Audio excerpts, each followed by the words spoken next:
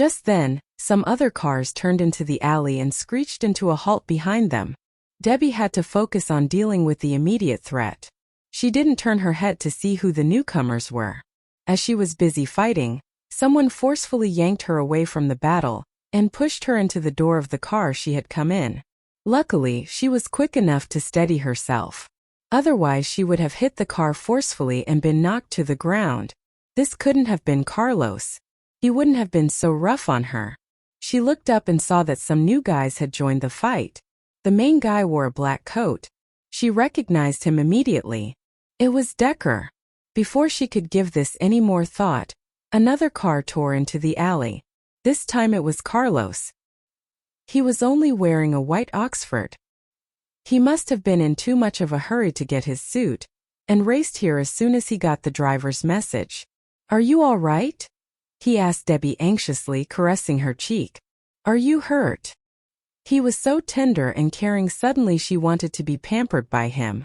She held out her hands and said pitifully, "I knocked 6 men to the ground. Now my hands hurt." Carlos took her hands in his own, kissing and rubbing them affectionately. "Let's get to a hospital. We'll have him x-rayed." "Actually, I feel better now that you're here," Debbie refused hastily. The pain was really not that bad. Carlos' men joined the fight. After cracking some skulls, Decker turned to Carlos and Debbie, who were embracing. He shook his head resignedly. "Come on. I'm busy fighting, and he's making out with my sister." After a while, Debbie surveyed the conflict and said to Carlos, "Maybe we should help him out." The alley was dark, and there were too many people in the chaos. She couldn't see her brother. Carlos' gaze traveled over the crowd. After a few seconds, he nodded his head in Decker's direction and replied, "Don't worry. He can handle it." Debbie followed Carlos' gaze and found Decker. He grabbed one man's hair and smashed his face into a bent knee, punched another in the throat, and knocked the wind out of yet another thug, planting a fist in his solar plexus.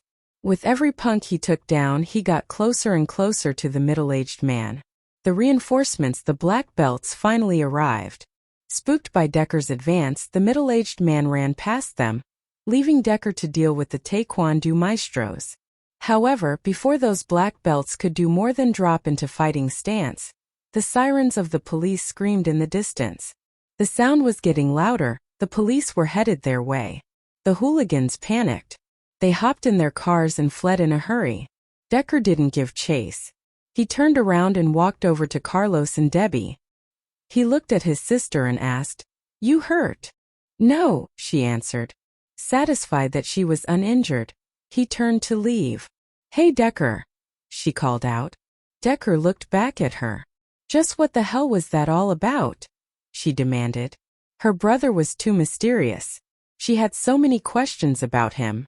Decker looked at Carlos and replied, "Ask him. He seems to have all the answers." "Carlos? What does he have to do with this?" She looked at Carlos, who was leaning against the car door. "I want to hear it from you," she said to Decker. Decker's face darkened. Realizing he couldn't hide it anymore, he promised, "I have to be somewhere tonight. Meet me tomorrow. Your apartment. I'll tell you everything." Debbie waved at him and said, "Fine. I'll be waiting." Decker and his men left. Before Debbie could get in the car, the police pulled up. Those injured punks had nowhere to run and were all arrested. Thanks to Carlos, the police didn't ask Debbie to go to the police station for a statement. Carlos gave her a lift home. The next day, when Decker came to Debbie's place, Carlos was there too. The powerful man leaned back on the couch, legs crossed and arms extending along the back of the sofa, arrogant as ever. He watched Decker walk into the apartment. Debbie's brother looked wasted. Debbie also noticed how tired Decker looked. She poured him a glass of water and handed it to him. "Need a rest." Decker had been up all night to settle accounts with the men from the night before. Luckily, he had a spare couple of hours to catch some Z's. He gulped down the water and placed the glass on the table. Leaning back on the sofa, eyes closed, he shook his head and replied, "Pulled an all-nighter. I'm used to it." Debbie sat beside the silent Carlos. Carlos took her hand right when she sat down. She let him. She was mad at him, but she still loved him. No one spoke. The living room was so quiet you could hear a pin drop. After a while, Decker opened his eyes and looked at Debbie with his head tilted. Well, he sounded a little impatient. Debbie had so many questions she didn't know where to begin. So she started with the first question that popped into her head. I gave you some serious cash. What happened to it? Decker looked better than he had. She didn't think he had squandered the money. Buying people off, he confessed. There was no need to hide it from her anymore. Who? And why? My men. To keep them loyal. So you're like Yates? Everyone knew what kind of business Yates was involved in. Yes, Decker admitted. Yates is the deputy chief of his organization. And you. Judging from his outfit and the way Decker dressed, Debbie was convinced he was pretty well off. His outfit was nothing special at first glance. Leather jacket. Tailored jeans. Nice Henley. But Debbie could tell these were all designer clothes. His shoes alone cost $400. You don't want to know, Decker protested. He was afraid that the truth would scare her. I wouldn't have asked if I didn't. Fine. If you don't want to tell me, then don't. But don't expect any help from me. Debbie resolved to find out the truth about her brother once and for all. If you lie to my wife, don't ever tell people I'm your brother-in-law, Carlos suddenly cut in.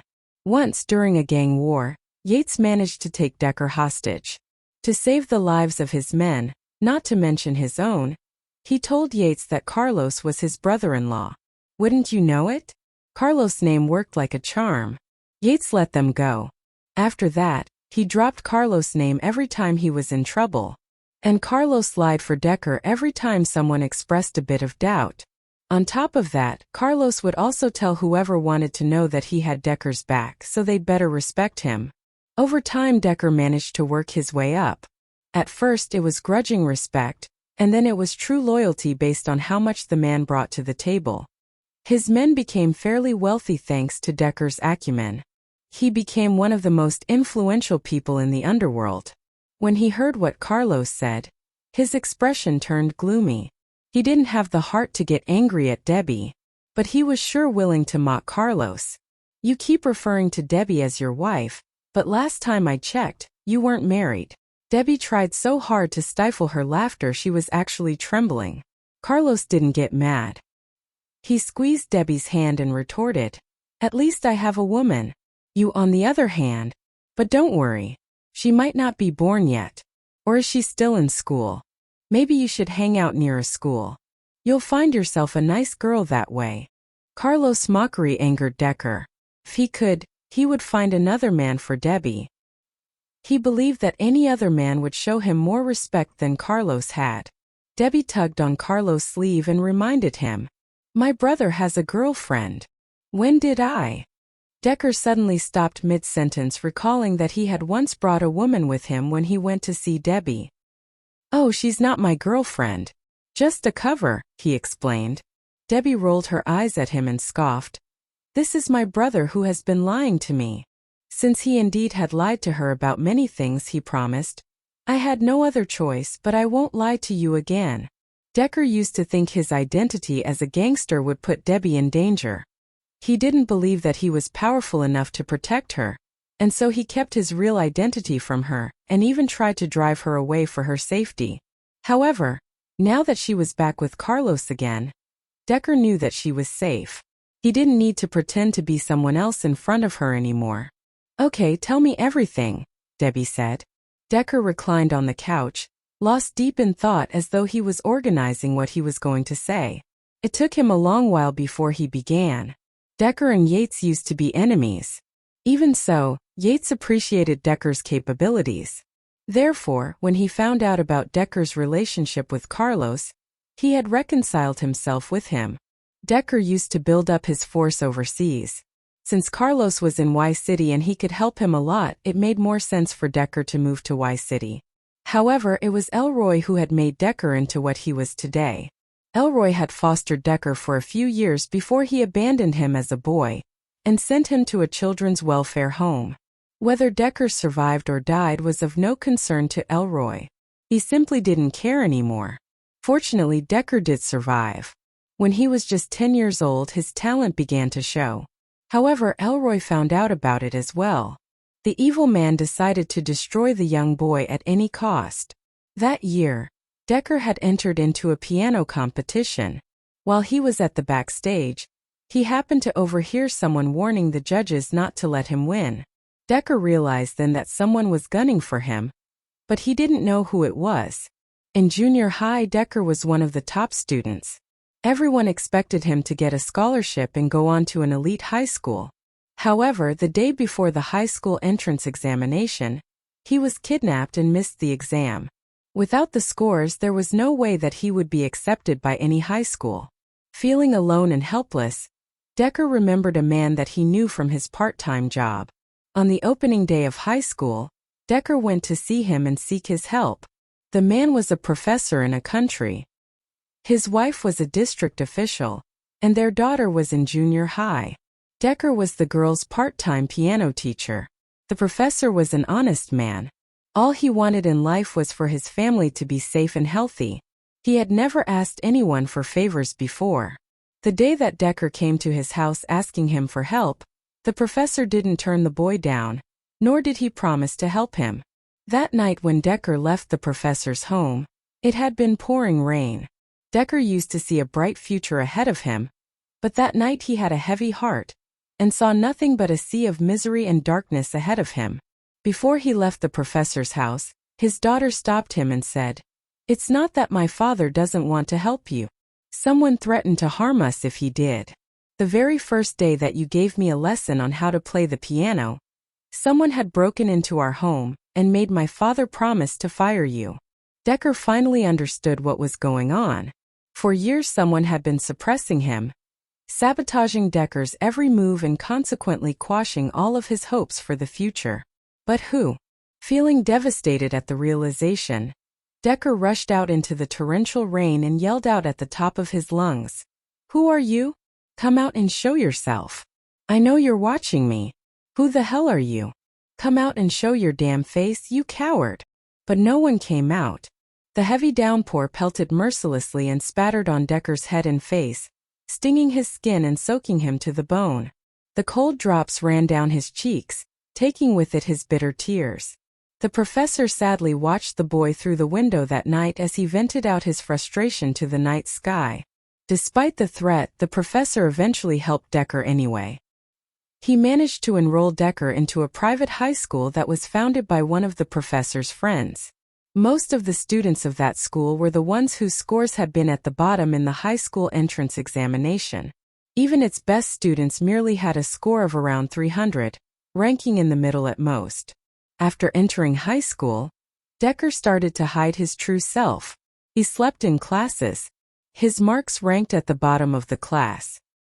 He did nothing but gang up. Everybody thought he was a little punk.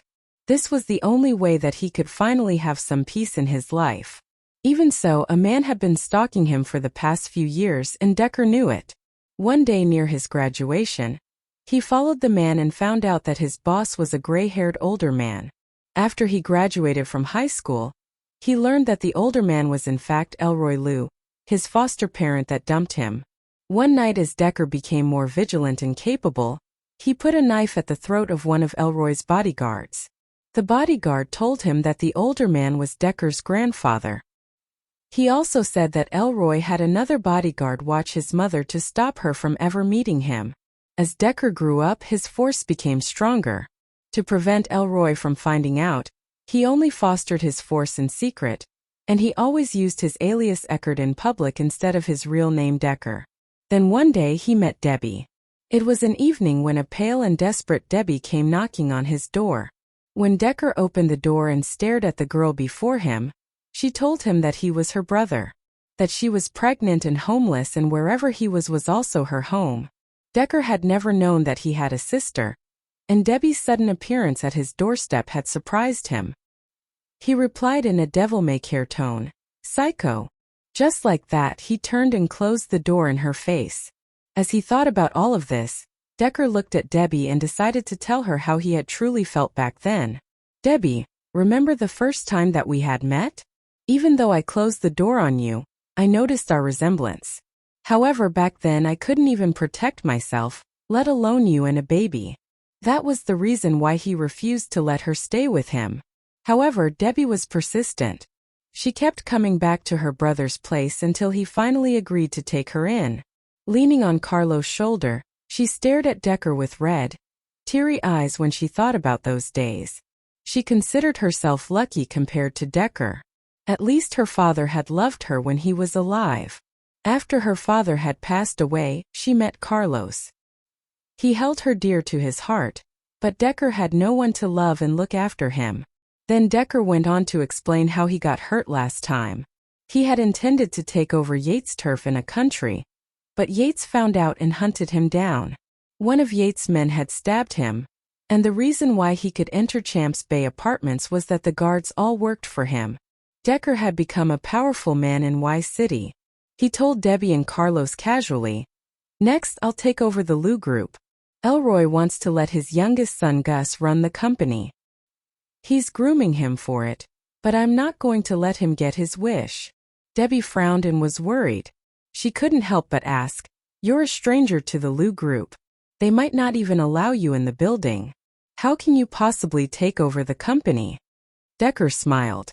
"Ramona held 10% of the Lou Group shares, and she gave it to me. Your so-called uncle also handed his shares over to me.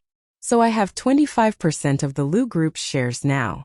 He then glanced at Carlos and asked, "With the 25%, do you think I could take over the company now?" Carlos thought about it for a moment and then replied, "I can buy 20% of the shares for you. With 45% of Lou Group's shares, you would be in a much better position." Debbie's eyes went as wide as saucers when she heard what Decker said. "When did you contact them? Why didn't you tell me? You were busy dealing with that old bastard James. I didn't want to distract you." Decker furrowed his brows as if something was bothering him and complained, "Ramona is so irritating. She doesn't go to work but spends all of her time looking for me. It really annoys me so much." Debbie frowned and scolded him. "Stop calling her Ramona. She's also a victim of the Lou family. Someday you might want to call her Mom." Decker glanced at her and asked casually, "So you've forgiven her?" Debbie sighed. "I want to. Bah. Women are soft. Learn from me." "I'll never forgive her," Decker retorted. Carlos cut in. "If you aren't going to forgive her and you hate her so much, then why did you take her shares? A dog with a full mouth does not bark. You're bound to call her Mom eventually." Decker had already had enough of Carlos' smart remarks and was seething inside. He was on the verge of snapping. "Carlos, will you just shut up?" he wanted to say, but he lost his nerve. He had already made a sharp retort at Carlos and didn't dare do it again. So he changed the subject. "Where do you plan on getting that 20% of the Lou Group's shares?" "Don't worry. That'll be a piece of cake. But I won't just hand it to you on a silver platter. You have to promise me something," Carlos said. Debbie smiled inside when she heard what Carlos had said. After all, he was a businessman and people in business always pursue profits. At this point, Decker had become desperate for a smoke, but since Debbie was with them, he gave up on the idea. "You want me to help you chase Debbie, don't you?" Carlos gave him a sidelong glance. "I can handle my wife. I don't need your help." What he meant by that was Debbie was going to be his wife again sooner or later. It was just a question of time. Decker couldn't stand his tone. All of a sudden, a string of adjectives popped into his head that perfectly described Carlos. "Why, you conceited, arrogant, imperious, overbearing son of a... Fine. Name your term." The corners of Carlos' mouth twisted into a cunning smile. "I'll transfer the 20% of the shares into my wife's name. If Debbie wants Curtis shares, you'll have to give them up too. So my term is after you take over the Lou Group, you'll have to make my wife its biggest shareholder." Debbie and Decker looked at each other in shock and were taken aback by what Carlos had suggested. Decker protested.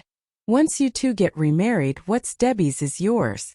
That means the Lou Group will be yours too." "Carlos Huo, you're very clever." Carlos sneered. "Do you really think that I give a damn about the Lou Group?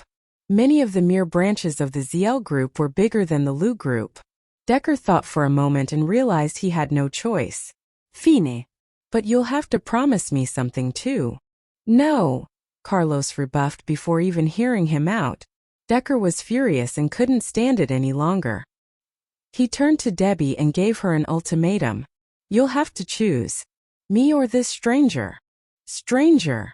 Debbie blinked at him in disbelief, though she decided to have some fun by annoying Carlos. Of course I'll choose you, my brother. Decker wore a satisfied smile and looked at the now sullen Carlos. Mr. Huo, will you agree to my term now or not? He asked with a sinister smile. His words were full of menace.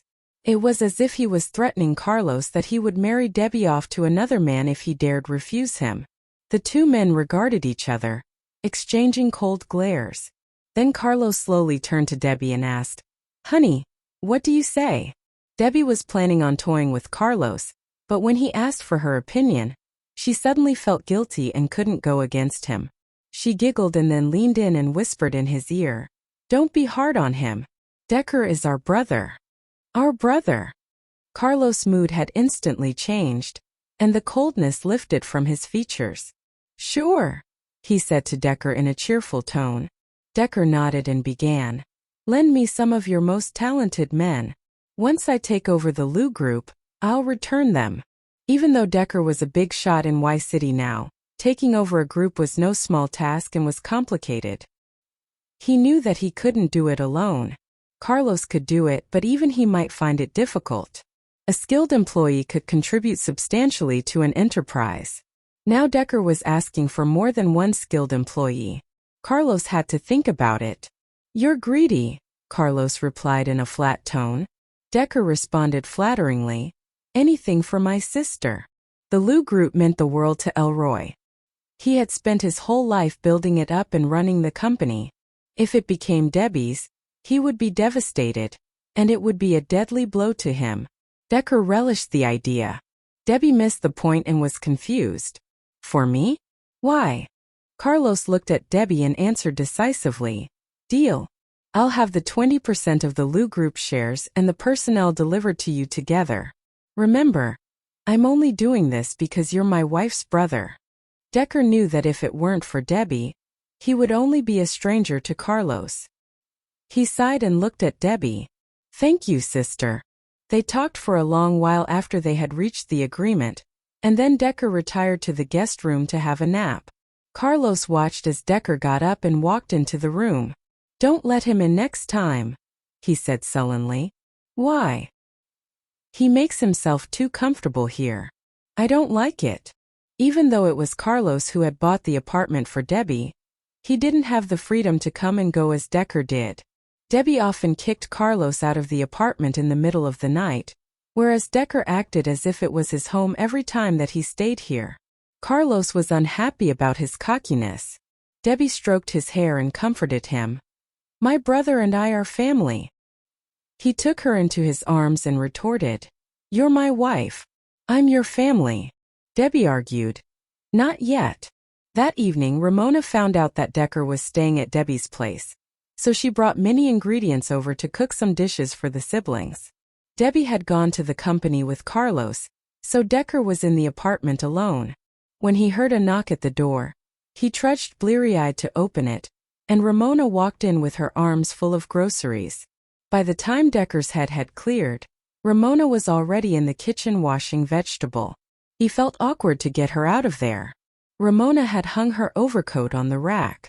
Wearing an azure sweater and wide leg pants, she pulled an apron on to protect her clothes. At this moment, Ramona was no celebrity but a normal loving mother who wanted to cook dinner for her kids. By the time Decker finished bathing and walked out of his bedroom, Debbie had already come back to the apartment with Evelyn. Decker scooped up the little girl. He wanted to take her out to have some fun, but Ramona called out to stop him. Decker, dinner is ready. You can play with her after dinner. Annoyed, he was about to retort, but Ramona spoke again. Come on, all of you. Enjoy your dinner. I have something else to do now. I'll leave soon. As she moved the dishes from the kitchen to the dinner table, she said again, I know that Debbie has a huge appetite, so I cooked a few more dishes. I'm not confident about my cooking skills. Please don't mind. The siblings stood in the living room, watching their mother dart back and forth around the kitchen. When the last dish was served on the table, Ramona untied the apron, hung it on the kitchen hanger and said, "Eat before the food gets cold." After washing her hands, she grabbed her coat and walked up to Evelyn. Caressing the little girl's cheek, she muttered, "What a lovely girl you are. When will I hear you call me Grandma?" she thought sadly. Debbie silently watched her walk towards the door. She opened her mouth and wanted to ask, "Aren't you having dinner with us?" But while she hesitated, Ramona changed into her shoes and left the apartment. Decker and Debbie stood in a daze for a moment. At the dinner table, Debbie grabbed her chopsticks and looked at her brother. Decker didn't move a finger. Sensing her gaze, he stared back at her. Evelyn sat quietly, her eyes darting between the two adults. She waited for them to start eating. Finally, Decker grabbed his chopsticks and picked a slice of celery into Evelyn's bowl. "Eat, baby." "Thank you," Evelyn replied politely. She scooped the food up with her spoon and put it into her little mouth. Letting out a sigh, Debbie also began to help Piggy with the food. "I bet she hasn't eaten anything yet." She left with an empty stomach. "I feel bad, Decker," she said, sounding remorseful. Decker already knew that, but he said stubbornly, She has something else to do. She isn't working anymore, and she doesn't have many friends. What does she have to do?" Debbie was a mother now. She felt a dull pain in her heart when she thought of how Ramona was trying everything to make her children forgive her. A dash of unreadable emotion flashed in Decker's eyes. But he remained indifferent. "It has nothing to do with me." Debbie was angered by his cold words. "It has nothing to do with you? Then why are you eating the food she cooked?" "I didn't force her to cook for us. She volunteered to do it." Debbie thrust out her chopsticks to stop him from picking up more food from his plate. Frowning, she rebuked, "Yes, you didn't force her to cook. But you can choose not to eat." He was already annoyed by Ramona's sudden appearance, and now his anger grew even more because of Debbie's tantrum. "Fine, who cares?" He slammed the chopsticks on the table as he shot to his feet. Then he grabbed his coat and made his way to the door. "Stop!" Debbie tried not to be too loud. She didn't want to scare her daughter. Casually draping his coat over his shoulders, Decker asked impatiently without turning around, "What now? Don't you think you're being unfair? She tried her best to make all this food for us, but we didn't even invite her to the table. We were wrong to treat her that way, and now you want to waste all this food? Deckerloo, get back to your seat right now. She didn't mean to abandon us back then. She was forced to. What are you angry at now?" Debbie considered herself a childish woman, but she realized that her brother was more childish than her. "She's a Liu family member. I hate that entire family. Your surname is Liu too. Do you hate yourself as well?" Decker turned around and sneered. "Thanks for the reminder. I wasn't able to change my surname before, but things are different now. I'll go change it right away. I'll pick any last name, Zhang Wang Li Zhao." Debbie didn't back down either. She scoffed. "Zhang Wang Li Zhao? Why not Nian then?" "Decker Nian. Yeah, that sounds good." "Decker Nian," he thought, staring speechlessly at his sister. As they were arguing, Evelyn grabbed Debbie's cell phone from the dinner table and dialed a number. "Daddy? Uncle Decker is bullying Mommy." It was too late by the time Debbie had noticed what her little girl had done. "Okay, I'll wait for you." "Bye, Daddy," the little girl said and hung up. The two of them widened their eyes in shock. Debbie took her phone back from her little hands. Looking at her phone screen, she asked curiously, "Piggy, who taught you how to make a call?" "Daddy. I memorized his number. Daddy said I should call him if something happens." Debbie's lips twitched. Decker thought it was best to stay and finish dinner there. If he left the apartment now, Carlos would chase him down. But if he stayed and waited for Carlos, they might be able to clear the misunderstanding face to face. After considering his options, Decker threw his coat back onto the sofa and returned to his seat. He picked a chicken drumstick and put it into Evelyn's bowl, complimenting her. "Well done, Piggy. Come, this chicken is a reward for you.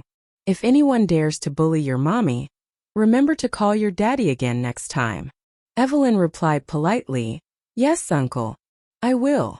The next second, she pushed her bowl towards Debbie and told Decker, "Uncle, I don't eat meat." Decker was amused. "Why not? That's such a pity. Your daddy will eat all the meat then." The little girl didn't want to answer his question. She was taught to be quiet at the table. "Uncle Decker, Grandma says that we shouldn't talk while eating.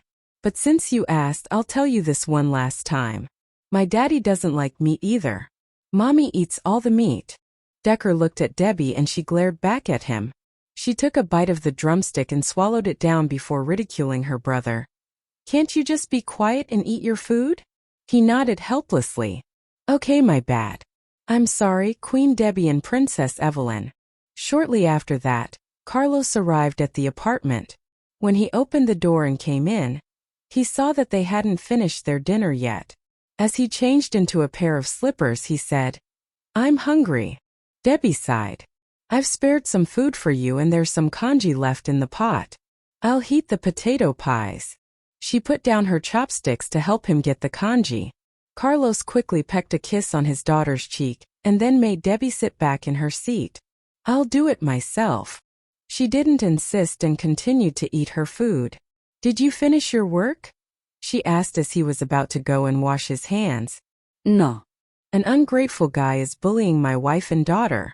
I had to come and help," he said, his voice laced with sarcasm. Decker protested. "How am I ungrateful? What did I do wrong? I didn't bully them at all," he sulked. Before entering the bathroom, Carlos turned around and cast him a glare. "Did I say that it was you? You just admitted it yourself." Decker couldn't find a word to protest. He had dealt with all kinds of people, including gangsters, in the past. He was good at winning arguments, but he realized that he was always being outsmarted by Carlos. Decker was angry, but at the same time he felt amused. He witnessed Carlos' childish side with his own eyes, and that was something new to him. Looking at the little girl who was quietly eating her food, he pointed at her with his chopsticks and asked, "Don't I treat you well? Why did you have to tell on me to your daddy? What if Carlos gets angry and decides not to give me the shares from the Lu Group and his talented employees? If so, then I'll have to strive for a few more years," he thought worriedly. Evelyn widened her eyes and pursed her lips as she complained, "No, you don't. You wanted to throw me out." During the past few years, to hide his true identity and pretend to be a good-for-nothing creep, Decker had deliberately bullied and mistreated Evelyn. When Evelyn was about 1 year old, Decker used to snatch her toys away, fight against her for food, call her a bastard child, and even threaten to throw her out of the house. In her eyes, he was the evilest uncle that did a lot of terrible things to her. However, now the tides had turned. Decker would never have expected that what he had done in the past would come back to haunt him one day. Now he was having a taste of his own medicine. The consequence of offending Debbie, Carlos, and their child was to do all of the chores around the house. Decker found himself washing the dishes, cleaning the table and kitchen, as well as other tedious jobs like that. When the family requested fruit to be sliced up while they were watching TV, it was Decker's job to do it. Then he was expected to wash the plates afterward, just like a homemaker would do. He hated doing housework, more so serving others. When the three of them went to bed, he was still up mopping the floor in the living room. Finally, he was fed up and couldn't stand the degradation any longer. He tossed the mop angrily aside. Who would imagine that a gang leader with more than 1,000 subordinates was forced to act like a homemaker by Carlos? He couldn't tolerate it anymore. So without hesitation, he grabbed his coat and left the apartment. He didn't even bother to tell any of them that he was leaving. According to the wedding custom of this country, the bride would return to her mother's home on the 3rd day after the wedding. So on the day that Casey came back to Y-City, Debbie finally got the chance to invite her, Jared, and Dixon out for a reunion dinner. Since Debbie was a celebrity, they had booked a private room for discretion at a high-class hot pot restaurant. They didn't expect that they would run into another old friend there. It was as if fate had brought them all together again. By the time Debbie arrived at the restaurant, Jared and Dixon were already sitting in the private room, waiting for the two ladies. When they knew that Debbie's car had parked outside the restaurant, Dixon went to her to escort her in, while Jared stayed at the room to order the dishes.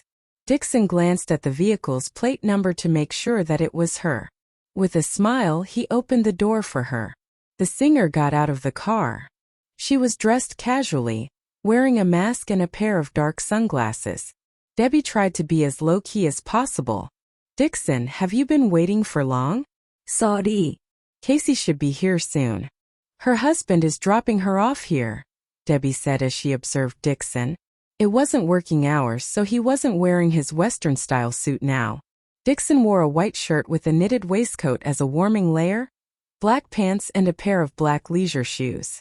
After studying abroad for a few years, he looked like a refined business elite. With a pair of wire-rimmed glasses that brought out his scholarly temperament, he easily stood out in the crowd. He attracted quite a few girls who kept glancing in his direction as they walked towards the entrance of the restaurant. "No, we just arrived a few minutes ago. You know what? Your husband didn't let me go until the very last minute," Dixon teased, smiling. When it came to Debbie's affairs, Carlos acted like a child. The CEO knew that his wife was going to have dinner with some other men tonight and Dixon was one of them. So to vent his jealousy, he flooded Dixon with all kinds of trouble at work. Debbie grinned happily with her eyes full of sweetness. "You know he's the great Mr. Jealousy." They casually chatted as they headed to the private room. When they turned the corner in the hall, Dixon suddenly stopped in his tracks and froze. Sensing that something was wrong, Debbie looked up at him.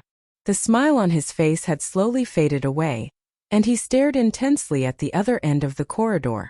Debbie followed his gaze and noticed a familiar face in the distance. "Christina!" she exclaimed in shock. She had tried to get in touch with Christina after settling down in Y City but failed. Christina had stopped using her old phone number, and it seemed that she wasn't using her WeChat account either, because she hadn't updated any new posts in her moments for a long time. Totally out of the blue, she saw a man and a woman heading in their direction, and the woman was Christina, her old friend who had gone missing for a long time. She was wearing a black Chanel coat of the latest style, and her arm was draped around the mature man's. They were talking happily, but when Christina noticed them, her smile froze on her face. The awkwardness in the air could be cut with the knife. The mature man next to Christina followed her gaze and asked curiously, "Are they your friends?" Debbie quickly removed the sunglasses and mask. She gazed at Christina in disbelief and asked excitedly, "Christina, where have you been all of these years? We've tried to contact you many times." Christina looked at Debbie, and her eyes became watery. She was starting to feel nostalgic. A myriad of complex feelings had flooded her heart. She wasn't expecting to run into her old friend and ex-boyfriend here. Being caught off guard, she fought back the tears that were threatening to fall. "Deb, long time no see. I have missed you guys so much," she thought, but keeping these words to herself. "Yes, it's been a long time. Christina, you know that we've missed you so much? Where are you now? We're having dinner here with Jared and Casey. We even tried our luck to contact you earlier today. What a coincidence that we met you here. Come and join us." Debbie invited her with great enthusiasm while deliberately standing in between her and Dixon. She knew the two would feel embarrassed and awkward to meet each other again. Despite how uncomfortable it was for Dixon and Christina, Debbie still felt it necessary to invite Christina to the reunion dinner. They used to all be good friends after all. Christina was stunned for a moment. It was beyond her expectation that Debbie and the others would still invite her to a reunion dinner, especially since she had disappeared without any contact for so long. She was at a loss, not knowing what to do. After a moment's hesitation, she whispered to the mature man next to her, "Do you mind if I don't go back with you now? I would really like to catch up with my old friends." The man smiled and gently nodded. "No problem. I'll come pick you up later." "Thanks. Oh, Debbie, I'd like to introduce my husband to you. This is Lane Hang." Debbie and Dixon exchanged shocked glances, because Kristen's husband looked more than 10 years older than her. Christina didn't mind their shocked expressions. She continued with the introductions. Honey, this is my friend Debbie Nian. She's the singer that I loved the most. I told you about her before. The truth was, last time when Debbie held her concert in Y City, Christina had secretly bought a ticket to see the show. But she deliberately chose a seat that was at the back of the stadium, far away from the stage so she wasn't seen. Christina remembered the moment when Casey had walked onto the stage and sang a song with Debbie. She has been sitting alone in her seat, but she hummed the tune along with them between tears and laughter. Lane Hang and Debbie shook hands with each other politely. He was also in the business circle, so he had heard of Debbie. I know her. She's Mr. Huo's woman, he commented. Debbie smiled bashfully and asked, You know Carlos? Everyone in business knows of him. I had the honor of meeting him once, Lane Hang replied, emanating a charming aura from a mature businessman. Debbie wondered if that was the reason why Christina had married him. After Debbie and Lane Hang had exchanged some pleasantries, Christina finally turned to look at Dixon, who was standing next to Debbie. Even though Christina avoided extended eye contact with him, she could sense the significant changes in Dixon. He looked outstanding. He had a confident, elegant, and distinguished vibe about him now. No longer was he the ordinary poor guy. He stood out in the crowd. She tried to compose herself and make her voice sound as calm as possible as she said, Honey, this was the most excellent student in our class, Dixon Shu. Dixon, this is my husband, Lane Hang. He's 13 years older than me. The two men shook hands politely. Lane thought he recognized Dixon when he spied the man earlier. Now, after Debbie's introduction, he suddenly remembered who the guy was. Dixon Shu. So you're the new Secretary General of ZL Group. He didn't know Christina knew him. It had never come up. Dixon smiled politely. Oh yeah. I'm lucky Mr. Huo hired me. It's an honor. After a few pleasantries, Lane took off.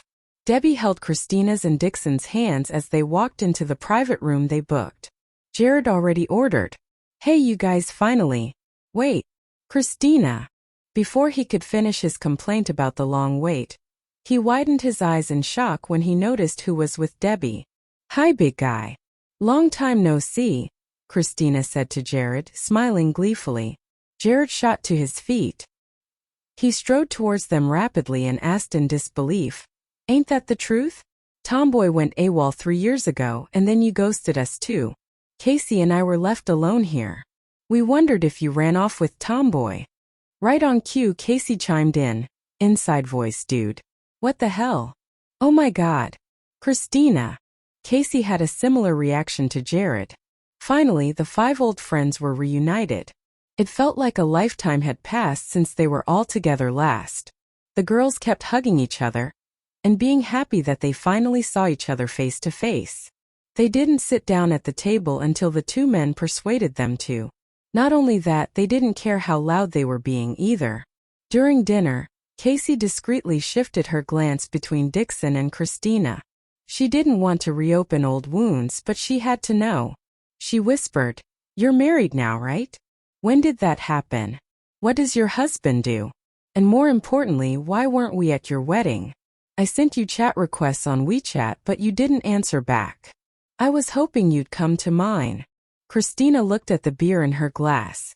I'm sorry. I dumped that account a long time ago. My husband got transferred to Singapore. He just got back this year. He's 13 years older than me. 13 years older. The other friends all exclaimed in their mind.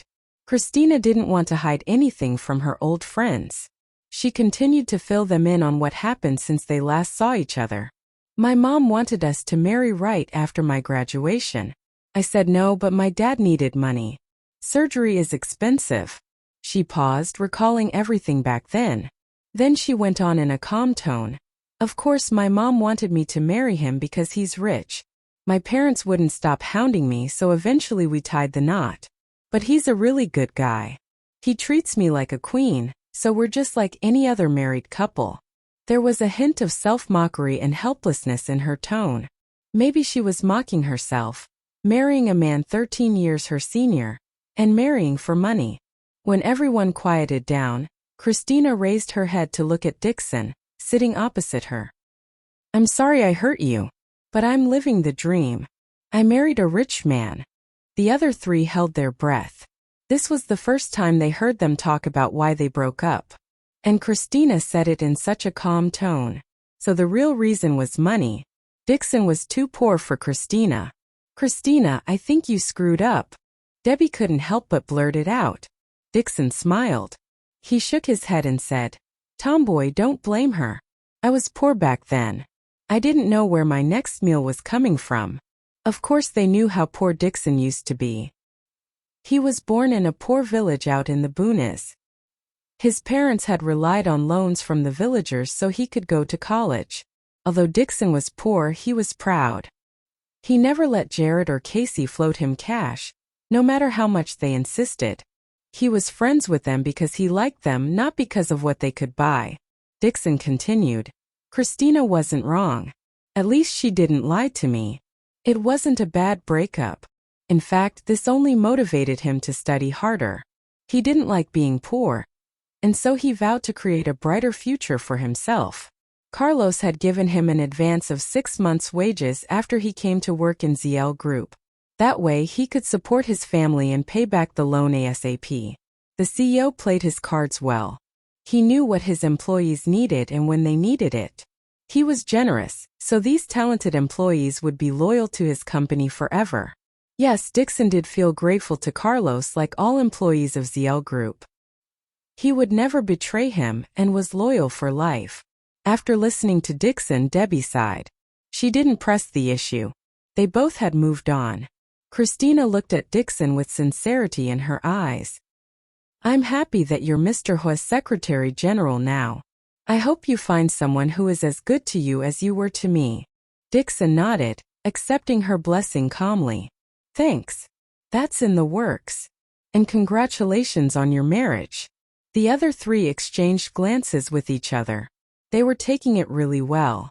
It wasn't usual for two ex-lovers to wish each other well, especially with no arguments, no mockery. Luckily for Dixon, he started at ZL Group with an income of $1 million a year. That was why he wasn't embarrassed. He strove to do better and he did. But they were both happy and that was important. An awkward silence settled over the room, but Jared popped that bubble. The tall guy playfully wrapped his arms around Dixon's shoulders and let out a deep sigh. "Hey, what about me? My wife's giving birth and my wallet's empty." Debbie rolled her eyes at him and exposed his lies bluntly. "Yeah, your wallet's empty, but your wife has at least 8 figures in her account, right?" As an obedient husband, Jared of course would give all his wages to his wife. Pretending to be angry, he glared at Debbie and complained, "Ha! You should know. Just because your husband runs a bank." Indeed, their bank cards were all issued by the financial institutions owned by ZL Group. Casey patted his shoulders to encourage him. She said playfully, "The Han Group is growing. Work hard and you can own a bank like Carlos someday. When you grow up." "When I grow up? Blow me. Maybe if Damon and I saw eye to eye, we'd be doing better." Jared felt annoyed thinking of his brother. Jasper had given the company to the two brothers to run. Everything went well except that the two brothers could never agree on anything. Every employee of the Han Group knew the two brothers always solved their problems with their fists. Rarely did a brother emerge from a meeting without torn clothing, a black eye, or bloody lip. The room erupted in laughter. They joked and bantered with each other like they used to do. After a while, their topic focused on Debbie again. Debbie was putting a slice of pork tripe into the hot pot when Jared suddenly asked, "Your husband has a bodyguard tailing you to make sure James doesn't try anything, right?" "Yeah." Debbie didn't even bother to raise her head. She was drooling over the delicious food. "You've got him dead to rights though, right? Why isn't he in jail?" Jared asked, obviously confused. Debbie picked up a slice of duck tongue. When she was about to eat it, she thought of something and lost her appetite. She put down her chopsticks, glaring at Jared. "Why did you have to bring him up? Carlos had someone deal with Glenda and Stephanie last time." He donated one of Stephanie's kidneys. To stop Carlos from donating her cornea as well, James knelt in front of me and apologized. Casey was confused. Didn't James do everything? Why did your husband punish Stephanie instead? Debbie didn't hide their plans from her friends. She said honestly, Stephanie is James' biological daughter. He's evil, but he's a father. Carlos tortured her in front of James, so that his pain would be doubled as he watched his daughter suffer. Then, when he was on the brink of a mental meltdown, we began to torture him physically. We'll torture him bit by bit. After all that mental and physical punishment, we will trot out solid proof and lock him behind bars. The four of them were stupefied. Jared had already put down his chopsticks. Debbie's narration about how Carlos had tortured Stephanie was far more interesting than the delicious food in front of him. Christina was the one who knew the least about everything that had happened. She asked in a weak voice, "Did Stephanie do something unforgivable? What did she do to you?" Debbie lowered her voice because what she was about to say was absolutely confidential. She made someone undergo plastic surgery to look like me and asked that person to kill Megan. She wanted to frame me for the murder. And at the seaside resort last time, Carlos and I were shipwrecked at sea. Stephanie was the one who had planned the accident. We were lucky to have survived it. Otherwise, I wouldn't be having dinner with you guys right now. The four got goosebumps all over their bodies. It sounded like some sort of horror story. Casey muttered. I never expected Stephanie to be such a cruel woman. She had disguised herself so well. I actually thought that she was a nice person when we were at the seaside resort, except that she was aloof to the people there. It's true that you can't judge a book by its cover. Yes. Debbie was hungry now. Her appetite had returned to normal. Taking a bite of a fish ball, she continued, I thought that Stephanie and Megan were on good terms, but they weren't. Stephanie had even hired someone to Megan. 2 men. Can you believe it? I'm not slandering her. I have proof to support all these claims. They nodded, believing whatever Debbie said. Debbie was pleased to see that her friends trusted her. That's all we know so far. There must have been some other feuds between them, but only they know. She raised her head and ran her eyes over them. Hey, remember that all this is confidential. Only Carlos, Frankie, Tristan and I know. And you guys, don't let slip it to anyone else. The four nodded again, assuring her that they would be tight-lipped. Debbie bowed her head to focus on the food again. But something occurred to her all of a sudden. She shot her head up to give Casey a meaningful look. And the car accident 3 years ago. Casey held her breath when the accident was brought up. Don't tell me that it was Stephanie who had plotted the accident, Jared couldn't help but ask. Debbie shook her head. It was James. The truth would go public soon. Debbie thought it was better to tell Casey and the others now, before they heard the news from other sources. Tears filled Casey's eyes. She said with a sob, So that's the truth behind Emmett's death. Yes. Carlos found out. He has all the proof. James and Stephanie's fates are in Carlos' hands now. James had tried to flee abroad 2 days ago, but Carlos had his men bring him back before he could set foot in the airport. Debbie comforted her. Don't cry, Casey. Carlos will avenge Emmett. Casey nodded. She believed Carlos wouldn't let James off easily. As they ate their dinner, Debbie went on to tell them more about the crimes the father and daughter duo had committed. She also told them how Carlos had made Stephanie go through the abortion without any anesthesia. Jared wasn't satisfied. He said that Carlos was too benevolent on them. After that, the 5 old friends dropped the topic about those disgusting people. They talked about their beautiful memories in school and university. They remembered the golden days of their friendship. In the end, the girls' eyes were red from all the tears they had shed over old stories. Dixon shook his head helplessly and said, I can't believe that the 4 of you are married. I'm the only bachelor here. It's so unfair. Why didn't any of you wait for me? Debbie was the first to get married among them. She patted his shoulder and scoffed. That's because you were the straightest student. We all did so badly in school. If we were half as smart as you were, we would have gone for higher studies too. She had completely forgotten that she had once gone for higher studies abroad with Carlos' help. Exactly. The other three nodded, echoing Debbie's words. Dixon was the most excellent student in their class. It would have been a waste if he hadn't gotten the chance to do further studies. Seeing that they had ganged up on him, Dixon quit arguing and bowed down his head to eat. After dinner, Ivan came and took Casey back home. Lane also came on time to pick up Christina, with her favorite drink in hand. It seemed that he really treated her well. Debbie wanted Carlos to come and pick her up too, but he was having an important meal at a hotel.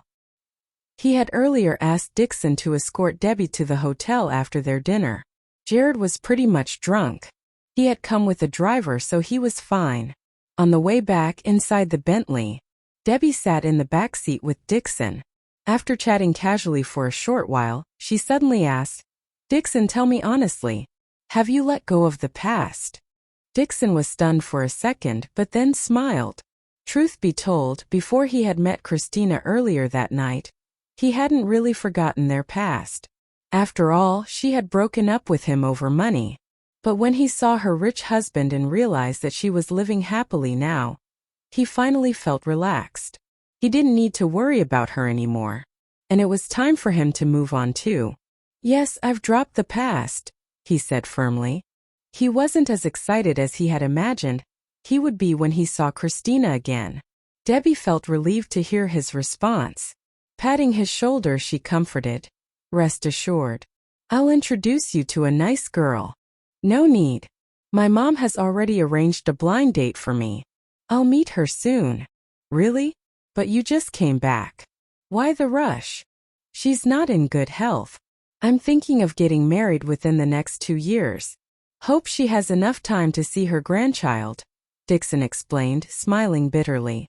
Even back when he was in a relationship with Christina, his mother had been sick. She had been depending solely on medication to stay alive. But Christina knew nothing about this. He'd done several part-time jobs after school. Every month when he got his salary, he would wire 3/4 of the money to his parents, and he used to live on the little money that was left. When he began to go out with Christina, most of the remaining money would be spent on her. There was a time when he was too poor to even have his basic 3 meals a day. Carlos had given him a VIP card to the 5th floor of Alioth. Dixon had always secretly gone there to buy himself a bowl of noodles using that VIP card. On a few occasions, he would order a bowl of rice or a simple dish to keep himself a little fuller. Gradually, he had become familiar with the managers of Alioth.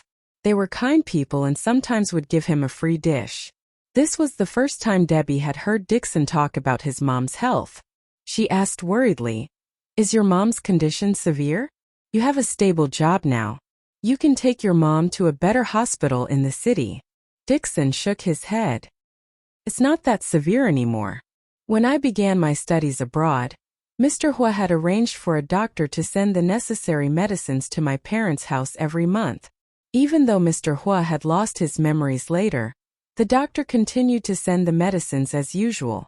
My mom's health is much better now. Tomboy." He paused and pushed his glasses up. Then he continued in a sentimental tone, "I owe you and your husband too much." Dixon poured out his heart to Debbie. He was so grateful. If he hadn't met her, then he'd never have come across Carlos, who recognized his talent and gave him the tools to change his life. Debbie was stunned for a while. She didn't want him to feel too much pressure, so she said purposefully, "Don't say that. Carlos knows talent when he sees it. He's smart too, which is why he gave you the job. You're working hard to pay him back, right? But of course if you still feel like you owe him, then..." She paused, looking at him mischievously. "Then what? Then you can give yourself to him. Wahaha." She began guffawing. Amused, Dixon also laughed out loud. He felt as if a heavy weight was being lifted off of his shoulders. He echoed her joke. "If I give myself to Mr. Huo, then won't you get jealous? Will you be his wife or his mistress?" "I'm the wife, you're the mistress. Lucky you're a guy. If you were a woman, I'd be mad." Yes, if Dixon were an intelligent woman sponsored to study abroad by Carlos, It would look like that Dixon was a mistress. Dixon always felt helpless at the weird ideas in this old friend's mind. He shook his head and rebuked. What's all that about? I wonder how Mr. Huo puts up with you. Hey, what do you mean? You mean I don't deserve him? Debbie snapped, sounding angry. Dixon sighed gloomily. What did he say? Why did she twist his words like that? But he didn't know what to do about it. I didn't mean it that way. You're a lucky woman. He's the only one who can put you on a short leash. His explanation only added fuel to the fire. Debbie wasn't happy, and besides she had drunk too much wine tonight, so she began to make a fuss. Glaring at him, she confronted. What did you say? A leash? Like an animal? A tigress? And not like that either. But you do have a bad temper. Dixon didn't have to work tonight, and Carlos was quite far away, so he wasn't in any rush. He didn't mind throwing down and arguing with Debbie over stupid things. Bad temper? I think I've been remarkably tolerant of you trash-talking me. I'm better than I was 4 years ago, she retorted and glared at him, unconvinced by his judgment. Holding back his laughter, he provoked her calmly. You're glaring at me with eyes so wide they're about to fall out and roll around on the table. You call that better? Maybe he should tie you up. If he spoils you any more, you'll think you're queen of the world. As soon as he was done speaking, Debbie punched his shoulder. Humph. Taking Carlos' side, I see. Dixon Shu, we aren't friends anymore. He grinned broadly, revealing his neat and white teeth. Oh, that's bad. Tristan always reminds me to fawn over you. He says that if Mr. Huo gets mad, I can call you for help. No way. You're beyond help anyway. The two friends bantered back and forth endearingly the whole way there. Neither of them backed down. The driver couldn't follow what they were saying at all. But he didn't need to pay attention anyway. He just kept his eyes on the road and gave them their privacy. He was a responsible and trustworthy driver.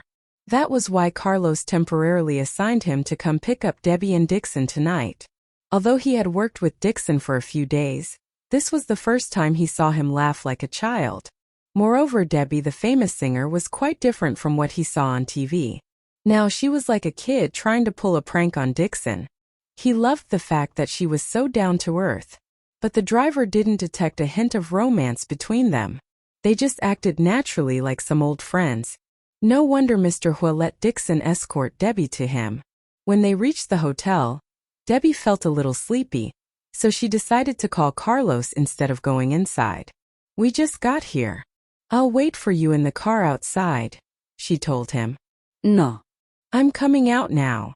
Then she heard Carlos tell the other people. I'm sorry. My wife is waiting for me outside. We'll pick this up some other time. He took his leave, and then Debbie heard a lot of noise on the other end. It sounded like all of them stood up to escort him out of the room. Dixon got out of the car and stood there, waiting for Carlos.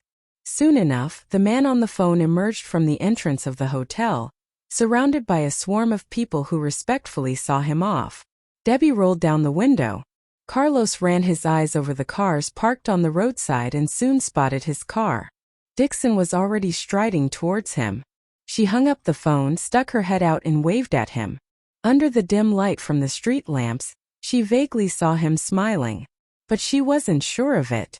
As he slowly approached the car, she finally saw clearly that Carlos was really smiling. The driver opened the back door for him. He stole a kiss on her lips upon settling in the seat. Before she could protest, he asked casually, "Are you full now?" The faint fragrance of wine reached his nose.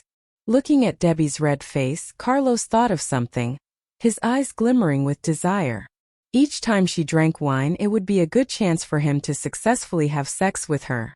Unaware of what the cunning man was planning to do, Debbie honestly replied, "Yes, I'm full." She had eaten a lot during the reunion dinner with her friends. The 5 of them were all in a good mood, so they had ordered a table of dishes. Dixon was the one who paid the bill in the end, because he insisted that there was no better use of his money than to see his friends happy. Dixon didn't get in the car. He was planning to hail a taxi himself, but he heard Carlos tell the driver, "Drive Mr. Shu home first." The driver responded, Yes, Mr. Huo.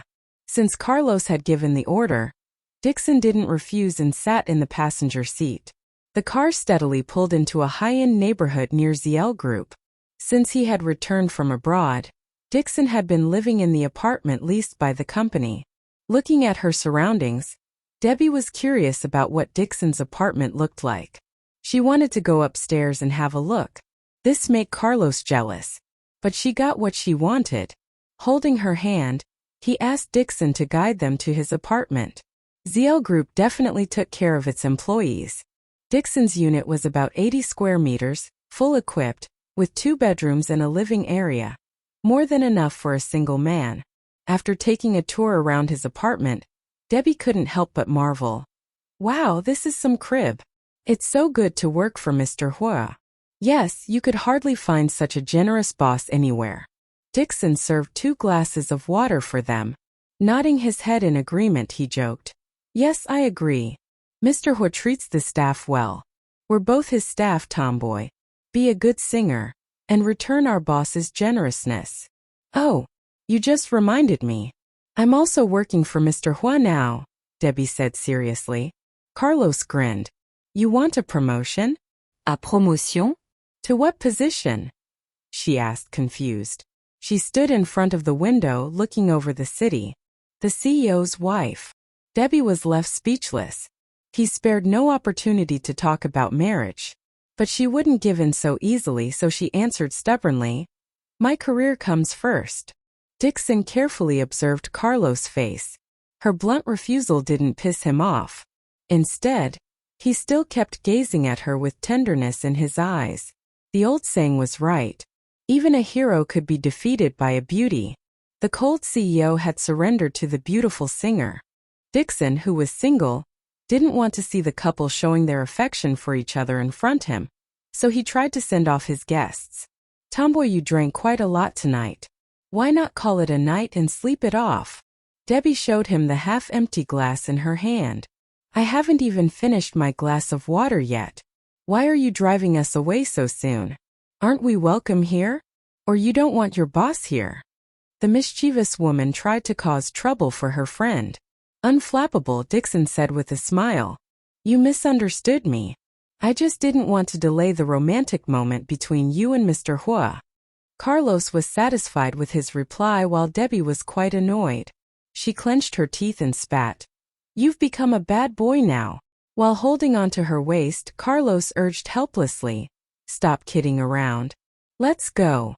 If he didn't take her home now, she might end up spending the whole night talking with Dixon at his apartment. Carlos wouldn't let anything ruin his chance to have a sweet moment with his wife. As soon as they left Dixon's apartment and settled in the car, Debbie instantly felt sleepy, because she couldn't play jokes on the boring man who was sending messages to the senior executives on WeChat. She raised her head to look at Carlos and yawned.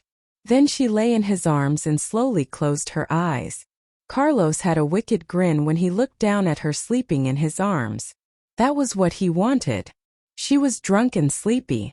It was the perfect opportunity for him to have sex with her. His plan had worked. Debbie slept the whole way back to the manor. When she woke, she was lying naked in bed with Carlos passionately kissing every inch of her body. In a hazy state, she still tried to warn Carlos, who was already making love to her. If you dare to touch me, I'll file charges against you tomorrow. Her voice trailed off. All her protesting words were replaced with moans of pleasure. The next day when Debbie woke up, she immediately felt an ache between her legs, and she cursed Carlos under her breath again and again. Naturally, Debbie wouldn't let Carlos get away with it. For the next 2 weeks, she didn't allow him to see her even once. She refused to answer his calls or reply to his messages. She would even secretly sneak back to the manor to see Evelyn without letting him know. After 2 weeks of not seeing his beloved Debbie, Carlos went to his study in the dead of night. Feeling lonely, he lit a cigarette. He couldn't sleep. Whenever he closed his eyes, all that he could see in his mind was how sweet and hot Debbie was. He desperately wanted her to be his legal wife once again so he could hold her in his arm every night. But even after all his efforts to coax and beg her, she wouldn't promise to remarry him. He had run out of patience. While blowing out smoke from his cigarette, he decided that it was the right time to take drastic measures. The next day, the moment that Debbie stepped out of the elevator of a building, Carlos suddenly sprung up from nowhere and lifted her over his shoulder. Ignoring her screams and protests, he carried her to his car. Frankie had already opened the back door for him. After laying her inside, Carlos squeezed into the car and quickly locked the car door. He finished everything in one swift move. Carlos Huo, what the hell are you doing? Debbie asked in a weak voice, her head still spinning. He flashed a mysterious smile. I just want to buy my wife a drink. Bullshit. Let me go now, she shouted at him, massaging her aching temples. It was evident that he was planning something. Carlos smirked and then kissed her lips hungrily. He hadn't seen her for 2 whole weeks. Debbie felt so helpless. She wondered if Carlos had been constraining himself too much, that he had gone crazy. Could anything go wrong with his health if he couldn't satisfy his sexual needs? After the kiss, she asked again, spill it out. What are you going to do? I'm Busse. I need to see Ruby, to discuss the song lists of the concert. He said nothing and just stared at her with eyes full of affection and gentleness. With such a handsome man staring at her with his charming eyes, Debbie began to feel hot and flustered. Her heart began to pound rapidly in her chest, and she slowly moved towards the car door, trying to put some distance between them. Why are you staring at me like that? Carlos reached out and gently caressed her face. In a tender voice he declared, by a simple glimpse of you, I know that you're meant for me. I announce that you'll be my legal wife today. Debbie's eyes widened and she choked on her saliva. What a flirt. He's seducing me again. However, as she straightened his tie, she said with a cunning look in her eyes, but I don't want to be your wife, because you made the headlines again yesterday. The news says that Mr. Huo dated a female manager of the Do Group. Of course, Debbie didn't believe that rumor for 1 second. She was just toying with Carlos, deliberately bringing it up to provoke him. Besides, he hadn't proposed to her yet. It was understandable that he didn't propose to her when they got married the first time. But this time it was unacceptable. Carlos grasped her hands. The reporter with no professional ethics will be banished from the press circles for the rest of his life. All the news agencies that spread the rumor have been closed down. That female manager was transferred abroad. Honey, is that okay? He was just signing a contract with that manager. But the reporter snapped a picture of them and started a rumor. Some news outlets got in on the act and dared to spread such a ridiculous story. So, of course, he had to teach them a lesson. Debbie was caught by surprise. What did the manager do wrong? Debbie cared for Carlos, but she wasn't the type of woman who would be jealous of any woman around him. Besides, Tristan had already told her that the female manager was a victim too. She stole a few glances at me, Carlos retorted. Thanks to those glances, the reporter was able to snap a picture of her staring admiringly at him. Debbie sighed heavily. She pitied the female manager. 20 minutes later, the car pulled up in front of a building. When the car door was opened, Debbie, whose face was blushing from Carlos' flirtation, was too shocked to breathe. She saw a massive crowd of people waiting at the entrance of the building, and most of them were reporters, photographers, and paparazzi. A group of security guards dressed in uniforms were trying to keep the crowd in order. Before she could come back to her senses, Carlos pinched her hand and said, "Remarry me. Please." "What? Remarry?" She was stunned. "No way." Immediately, she clutched tightly onto the handle inside the car, refusing to follow him out. That sly fox. When did he inform the media? Why didn't I know anything about it? Carlos maintained his smile. "Honey, if you don't get out on your own, I'm afraid I need to carry you out on my shoulder again. Are you sure you want to go into the Civil Affairs Bureau that way?" "Carlos Huo, you." Her words were choked out by anger. I know. You love me, right? Shush. Say it inside the bureau." He put his index finger on her lips to silence her. Debbie was pissed. "Who says I love you? What a narcissistic man," she thought, sulking. Deep inside, she had imagined such a day. She knew Carlos would take a tough measure in the end, but she didn't expect that he would include the media. She took a deep breath to compose herself. She had always wanted to remarry Carlos. Since there were so many reporters there, she didn't play the stubborn card again. Meekly, she followed him out of the car. Now it was Carlos' turn to be shocked. He didn't expect that Debbie would cooperate so easily. Although he felt butterflies in his stomach, he held her hand and escorted her towards the gate. From the moment they got out of the car, the sea of people surrounding the Civil Affairs Bureau had been exclaiming loudly, "Look, that's Mr. Huo and Debbie Nian. Oh, Mr. Huo, Debbie, we love you couple. We're your biggest fans." Debbie smiled gracefully at the flashing lights of the cameras and drew closer to Carlos. He held on to her waist, and they lovingly walked into the bureau. As soon as they set foot in the hall, Debbie turned to him and said, "I think that's a little too high-key." Carlos smiled and replied, "Yeah, that's my style of loving you. I need the whole world to know that I love you, Debbie." She pursed her lips, pretending to be angry. It seemed that his EQ had improved quite a lot after he got his memory back. Carlos had already prepared all the necessary materials and papers for registering their marriage. All Debbie needed to do was sign her name on the license. They went through the formalities smoothly. In a few minutes they got their marriage licenses and walked out of the hall, with the blessings from the staff there. Carlos got what he wanted the most, and all he cared about now was to escort Debbie back to his car and ignore all the reporters. However, Debbie had other ideas. She snatched the licenses from his hand and showed them off to the reporters. Smiling proudly, she said, "Thank you all for your interest in our marriage. We're officially remarried now. Thank you for your support." Carlos felt that something wasn't right. Nonetheless, he went along with her and kissed her cheek, showing off his love for her. Debbie smiled affectionately and gazed into his eyes. Everyone could see the love and affection that they had for each other when their eyes met. Suddenly a big round of applause erupted from the adoring crowd. They cheered and called out their blessings to the happy couple. Carlos then cautiously escorted her to the car, and they sped away from the crowd and the Civil Affairs Bureau. Once they were in the car away from the prying eyes of the crowd, a surge of mixed feelings coursed through her body as Debbie looked at her marriage license. She had been waiting so long for this day. After overcoming so many difficulties, she was finally the legal Mrs. Huo again. She could feel how much Carlos loved her. That was the reason why he couldn't wait any longer and forcibly took her to the Civil Affairs Bureau to get remarried. Debbie snuggled into his arms, bathing in his warmth and love. She felt guilty to torture him anymore. No. Debbie, don't forget the pain and grief that he caused you. She reminded herself not to forgive him so easily. Carlos kissed her forehead and asked tenderly, "What would you like to eat now? We'll dine together." Debbie sat up straight and slightly pulled away from his embrace. "No need. I'm not hungry. I have work to do this afternoon."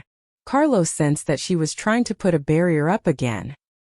He slowly moved closer to her side as he said, "But I'm hungry. You need to come with me. You're not a kid. Why do you need me to go with you for a meal? I need my wife's company."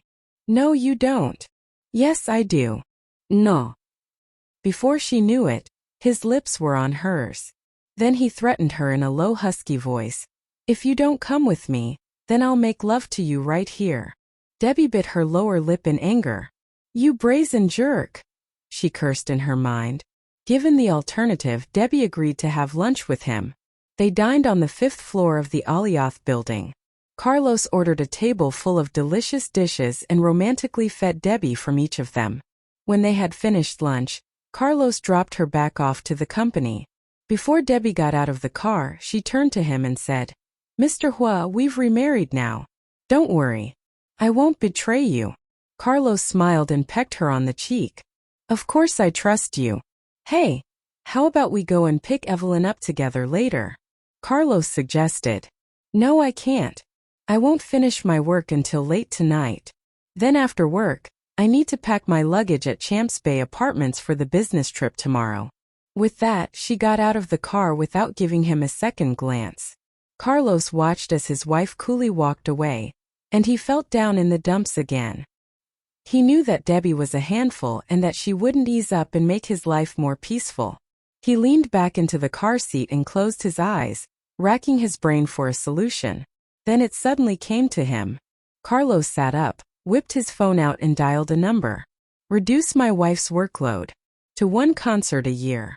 No commercial advertisements, no variety shows, and no business trips. As a result, Debbie's original one-week business trip had shortened to a 2-day trip, yet she didn't know why. 3 days later, she was back at Y City Airport, pulling her luggage behind her. When she saw that Carlos had come to pick her up, she was even more puzzled. Carlos had a broad smile on his face as he strode toward her, then gallantly took over her luggage as he kissed her on the cheek. She looked at him curiously and wondered how he knew that she would be coming back today. Once they were both in the car, she couldn't help but ask, Carlos, does my coming back earlier have something to do with you?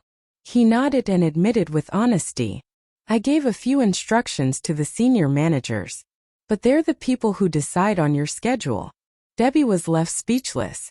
She wanted to slap him across his feigned innocent face, but she wouldn't dare to. On the way to the manor, Debbie insisted that Carlos drive her back to the Champs Bay apartments.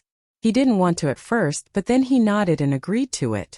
When Debbie entered the apartment, she was shocked to see that it was completely empty, and she felt like crying. Where are my belongings? Carlos replied calmly. I had them all moved to the manor. You're my wife. We can't keep living in separate houses. It's not good for our physical or mental development. Physical and mental development? What the heck? She felt so annoyed with this crafty man. In the end, Debbie had no choice and went with him to the manor. However, she did have her way to get back at him. That night after she lulled Evelyn to sleep, Debbie went to the study to find Carlos. As she twirled her hair seductively through her fingers, she asked Carlos to go to bed with her. Carlos naturally agreed. After having a shower, he came out of the bathroom with a towel wrapped around his sculpted waist. Debbie immediately went to him, hugging him and asked in an alluring voice, Mr. Handsome, did you miss me? She rubbed her body against his, and her lips lightly brushed against his chest. The gentle touch of her lips and her cute voice turned him on at once. With eyes full of desire, he grabbed her hand and said in a husky voice, What do you think? Smiling mysteriously, she moved her arms up to his neck and pursed her lips. I missed you. So I'm pretty sure you missed me too. Carlos became wary of her unusual behavior. He sensed a trick coming his way. She had cooperated when they registered their marriage and now was the same. This wasn't like her. Mr. Handsome. She stood on tiptoes and whispered softly in his ear, I want to have another child with you. Then she stared at him, curling her lips into a sweet smile. He felt unable to resist her powerful temptation. Even though it might be a trick, he was willing to fall for it. Ignoring everything, he nodded.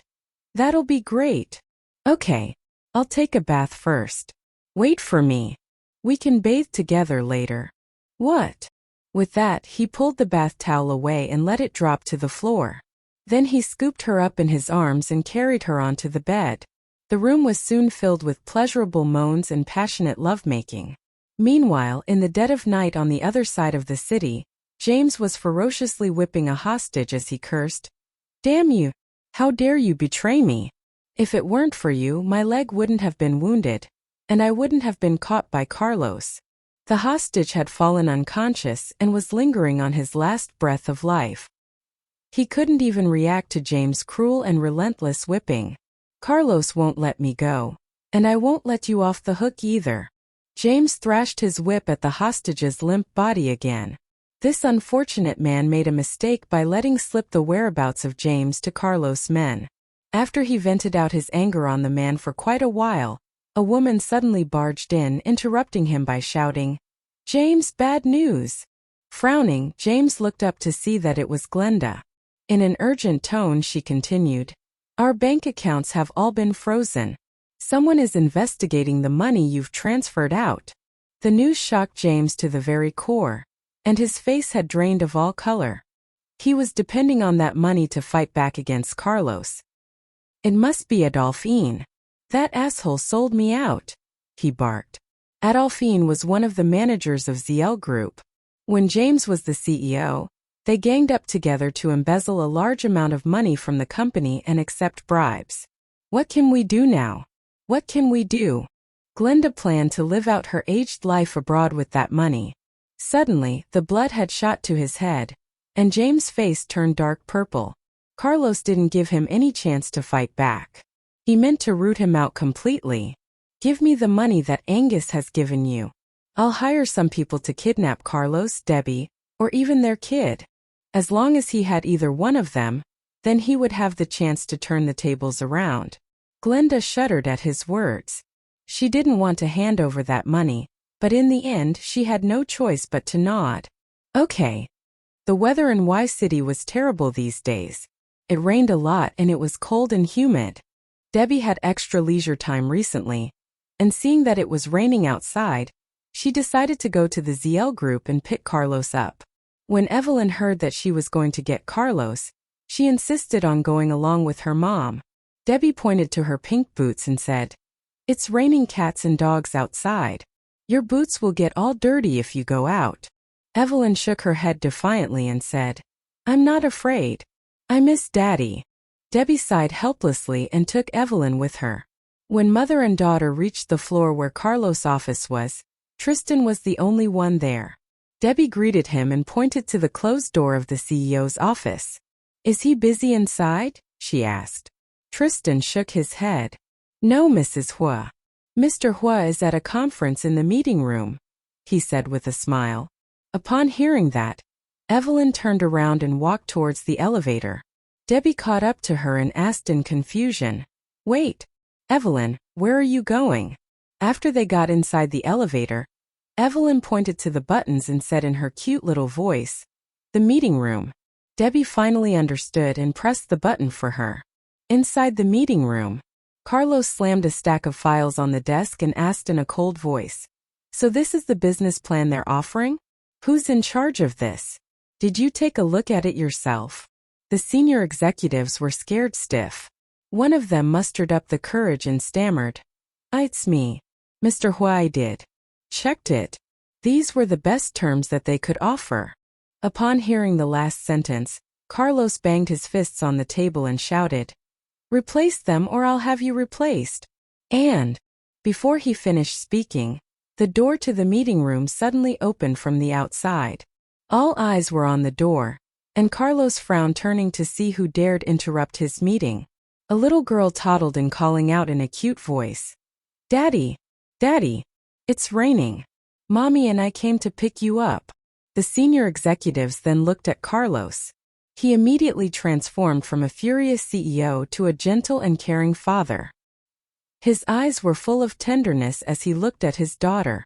Dixon looked at the little girl who had a striking resemblance to Debbie.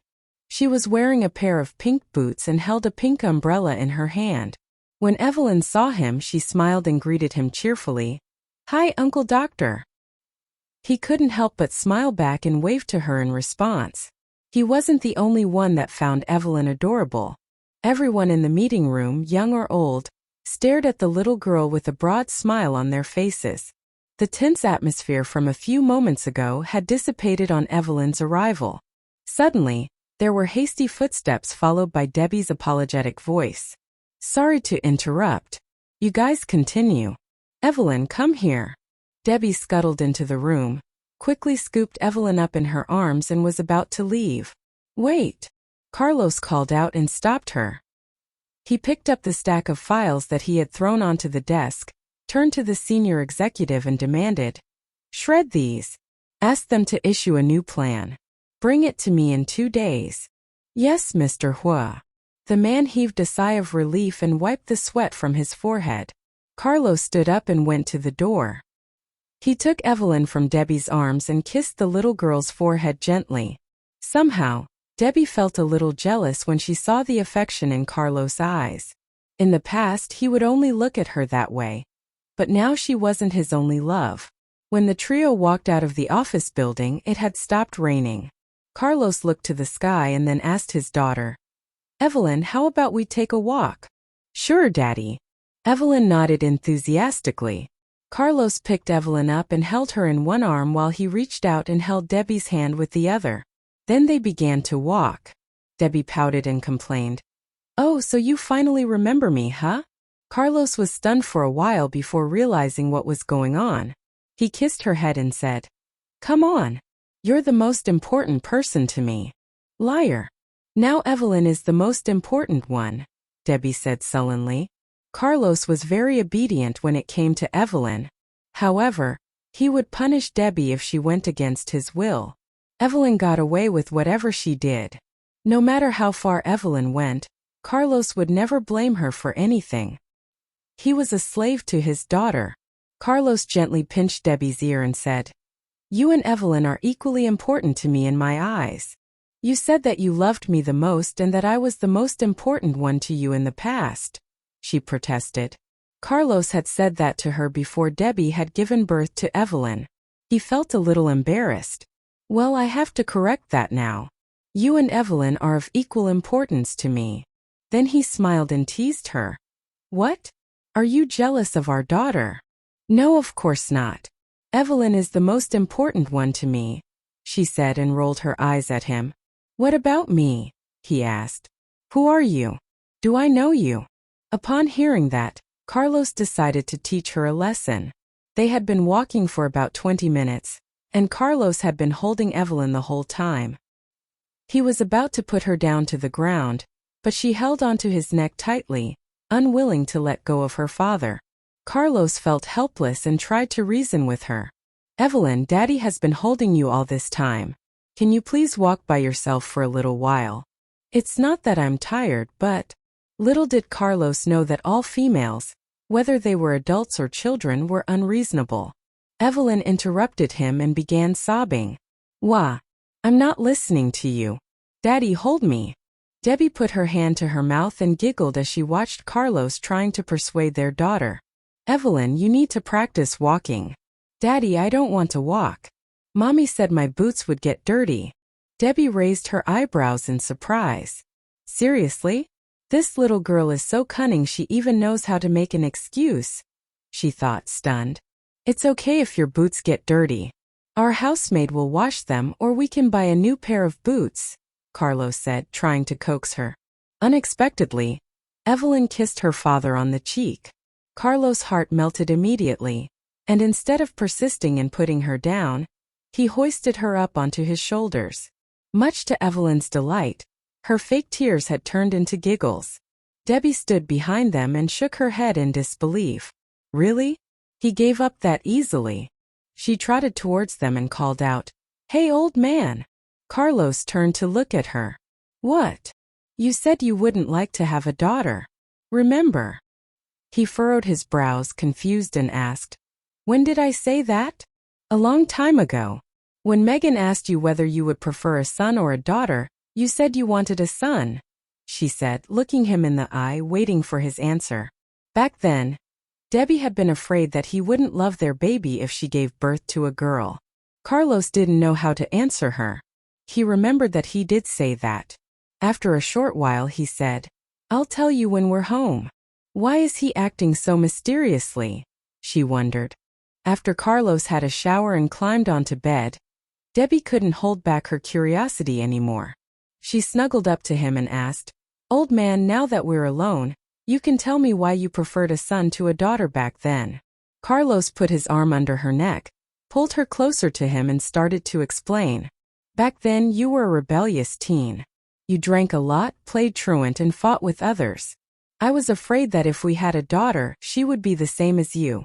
It's not that I wouldn't love her. It's because I wouldn't know how to discipline her, whereas boys are different. If it was a son and he defied me, I could just beat him whenever he stirred up trouble." In the end, Debbie gave birth to a daughter and Carlos was right. He could do nothing to Evelyn. Evelyn was like a queen and he was like her slave. He would provide her with the best things that money could buy, and all of her heart's desires were granted. "Carlos Huo, are you saying that if we had a son, you would beat him as you wish?" Debbie asked, raising her voice. Now that she knew what Carlos would do to discipline their son, she felt relieved that they had a female child. Carlos chuckled and whispered in her ear. No, no, no. Of course I'd be nice to our son. After all, beating him would break your heart. Little did he know that what he just said would come back to haunt him in the future. His warm breath made her ear itchy. She rubbed it and said, I hope you'll keep your word. Of course. Debbie adjusted her position to make herself comfortable, and then she realized that she was rather hungry. During supper, she had been preoccupied with why Carlos had preferred a son, and she had eaten very little pondering over it. I'll get fat if I eat something at this late hour, she thought. For the sake of maintaining her lovely figure, she decided to go to sleep. Hey, I want to sleep. Tell me a bedtime story. Her rumbling stomach made Carlos chuckle. All right. I have an interesting story, he said with a cunning smile. Once upon a time there was a young swordsman. He left his home, hoping to make a name for himself. Debbie's stomach grumbled again, and she held her waist. The hunger pangs were torture. Carlos raised an eyebrow mischievously and continued. One day, he entered a restaurant and ordered braised beef, spicy diced chicken, sweet and sour pork ribs, fried crab with pepper seaweed soup. Stop! Debbie yelled. Carlos Huo. You did that on purpose. Yeah. Carlos admitted without hesitation. There are new dishes served on the 5th floor of the Audiobook building. Wanna give it a try? Debbie swallowed her saliva before answering cheerfully. Yes. So at 11 in the evening, Carlos and Debbie arrived on the 5th floor of the Audiobook building, and they ordered all the new dishes. After the meal, Debbie was so full that she had to support herself against Carlos as they left. When they got home, she threw herself onto the bed, whereas Carlos, being a germaphobe, went straight to the bathroom to have a shower. With her hands on her bloated belly, she gazed up at the ceiling. Feeling guilty for overeating, she decided to do some exercise for fear that she might gain weight.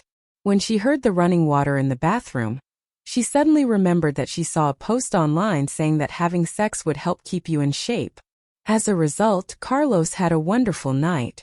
To burn even more calories, she took the initiative. All Carlos needed to do was lie there and enjoy the sex. He felt like he was on cloud 9 and wished that it could last forever. However, on the 3rd day she quit. The problem was that Carlos had an insatiable appetite for sex, and she was unable to meet his demands. It was much easier for her to keep fit by working out. Carlos had cut back a lot of Debbie's workload, but she still managed to find plenty of things to do.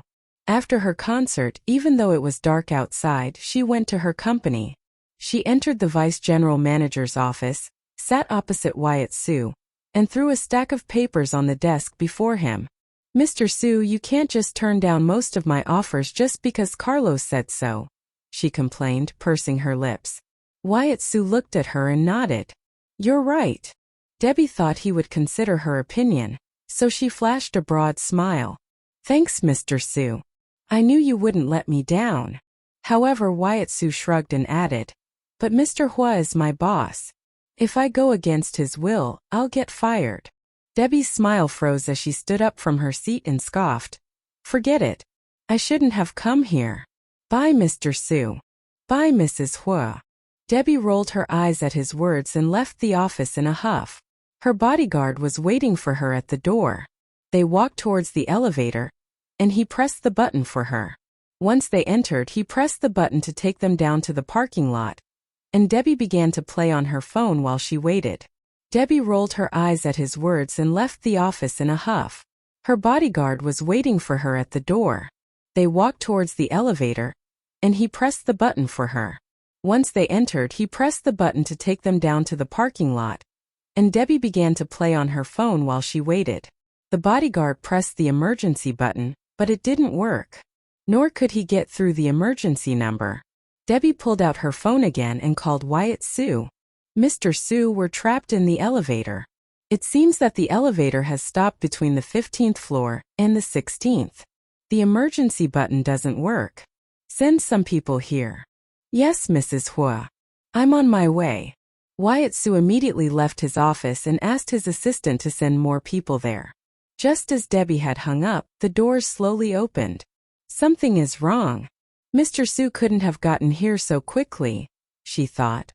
The bodyguard had the same thought and stood protectively in front of her. When the doors had fully opened, they found that the elevator was stuck in between the 15th floor and the 16th. Then a masked man suddenly appeared before them and pointed a gun at the bodyguard.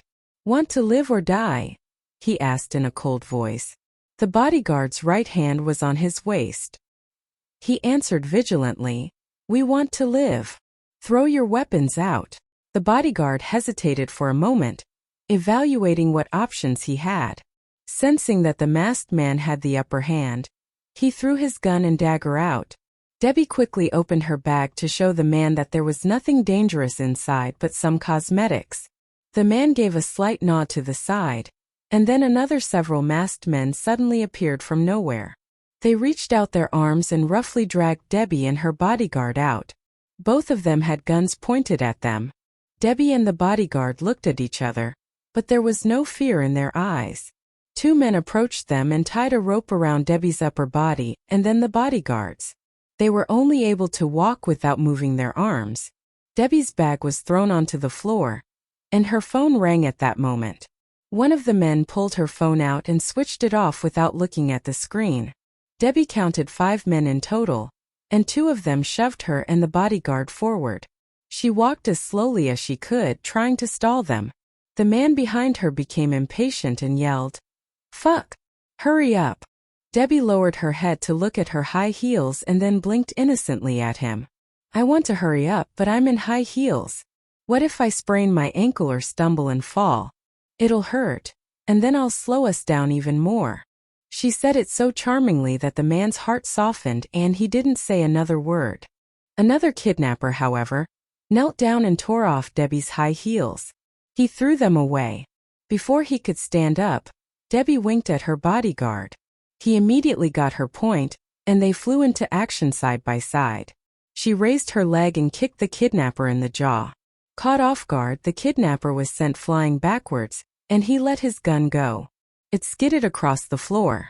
The bodyguard kicked another thug's gun, and it flew away and landed about 5 meters away from them. Now that they were both disarmed, it was a free-for-all. Who would get a gun first? Debbie rushed towards the nearest one. She was a fast runner, so she got there first. The young mother kicked the weapon to the corner of a wall. Then she stomped on it at just the right angle and the gun flew upwards. Before it landed on the floor again, she raised her leg and punted the piece. Wyatt, on the other hand, was searching for Debbie and her bodyguard. He heard the sounds of fighting on the 16th floor, so he immediately contacted Carlos. It was after 8 p.m., and most of the employees had already gone home. The 16th floor contained meeting rooms. From the 13th floor to the 19th floor, the middle of the building was hollow, and the roof was on the 19th floor. The gun kicked by Debbie flew to the hollow part and dropped onto the 13th floor. The kidnapper was furious when he saw it. He raised his hand, about to slap Debbie in the face, but something stopped him. He had enough time to turn his head, only to have something hard strike him in the skull. It was the gun kicked by the bodyguard. "Fuck! Assholes! I'll kill you!" The kidnapper continued cursing non-stop and picked up the gun from the floor. He pointed it at the bodyguard and squeezed the trigger. The gun had a silencer, so the bullet quietly left the gun and sped toward Debbie's bodyguard. Luckily, the bodyguard was quick enough to dodge. "Run, Mrs. Huo," he yelled. Debbie, however, didn't listen to him. She raised her leg and kicked the kidnapper in the knee. Ouch! The kidnapper fell to the floor, but he still clutched the gun tightly. Ignoring the pain in his knee, he raised his wrist and shot at the bodyguard again. Meanwhile, another 2 kidnappers dashed towards Debbie with daggers, glinting in the gloom. As one of them was about to stab her, his phone rang. "What? Abort." After a while, the kidnapper gestured for his buddies to leave. At that moment, Debbie grabbed another kidnapper, deftly avoiding his dagger, and sent him flying backwards with his momentum and a kick. The kidnapper cried in pain and didn't dare to move forward again. Now that his boss called off the mission, he struggled to his feet and ran towards the exit, trying to escape. The moment they disappeared, Wyatt showed up and said, Mrs. Huo, I already called the police. They won't get away. He and his men began to untie the ropes constraining Debbie and her bodyguard. Wyatt's men scampered off, chasing after the kidnappers. Debbie nodded and rubbed her aching ankles, which were starting to get cramps, thanks to the fight. I called Mr. Huo too. He's on the way. Okay. Debbie was curious as to why the kidnappers suddenly pulled out. After Carlos arrived, she got her answer. The police had already surrounded the building and blocked it off by the time Carlos got there. 2 kidnappers were handcuffed and taken to the police station. Debbie was giving her account of what happened, while a policeman furiously scribbled on a pad of paper. When she saw Carlos get out of his car, she waved at him and called out, "Over here." Carlos strode over and checked her out carefully. He then heaved a sigh of relief after he saw that she was not hurt. Despite the police being right there, he pulled her into his arms and stroked her hair softly. "You must have been frightened, huh?" "Not at all. Hey, let go of me. I'm giving my statement." With a flushed face, Debbie struggled to free herself from his embrace. She felt shy with everyone there watching. Carlos kissed her forehead, staying by her side and saying no more. Having given her version of what happened, she got into Carlos' car. While he was putting on a pair of new shoes for her, she asked, "Why did the kidnappers give up?" Carlos raised his head to look at her and answered, "My ace in the hole, James Huo." He offered to exchange James' life for Debbie's, and of course James agreed. Right there, in front of Carlos, he called the kidnappers and ordered them to abort the mission. After that, Carlos looked thoughtful and got really quiet. Actually, he was pondering on the best way to deal with James. The next afternoon, Carlos took Debbie to the suburbs in the west of the city. At the end of the mountain road in the suburbs was the ocean. When they arrived, there were many people waiting there. Most of them were Carlos' bodyguards. Seeing the couple, they greeted them. "Mr. Huo, Mrs. Huo." Carlos led Debbie to the middle of the crowd. And that was when she discovered James, kneeling on the ground, arms tied behind his back. "Carlos Huo, what do you want?" James yelled, horror obvious in his eyes. Carlos didn't respond, nor did he spare him a single glance. He led Debbie to a cliff overlooking the ocean. Debbie looked around. She was able to overlook the entire mountainside and the ocean in the distance. "What are we doing here?" she asked in confusion. Carlos pulled out his phone while he answered her. "Watching the show." Debbie rolled her eyes and shut her mouth. Carlos dialed someone up and asked curtly, "Where are you?" "Well, move your butt. I'm a busy man." After about 10 minutes, Debbie heard a roaring behind her getting louder. A car squealed to a halt. The young singer saw a person in white rushing and pushing his way through the crowd. When she finally got a good look, she recognized him, Niles. He seemed to have rushed out in the middle of surgery, as he was wearing a surgical gown inside his white overcoat. He held a first aid kit in his hand and stood before Carlos, panting. "Carlos Huo, you want punish James Huo? Or me? I'll be no good to anyone if I'm exhausted. You ass." Carlos smiled cunningly and patted his shoulder. "You like a good show, right? Walk over there and wait for us," he instructed, as he pointed to a small hill near the ocean. The only thing Niles could figure out was that Carlos was going to deal with James, but didn't know how. Although he hated being treated like this, he could do nothing. He did as he was bidden by Carlos. Everything was ready. Carlos called someone and ordered, "You can start now." Debbie looked at the place where they held James. 2 bodyguards escorted him to a car. It was not an old car, but its windows had been busted out. "Why are the windows broken?" Debbie asked curiously. Carlos played with a cigar in his hand and raised an eyebrow, answering, "It'll be more exciting." What does he mean by that? She was even more confused. The bodyguards forced James to sit in the driver's seat and started the engine for him. Then they said something which made his face pale. At that moment, an animal howled in the distance and Debbie shivered when she heard it. She recognized that sound from when she had taken Evelyn to the zoo. It was a wolf. She held Carlos' arm tightly and cried, "Carlos, there's a wolf." Carlos, on the other hand, wasn't afraid at all. He patted her hand reassuringly and said in a soft voice, "Relax. You'll be safe here." "How can you be so sure?" When Debbie saw the cynical smile on his face, she realized something. "You arranged this." Carlos nodded his head. Soon, a man came into view with a few Russian wolves behind him. James. A car without windows. Wolves. Debbie was perplexed. What is Carlos trying to do? When the wolves pounced at the car, she instantly realized what was going on. Arg! James was frightened to death by the wolves approaching and stepped hard on the accelerator. The car sped off like a bat out of hell. The car raced along the mountain road at maximum speed, while the wolves ran after it. Whenever James slowed down a bit, the wolves would catch up to him. Even though James was quite a distance away from them, they could still hear his agonizing screams in pain echoing through the mountains. When the car was almost out of sight, a bodyguard came to them and handed Carlos 2 pairs of binoculars. Carlos gave Debbie one and said, "Go on enjoying the show."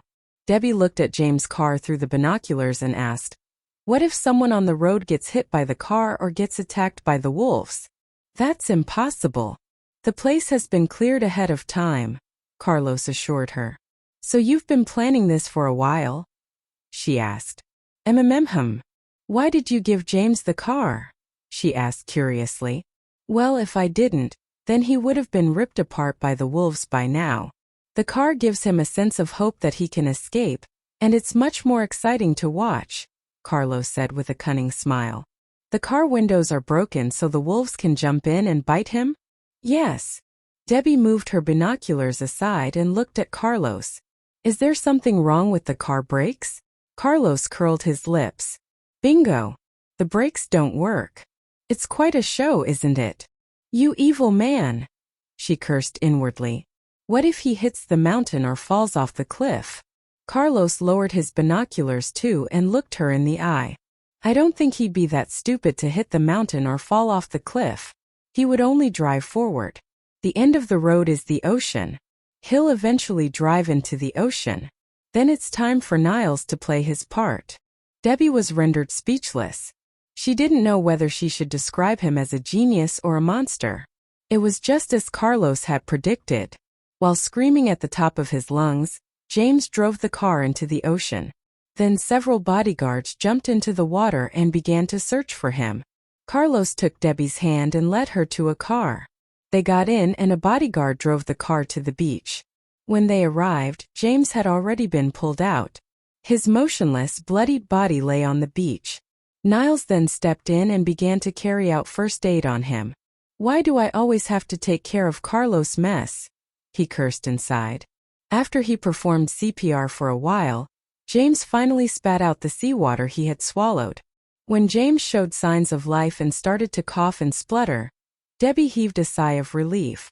She was worried that James was going to die. Fortunately, he didn't. It wasn't because she cared about James. On the contrary, she didn't give a damn about that wicked man. She was worried that Carlos would have blood on his hands. Carlos kicked the old man and asked, "James Huo, how do you feel now?" James struggled to raise his hand to point at him. "Carlos Huo, you son of a bitch. I've raised you for 30 years, and this is how you repay me. Seriously? Who's been supporting the Huo family for the past decade?" Carlos sneered. Since Carlos was a little boy, he had known that James was short-tempered. He blew his fuse almost every single day. He had never been a caring father to Carlos. James began to cough violently. Niles immediately gave him an injection to calm him down. "I've taken care of you since you were a kid. Is it not right for me to use my son's money?" he asked in a weary voice. "Of course it's right." With his hands in his pockets, Carlos looked down at James with resentment. "But it wasn't you who had taken care of me, but Grandma." Perhaps it was because Carlos wasn't his biological son that he seldom took care of him. When Carlos grew up and began to earn money, all that James did was take advantage of him and take money from him. James felt uneasy now. "Carlos Huo, you'll pay for what you did," he cursed angrily. "Now you're paying for what you did," Carlos said indifferently. Unable to stay calm any longer, James began to plead. Carlos, let me go. After all, we've been father and son for so many years. Father and son? Carlos repeated the words sarcastically. Then what about Louis? At the very mention of Louis, James' eyes widened in terror. No. You can't hurt him. You've already sent him abroad. He has nothing to do with this.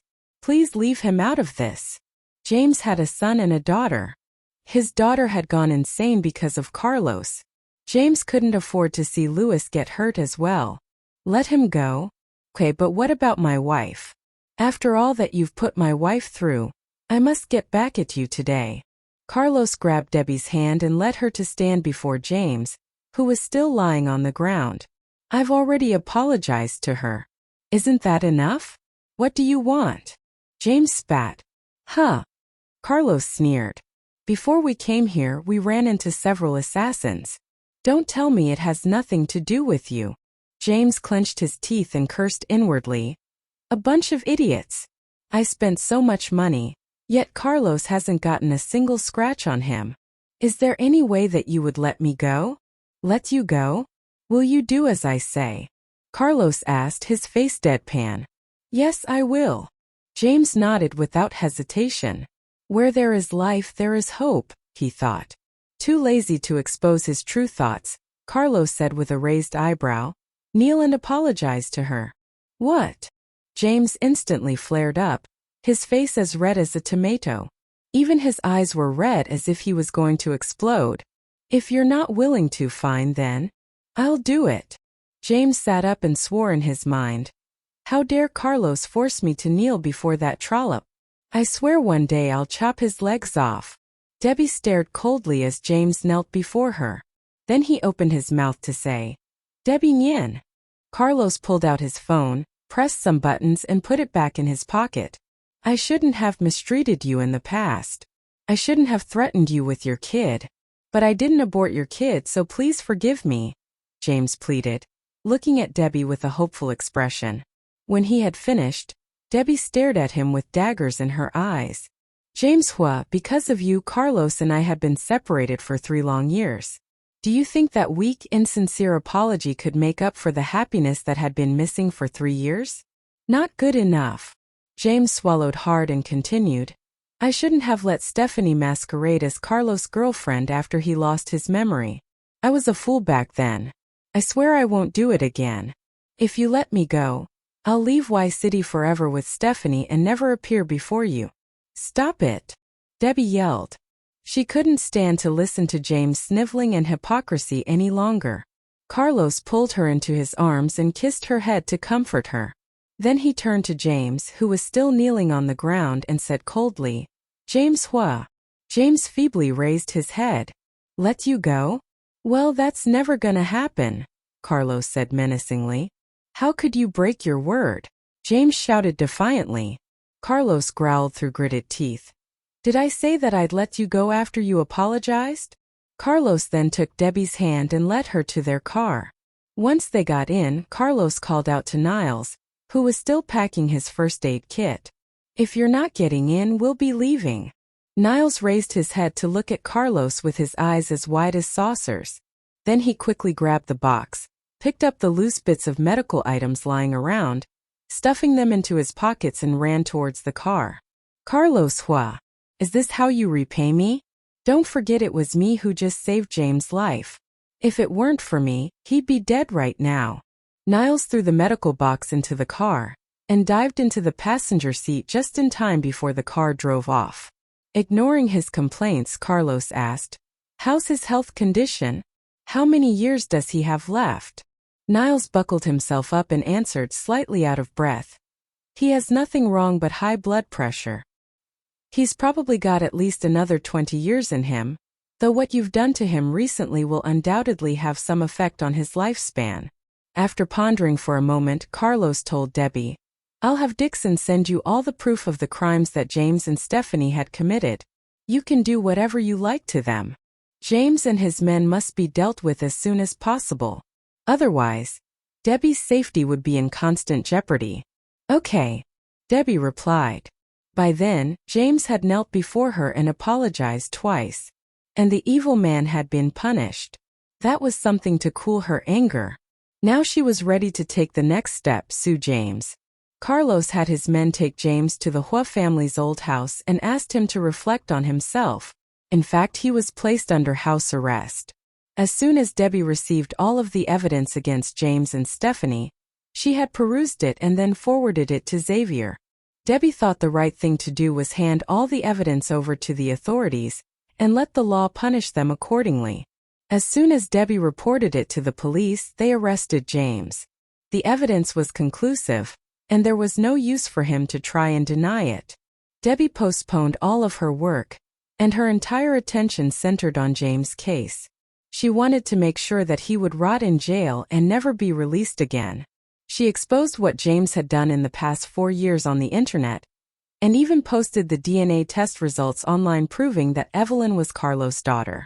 She accepted an interview of a tell-all where she told the reporters what James had done to her, while she was still pregnant with Evelyn.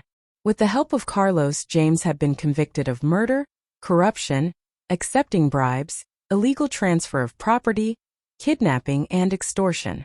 During the investigation, they even found that James was the instigator behind the car accident that Carlos had been in 4 years ago. James had bought the guilty driver over, who had died on the spot, and lied in his testimony. Therefore, it was James who caused Emmett's death. Apart from that case, James had also killed several other people of which he pleaded guilty. Stephanie was also arrested. It wasn't because James had betrayed his daughter.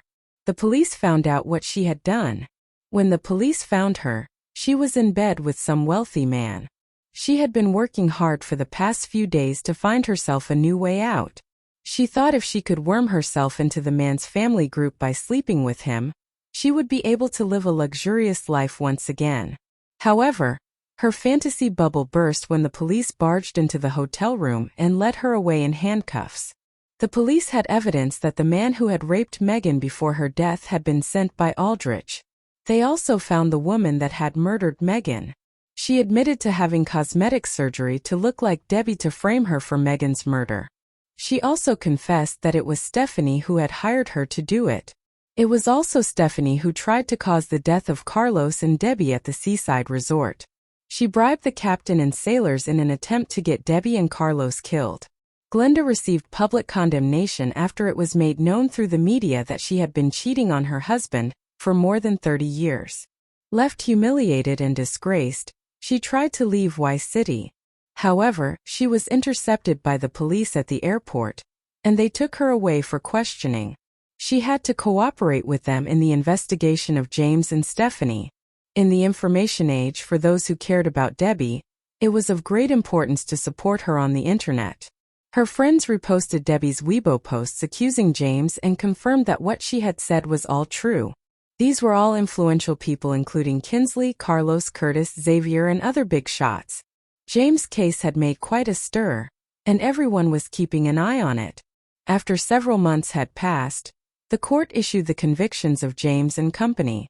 According to the Supreme People's Court of Y City, Stephanie was sentenced to life imprisonment for murder, incitement, and framing. James was deprived of political rights and sentenced to death for what he had done. Several senior executives of the ZL Group who had committed serious crimes were sentenced to life imprisonment as well. James' capital punishment was carried out immediately. On the day he was executed by shooting squad, Valerie flew in from New York and claimed his ashes. She had his ashes buried in a remote cemetery. There was a temple not far from the cemetery. Valerie decided to spend the rest of her life there to atone for James' crimes. By the time everything was over, it was almost the end of the year. Debbie was emotionally and physically exhausted by the end of it all. She stayed in her bedroom at Carlos Manor for 2 days, and the maid would bring her food and drinks for sustenance. Douglas was dead, and Valerie was now in Y City. Miranda and Carlos were in Y City too. So the other members of the Huo family decided to move back as well. On the first day of the Lunar New Year, Miranda and Wade went to the Huo family's old house, while Carlos and Debbie went abroad to travel. On the 15th day of their trip, Debbie and Carlos were in the Sahara Desert. It was their second day there. As she faced the boundless desert, she opened her arms and said cheerfully, "I've long been looking forward to coming here. My dream has finally come true. Honey, I feel so happy right now. I'm in the most beautiful place with my husband and child by my side. This is so wonderful." Husband and child? Carlos turned and looked around, but there was no sign of Evelyn. "Did you ask someone to bring Evelyn here?" he asked in disbelief, his face sullen. He really disliked this place. The weather was bad and the view was not beautiful. It was nothing but sand all around. He didn't understand why she liked it here. Debbie gave him a mysterious smile. "Of course not." After a few seconds of utter confusion, Carlos' eyes lit up. "You are pregnant," he stammered. Debbie gave him a broad smile and nodded. Yes. They'd been looking forward to their second child for almost a year. And now she was finally pregnant. Carlos wanted to hug and kiss her right there, but then his face darkened. "Honey, I think I've been too nice to you. How dare you bring us here knowing that you are pregnant?" Saying that, he scooped her up in his arms. Debbie cradled his neck and pouted her lips complaining, "If I had told you earlier, you wouldn't have allowed me to come here." Carlos didn't know how to respond. She did have a point. The next morning, Debbie saw Carlos' private plane in the garden of the hotel where they lived. That night, they arrived at their manor in Y City. She looked at Carlos, who was now gently placing her into the bathtub with the utmost care, and grumbled, "We had just arrived in the Sahara Desert. I didn't even ride on a camel. Yet you brought me back. Such a pity. You are only allowed to walk in and around the manor in the next 9 months, he simply said. Okay. Debbie nodded obediently. Carlos' face changed. Honey, are you plotting something behind my back? He asked. Ever since he had gotten his memory back, Debbie had been acting rather obediently, which made him quite uneasy. Debbie flashed. The next evening, he asked the chef to cook chicken feet for his wife. He held the plate in his hand and walked upstairs. When he pushed the door open, Debbie was reading a book. The aroma of the food instantly drew her attention. She put down the book and exclaimed, "Chicken feet. Are they spicy?" "No. You can't eat spicy." She pulled a long face and snapped, "You did it on purpose. You know I like spicy food. You shouldn't eat spicy food when you're pregnant," Carlos explained patiently. Debbie looked at the chicken feet, swallowed hard and pretended to be angry at him. "Carlos Huo, go to the corner and reflect on your mistake," she said, pointing to a corner of the room. To her surprise, Carlos walked to the corner without saying a word in protest. Debbie had no reason to make it difficult for him. After a while, she sighed and looked at Carlos, who was standing in the corner with his hands in his pockets. "Come here and eat with me," she said. Carlos rubbed his temples and said, "Honey, you know I don't eat chicken feet." She pointed to her belly and said, "Your daughter wants you to have them." At the beginning, Debbie would refer to the baby in her belly as your son, but she soon realized that it wasn't having much effect on him, so she changed her approach and now referred to their baby as your daughter. And this worked magically. No matter how reluctant Carlos was, he would always give in. Carlos put on disposable gloves and began to eat chicken feet, just like Debbie. The aloof CEO is eating chicken feet. Debbie's laughter was so loud that even the housemaids on the first floor could hear her. As long as I listen to her, she'll be happy. All I want to see is her beautiful smile, Carlos thought. As a result, he catered to her every whim and was very obedient to her during her pregnancy. She knew that he was a loving, devoted husband who was anxious to please her. So she took advantage of the situation and tried all kinds of methods to make fun of him. One evening, Carlos didn't know why Debbie was mad at him again. She insisted on kicking him out of their bed. Standing beside the bed, he asked innocently, "Honey, what did I do wrong? Please don't be mad at me. I swear I won't do it again." "Humph. You're breathing so hard that I won't have any air to breathe. You're suffocating me. Go away." With that, she threw a pillow at him. Carlos caught the pillow in his hands and looked at her, not knowing how to respond. If he didn't catch the pillow and it fell to the floor, Debbie would have another excuse to scold him. "Honey, do you want me to stop breathing?" Debbie blinked her round eyes and said, "Of course not. You go and sleep in the guest room." "But if I go sleep in the guest room, who'll accompany you to the bathroom at night?" he reasoned and put the pillow on the sofa. She thought for a moment and realized that his words did make sense. "All right. Honey, let's sleep now." "Thank you, honey." Carlos climbed back into the bed obediently. When Damon heard that Carlos and Debbie had remarried, he decided to do something to ask for her forgiveness. One day, he invited the couple out to have dinner with him, saying that he wanted to apologize to her. He even bought an expensive antique on the black market to appease her. Damon knew that as long as Debbie was happy, Carlos was happy. So what he needed to do was fawn over her. No matter how expensive the gift was, he would buy it for her. As for money, money will come and go. He consoled himself in his mind while stroking the ID. "Honey, just sit down. You're pregnant." Debbie patted his hand and said, "Hey, watch your manners." "It's not my okay. I'll watch my manners." He changed his tone immediately when he saw the glare in her eyes. Damon was astounded when he saw how obedient the bossy CO was with his wife. He looked at her sincerely, holding the box out to her in both his hands and said, "Debbie, please accept this gift. From now on, I'll be siding with you."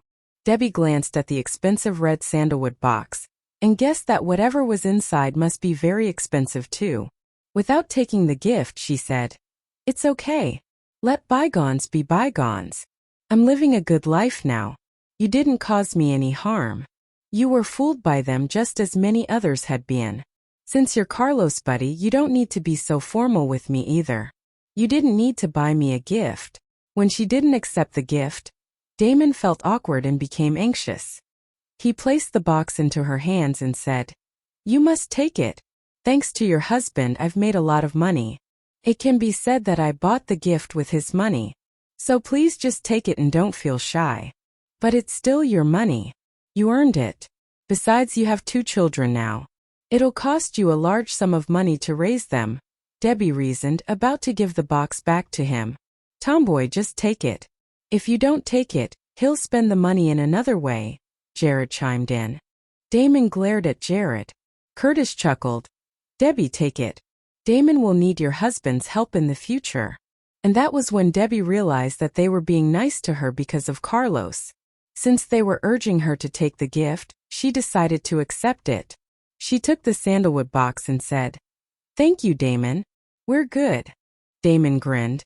"Open it." Worried that she might be tired from standing too long, Carlos put his hands on her shoulder gently, indicating she should sit down. Slowly, she opened the red sandalwood box, revealing a piece of jade inside. It was fine, glossy, and flawless. Debbie took the stone from the box. It was the size of an adult's thumb. She thought it looked familiar, but she wasn't sure. "Is this white jade?" she asked. An image was carved into the white jade. A Buddha holding a lifelike lotus. Rubbing his chin as he nodded, Damon explained, "It's the best kind of jade. In ancient times, only emperors and generals and ministers could wear them. But this is not just any white jade. It's a historic treasure from the Song dynasty, during Tianqing's reign." Tianqing. That means this thing's nearly 1,000 years old. "It's priceless." Debbie gaped in shock. Curtis had seen the item before Damon gave it to Debbie. He thought about it for a moment and stated, "In Buddhism, the blooming of the blue lotus flower stands for enlightenment. If a Buddhist follower acquires the wisdom and realm of the blue lotus flower, they find Buddha. The lotus flower starts out in the murk, but it rises and blooms above it, so it stands for purification. The mud is suffering. The Buddha is born into a world of suffering, but isn't bothered by it. And let's not forget rebirth. The flower also means that, after a person dies, they are reborn in another body." It sounded like the meaning of the lotus flower was profound. Debbie closed the box and handed it back to Damon. "This is too much. I can't tack. Make me happy. Pick a guest room and sleep there tonight." To prove that he was unyielding, he clutched his pillow and walked out of the bedroom. Debbie remained calm. She stroked her swollen belly and whispered to it. Baby, let's make a bet. I give him 5 minutes. What do you think? Then she took out her phone and loaded up Speed QQ. She had been racing on one particular circuit for a while and had yet to beat it. 4 minutes later, the door to the bedroom creaked, and Carlos walked over to the bed. He was in his bathrobe and he looked down at Debbie wrapped in a thin quilt. Honey, I couldn't sleep without you. Debbie let him back into the bed. Then she pulled the belt of his robe, and as the two sides of the robe parted, she could see he was wearing the briefs underneath. She giggled. Even in this girly pair of briefs, you're so damn hot. The horny Carlos couldn't take it anymore. He pulled her into his arms and kissed her passionately. As he advanced, she pushed him away. We can't do this. Won't it hurt the baby? It was such an effort to control himself. He was sweating profusely. What? She was stopping him now? What does it care? It's just a dot. Debbie winked at him. It's been more than 4 months. The doctor says the baby is fully formed. Carlos tossed the quilt aside. Didn't the doctor say that if I'm careful enough, we can still have sex? Carlos won that one because Debbie had been there when the doctor said that. But No vaig punto. the overbearing Carlos was back. No excuses. No explanations. I want you. Only you. Now. When Debbie was 6 months pregnant, the doctor told them the sex of the baby. It was a girl. Carlos was on top of the world and overjoyed at the news. Seeing him so happy, Debbie had an idea. That evening before going to bed, she told Carlos, Old man, I need to buy some things for your youngest daughter. Give me some money. Carlos had always been generous with her. She had more money than she could spend. Sure. Carlos gave her 2 bank cards. Debbie looked at the cards and asked, How much is on them? A few $100 million. He replied after thinking about it for a moment. This is only a fraction of Carlos' wealth. It's not enough, she thought. Noticing that she was quiet, he asked, Not enough. Debbie shook her head. Carlos then grabbed his wallet. He pulled out a credit card for himself, and then handed his wallet over to Debbie. That way she had all the other bank cards that he owned. Debbie smiled and kissed his wallet happily.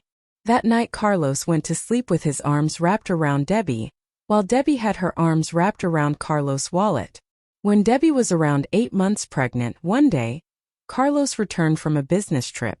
As soon as he walked into his office, Dixon came to him and said hesitantly, Mr. Huo. Carlos threw him a glance. What? Debbie's threat ran through Dixon's mind. He lost his nerve and changed his mind about telling Carlos. Nothing. Mrs. Huo said that she'd like to have dinner with you tonight. Carlos had only to look at Dixon to know that something was up. Debbie must have done something. The baby is due very soon, so Debbie has been cranky lately. If she wants to do something, let her. If she throws a tantrum, humor her, Carlos said. Even he could do nothing about it whenever she was in a bad mood. As soon as Carlos found out that you want. The personnel redeployment among the top executives was sudden and unexpected. It appeared that Debbie was being unreasonable, but she had actually considered everything carefully. She wouldn't sabotage the company's functioning. Yes, there is.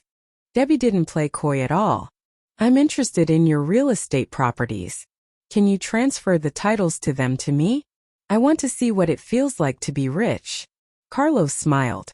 So this is what she really wants.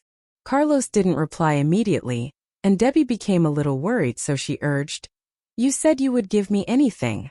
I wasn't lying. Relax, honey. I'll put Dixon on it. With that, he picked his phone up again and was about to call Dixon. Debbie put her hand on his to stop him and smiled. Honey, I've already prepared everything that is needed. You just have to sign the paperwork. Carlos held her hand and asked seriously, No problem. Just answer one question for me. Sure. What is it? Debbie was flustered. Has he figured out why I'm doing it? Of course Carlos knew. Are you trying to elope with another man and take all my money? Gee, of course not. Debbie said, feeling irritated. She pulled her hand out of his grip and bellowed. Listen up, you moron. I love you. There is no other man. That was all Carlos needed to hear. He nodded and said tenderly, Don't be mad, honey. Call Dixon. I'll sign those papers now. When Carlos heard those words from her, he would be willing to give his own life to Debbie, let alone his real estate. His immediate reply had somehow made her feel guilty. Maybe we should wait. I'm not in a hurry. Carlos nodded and placed some food in her bowl. Let's have dinner first. Honey, try some of this. That night, after Debbie had fallen asleep, Carlos called Dixon. The head of secretaries brought a stack of files with him when he came to Carlos Manor, along with some lawyers. When Miranda came downstairs to drink some water, she saw Xavier. He was just about to leave. Xavier, she called out in confusion. Oh, good evening, Miranda. Xavier greeted her respectfully. Why are you here at this late hour? Is something wrong? Miranda queried. Xavier shook his head, smiling. It's nothing to worry about. Carlos is just spoiling his wife. Miranda was even more perplexed. Xavier knew that Miranda wouldn't be able to sleep wondering what was going on, so he cleared his throat and explained in a low voice. You told Debbie to teach Carlos a lesson, right? Well, she's taken action. But Carlos has figured out what she's doing. Even so, he's still willing to give her whatever she wants without any objections. Oh, I see. Is she making big moves? Miranda asked. Xavier contemplated for a moment and replied, Not really. However, Xavier didn't tell her that her son just transferred the titles to all his assets to Debbie. Okay, let her, mumbled Miranda. Feeling relieved, she went up the stairs holding a glass of water. Xavier was surprised by her reaction. He had thought that Miranda would complain about Debbie. He smiled as he watched her climb the stairs and said, Debbie Nian is a very lucky woman. She married a man who loves her dearly and spoils her, and has you as her mother-in-law. Miranda heard what he had said but didn't turn around. She glanced at a painting on the wall and remembered when Carlos had bought that painting at an auction for $6 million, just to make Debbie happy. While gazing at the painting, Miranda said, Debbie has had a rough life. Her own family was torn apart when she was only a little G. He watched her dance. He had lost her once. Fortunately, he had found her again, and she would be his forever. The memory brought a smile to his lips. Mr. Huo, are you enjoying the show? Came a familiar voice. Carlos' heart skipped a beat. The dancers were still wriggling their bodies in front of him. Crap! He thought in a fluster. Carlos stood up and took Debbie in his arms. Not at all. I only enjoy it when you dance, he said. Really? But you smiled. Clearly you were enjoying it, Debbie argued. Carlos smiled and explained. The dance reminded me of you. 4 years ago, you danced at the Solar New Year Gala, remember? Humph, she scoffed. Frankie gave Reeve Kwan a wink to remind him to dismiss the dancers. The general manager had been too indulgent in watching the dancers to even notice when Debbie came in. Ignoring Frankie's hint, he didn't dismiss the dancers. Instead, he leaned in, trying to get a glimpse of the woman in Carlos' arms. However, he didn't manage to. He then started to cause trouble by saying suggestive things. Mr. Huo, do you like this dance? Look at the lead dancer. Isn't she beautiful? Why not make her your woman tonight? Haha. His obscene laughter and provocation made Carlos' face darken. He tightened his embrace around Debbie and said, Don't listen to him. She pried his arms off, clapped her hands and exclaimed, Mr. Kwan, they're stunning. Even I can't take my eyes off them. The pregnant woman looked familiar to Reeve, but he couldn't place her.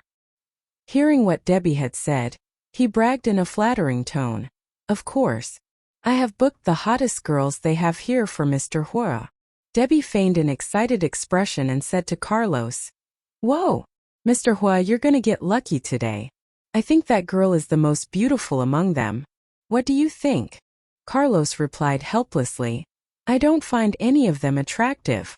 Debbie retorted, Oh, don't be ridiculous. You're just being high maintenance. They have beautiful faces and perfect figures. Look at me. My face is swollen. I'm big as a tub. I can't even see my feet. She let out a frustrated sigh. Reeve couldn't hold back his curiosity anymore. Who are you? Why are you here? His stupidity became insufferable to Frankie. Frankie was about to tell him who she was when Debbie gave him a look to stop him. She said to Reeve with a smile, I'm a business partner of Mr. Huo's. We've just signed a contract involving a few $100 million. To sweeten the deal, I even gave him 2 princesses.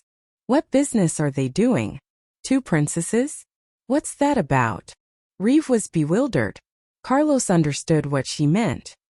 He had transferred the titles to his properties to Debbie, and their 2 daughters were the 2 princesses. He took Debbie's hand intending to say something, but Debbie brushed his hand away and continued to say to Reeve, Mr. Huo said he liked that woman. Can he take her with him? Reeve was thrilled. Of course. We especially demanded Tess' presence for Mr. Huo. It was because they had heard that Tess looked like Mrs. Huo. Wait a minute. This pregnant woman looks like Tess. Before Reeve could give it more thought, Debbie interrupted him, laughing. How thoughtful of you to do that. But I heard that Mr. Huo is married. Aren't you worried that his wife would get upset? Reeve continued to kiss up to Carlos with a chuckle. A man needs more than one woman, especially a successful man like Mr. Huo. Only. Los. He even escorted them to the car. As soon as they were inside the car, Carlos asked Frankie to get rid of Reeve. Realizing that Carlos had angered Debbie, Frankie knew his boss was in big trouble, so he focused on driving the car and reminded himself to speak as little as possible. Frankie, go to a nearby hotel, Debbie remarked. Every time she spoke, the other 3 people got nervous. Frankie glimpsed at Carlos. Since his boss wasn't saying anything, he nodded and responded, Yes, Mrs. Huo. After sending some messages on her phone, Debbie started talking with Tess. How long have you been working there? Unlike before, Debbie sounded cordial now. Tess would have felt much more at ease had Debbie spoken to her like that in the first place. However, given what had happened in the restaurant and the uncertainty of what was going on, she was still scared of her. She wondered why Debbie had insisted on taking her with them. 2 months, she answered timidly. Don't be afraid. I'll treat you well in the future. I love traveling. After my baby is born, I'll travel around a lot, and Carlos will be all yours. The others were dumbstruck. Anano. Mrs. Huo, you misunderstand, Tess explained in a hurry. Her eyes were red and teary again. Carlos had to say something. He turned around and said, Honey, cut it out.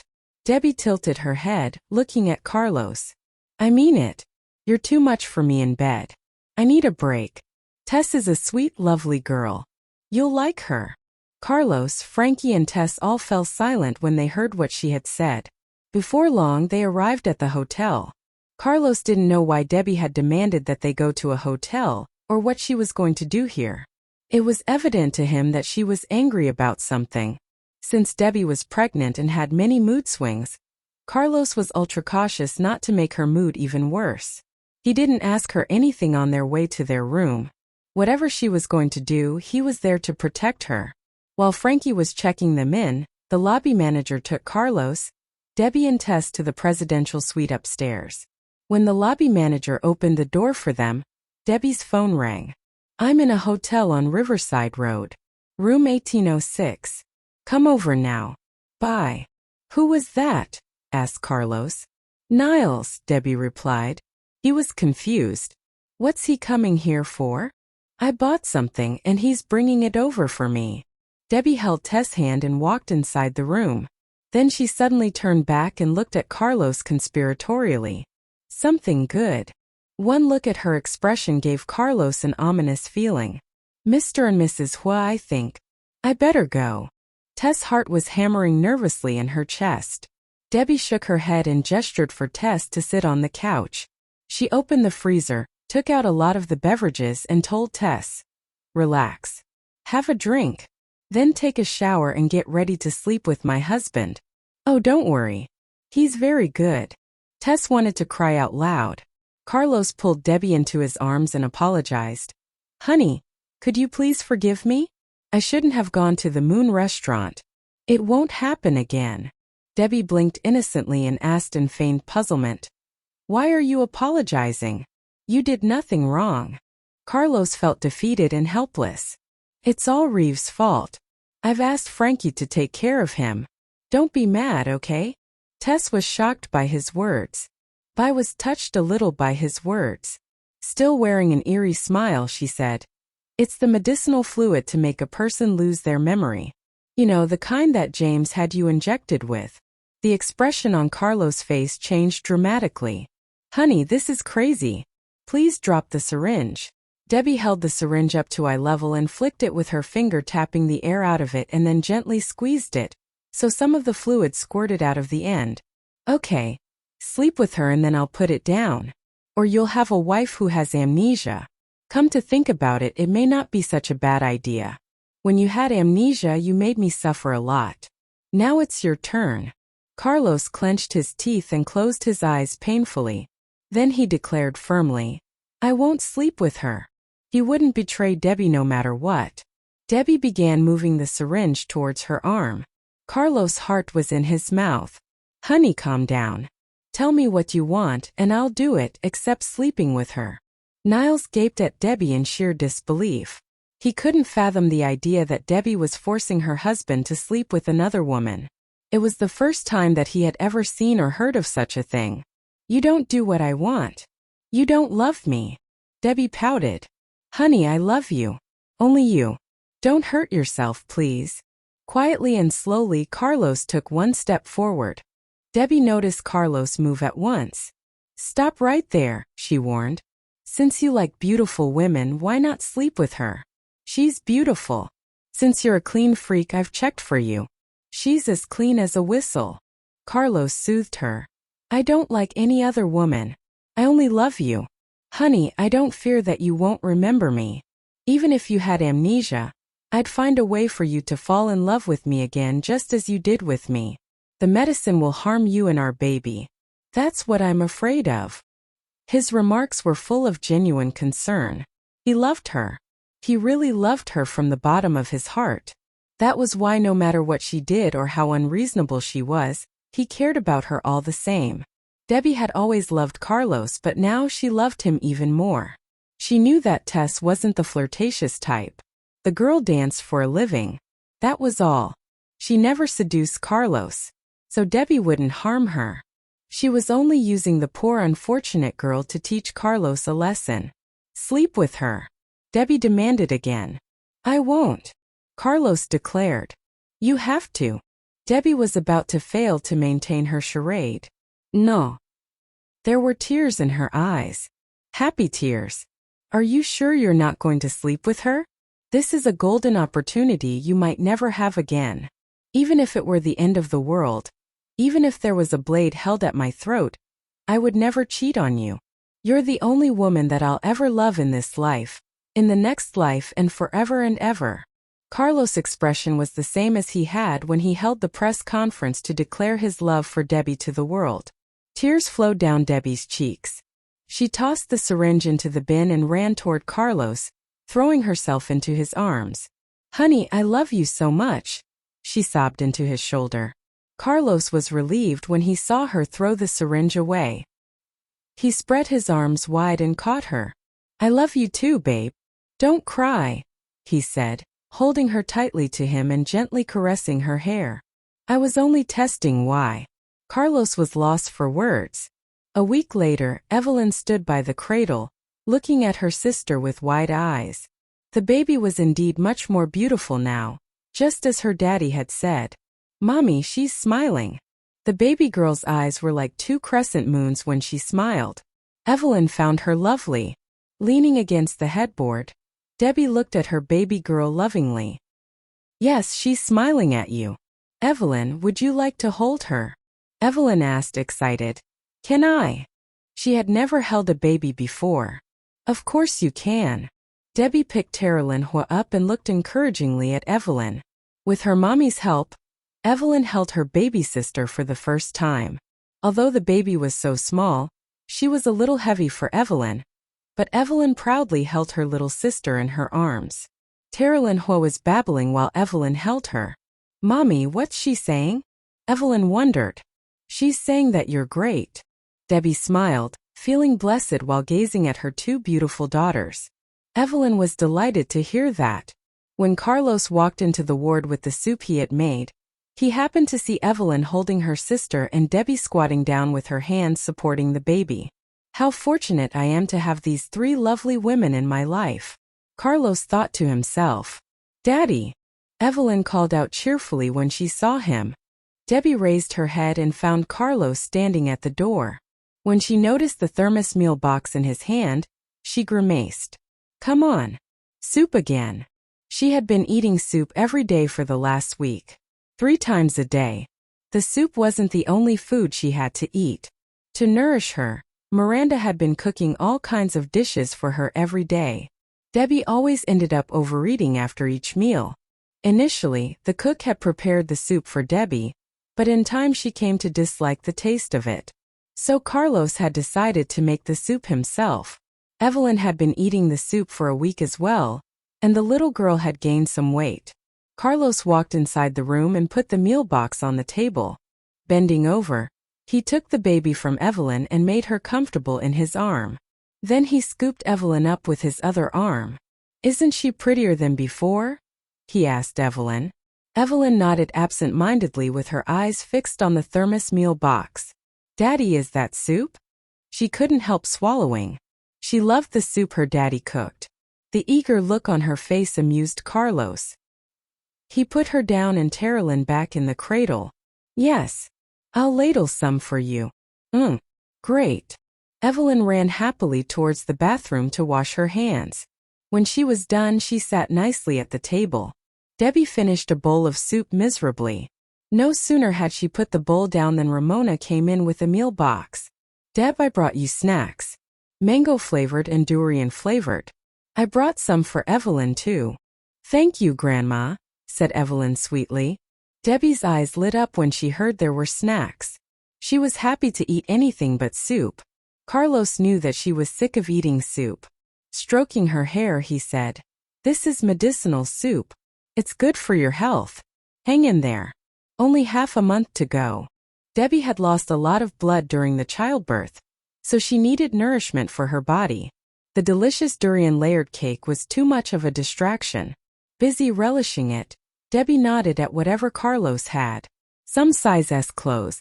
Carlos had been very busy lately, and he came home late or at times didn't come home at all.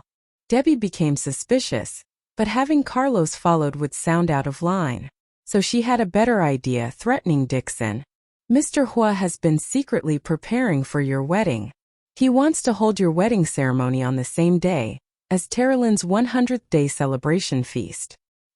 He wanted to surprise you, but now it's ruined, he confessed. Debbie felt terrible about ruining Carlos' plan, but she was also excited about their wedding. Mrs. Huo knows everything, Dixon told Carlos as soon as he returned to the office. Carlos furrowed his brows and threw him a sideways glance. After a moment of wondering, he asked, How did she threaten you? Recalling what Debbie had said, Dixon felt that he had made a mistake in making friends with Debbie. She said that if I didn't tell her the truth, she would tell you that she and I had schemed together against you to get your wealth. I know you would choose to believe her over me, and even if I didn't do anything like that, you would make it look like I did. So I had no choice but to tell her. Now that Debbie found out, Carlos decided not to keep it from her anymore. That afternoon, he dropped what he was doing, canceled all the arrangements, and took Debbie to a bridal studio. The customized wedding gown was pure white with brilliant diamonds scattered along the sweetheart neckline. The long satin trail had been delicately embroidered with patterns of jasmine, the flower that Debbie loved the most. The gown was fit for a princess, and the dreamy romantic style was what many girls would dream of wearing on their wedding day. As Debbie slowly approached the gown, she was already mesmerized by it. She then quickened her pace and reached out, touching it gently. The beauty and elegance of the gown took her breath away. But for Debbie, it wasn't just about the wedding gown. Ever since Debbie was 21, she had dreamed of marrying Carlos in such a gown. Now she was nearly 27, and her dream had finally come true. Try it on. Carlos' tender voice rang from behind her all of a sudden, interrupting her train of thoughts. She trailed her fingers lightly across the sparkling diamonds. Is the dress rented or bought? Or customized? She wondered. Carlos read her mind. He wrapped his arm around her waist and nuzzled her neck while whispering in her ear. My wife deserves the best things in the world. How is it possible for me to buy you anything ordinary? Let alone if it's a wedding dress for you. I hired a famous design team 1 year ago. They have spent a whole year designing and tailoring it, especially for you. The dress had just arrived here from abroad. Debbie was touched and her eyes brimmed with tears. So he began to prepare our wedding a year ago. He then turned her to face him and gazed into her teary eyes. You know, before the car accident, I had begun to select the wedding venue.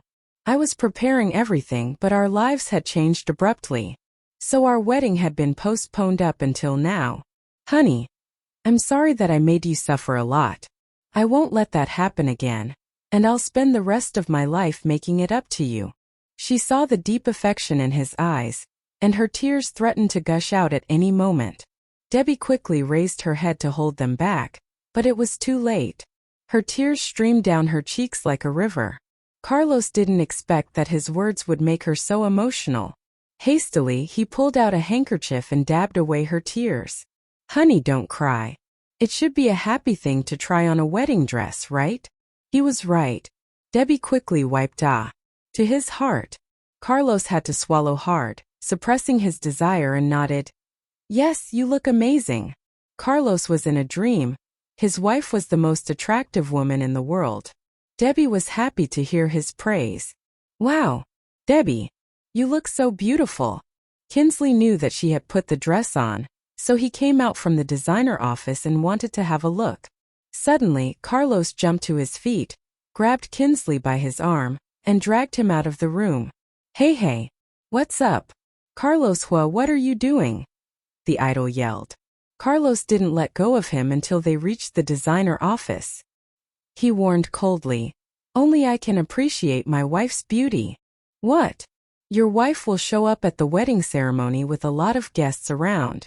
Do you forget that? Carlos tidied his clothes and said calmly, this moment it's for my eyes only. Kinsley rolled his eyes at him. Okay.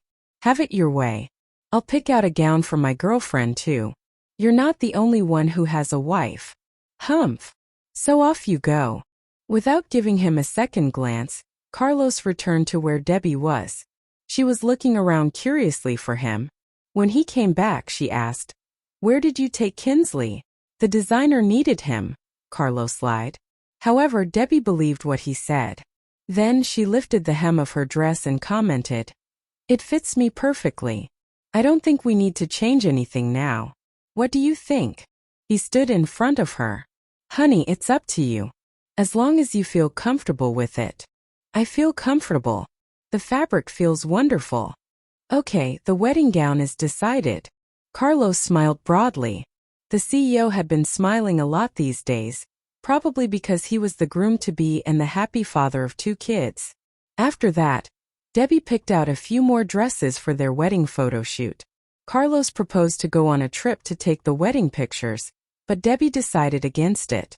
She was worried about her little baby Terrelyn. She suggested, the sets in the studio look real and grand. Let's just take our wedding photos here. Carlos didn't expect that she would turn down his idea. She liked traveling a lot. But anyway, he followed her idea and nodded. Okay. The preparations for their wedding were going on in an orderly and smooth manner. Before the car accident, Carlos had selected a 6-star hotel as the venue to hold their wedding ceremony. But he changed the venue this time. Their wedding was to be held on the desert island where they had stayed for a day after surviving from the shipwreck. Carlos had been developing that island since a year ago. The construction was almost done.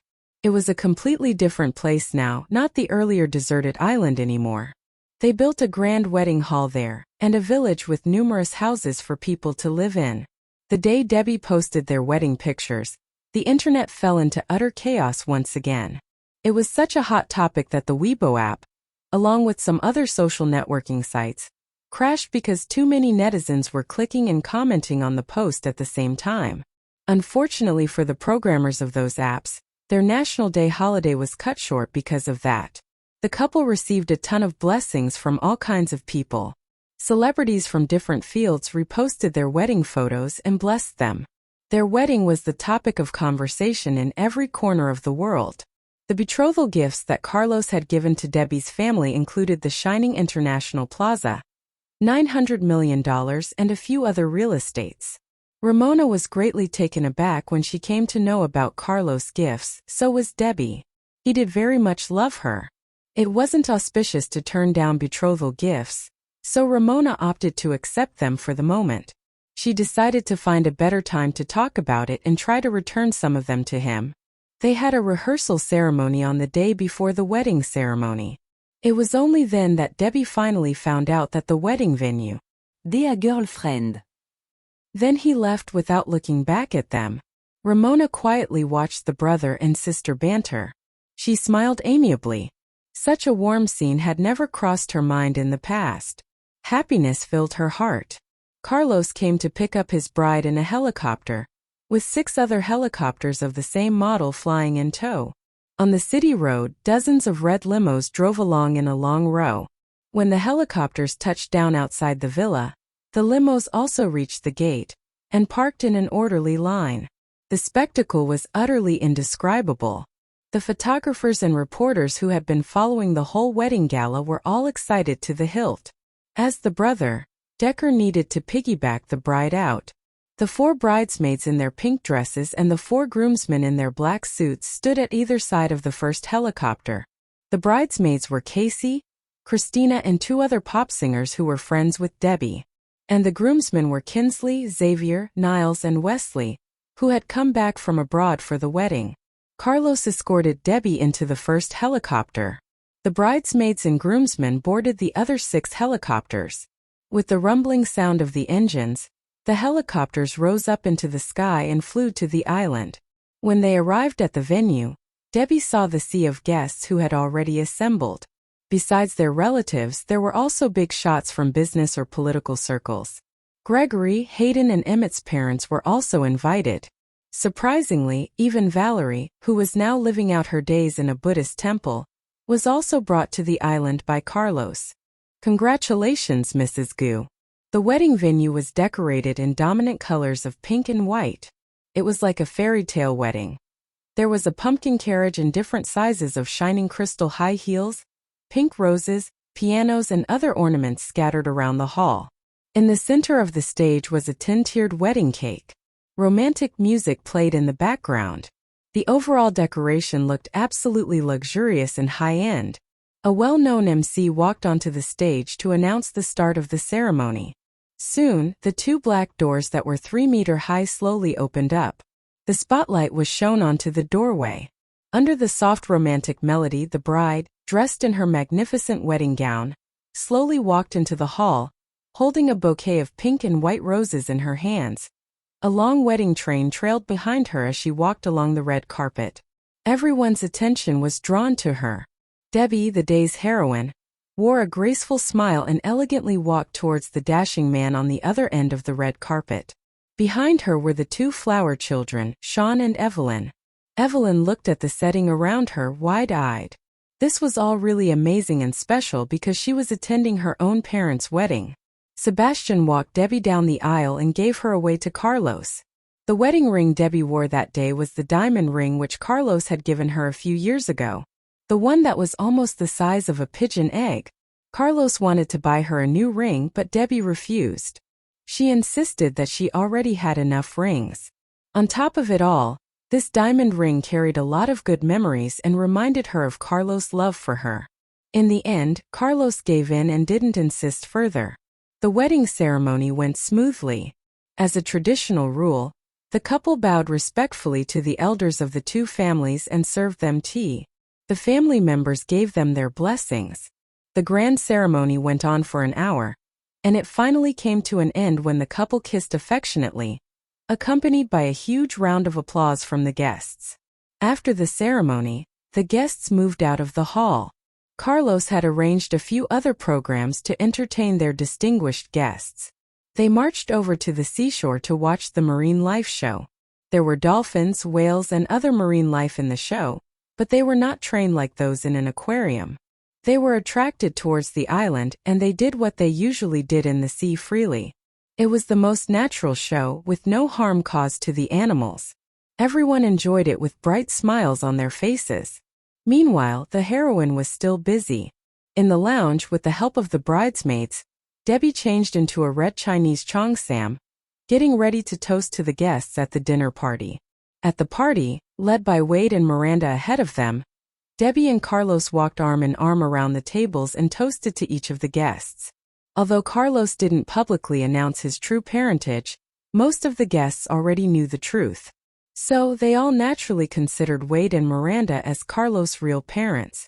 Hayden was invited to the wedding as well. He didn't come alone. Along with him were his wife and little child.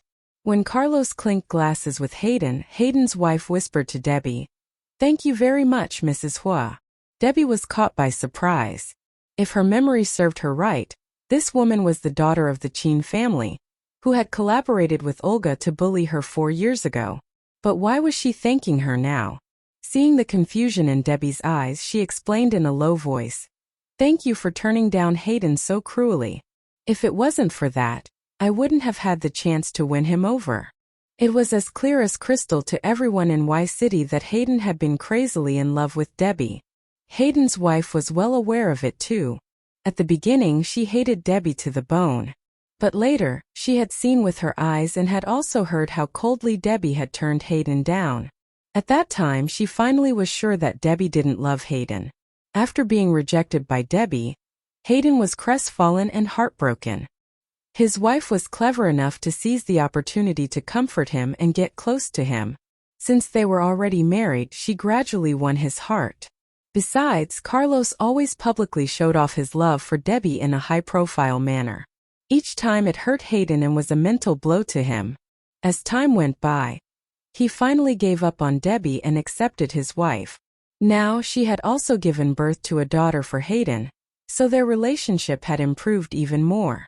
They were a couple in love now. Realizing what she meant, Debbie smiled and raised her glass. "Don't thank me. You strove for your own happiness. I had nothing to do with it. Anyway, congratulations, Mrs. Gu." "Thank you, Mrs. Huo." The two women smiled at each other and clinked glasses. Gus had come with his girlfriend, now his wife. They had gotten married 2 years ago. When Debbie and Carlos approached the table he was sitting at, they found him glaring at Decker, who was now talking to Dixon. Gus was so pissed at him. He was Decker's uncle, but the man didn't call him Uncle Gus at all. What was worse, Decker was trying to take over the Lu group. Decker was even more annoying than Debbie. Thinking of that, Gus sulked silently. Of course, Decker had sensed the angry gaze, but he didn't give a damn about it. He wasn't afraid of his so-called uncle. In Decker's eyes, Gus was just as childish as Debbie. He was a matured married man, but he dealt with the company business impulsively without thorough consideration. "Decker, it's our Uncle Gus. Be polite," Debbie said to him. Besides her mother, among the Lu family, Debbie only acknowledged 2 other people as her own family, Curtis and Gus. Decker wasn't convinced. "He's your Uncle Gus, not mine. He's younger than me. I won't call him uncle." Gus snorted. "For Debbie's sake, I won't blame you for what you have done. But if you continue to mess with the Lu group, I won't let you off the hook so easy." Decker sneered. "Won't let me off the hook? Who cares? Let me tell you this now. Go back and tell Elroy Lu, we will surely take over the Lu group one day." When he said we, he meant himself and Debbie. Gus was irritated by his provocation. He wanted to throw a tantrum, but considering that it was Carlos and Debbie's wedding, he swallowed the anger for the time being. Debbie told her brother in a low voice, "Gus is a nice guy. He helped me a lot when I was studying abroad."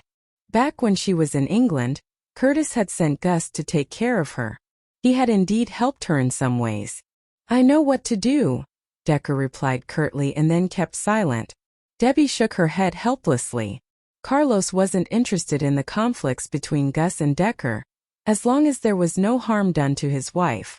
So after toasting to them, he moved on to the next table and continued socializing with the other guests. The night grew deeper. Back at the manor, Carlos climbed the staircase a bit unsteadily because he had drunk too much. He stood in the corridor on the second floor. His beloved woman was in the bedroom at the other end of the corridor. It was their wedding night. Leaning against the wall of the corridor and looking in the direction of their bedroom, Carlos couldn't help smiling. He smiled goofily, his face glowing with happiness. Taking a deep breath, he continued staggering towards their room. When he reached the door, he slowly pushed it open. Only the bed lamp was on inside the room. Under the dim light, he saw a figure lying in the big connubial bed. The bedding set was red in color, with dragon and phoenix patterns, according to the wedding custom of the country. But something didn't feel right. Although he was a little drunk, Carlos was always an alert man. He sensed that there were more than two people inside this room, other than himself. He felt around the wall for the light switch and turned all the lights on. In an instant, the bedroom was filled with the bright lights. He vigilantly looked around but found nothing suspicious. With his guard on, he strode towards the bed. A woman with long hair was lying in one side of the bed. Half of her face was buried under the thin quilt and her eyes were covered under her long hair.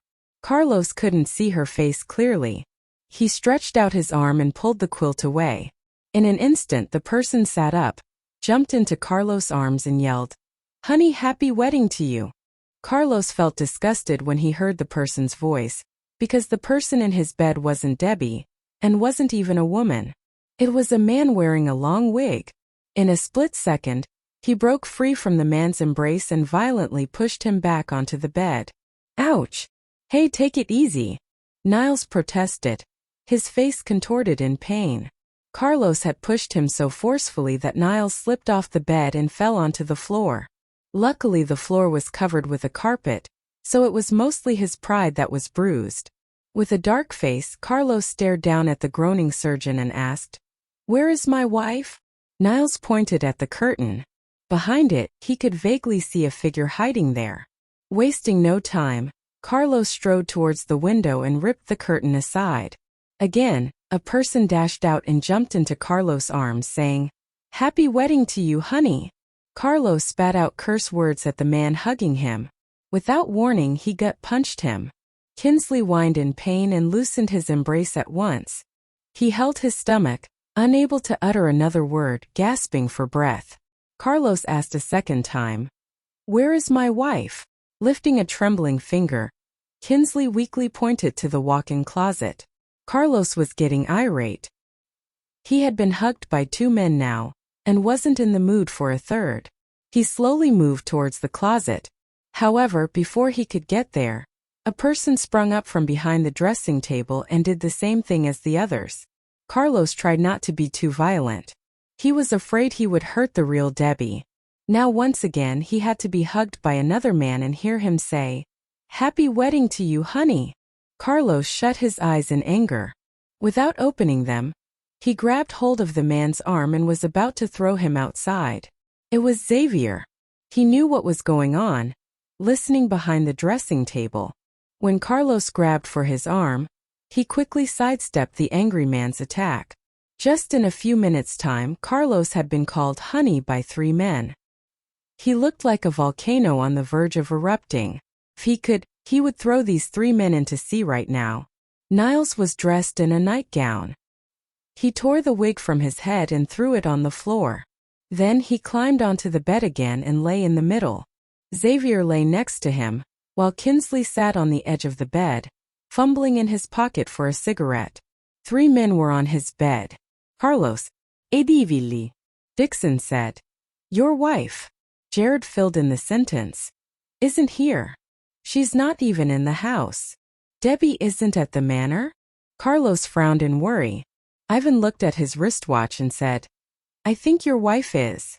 Wesley smiled mysteriously. "She's." Niles made a face and laughed. "It's a secret. We won't tell you." Carlos was boiling with anger. Now he knew what was going on. His friends were teasing him. They had deliberately gotten him drunk at the wedding party. And now they all crammed into his bedroom, ruining his sweet moment with his bride. Fine, you guys have a death wish. Carlos pulled a chair over and sat down in it. Okay, since my wife isn't here, I have more time to get even. The 9 men exchanged glances with each other. They had a bad feeling about this. Carlos pulled out his cell phone. He was going to start with all the married men here. It was too easy. A phone call to the wife was enough. First up was Ivan. He texted Tristan and got Casey's phone number. Then he called her. Mrs. Casey 1, I think you should know something. There's a hot, young model your husband talks to after work.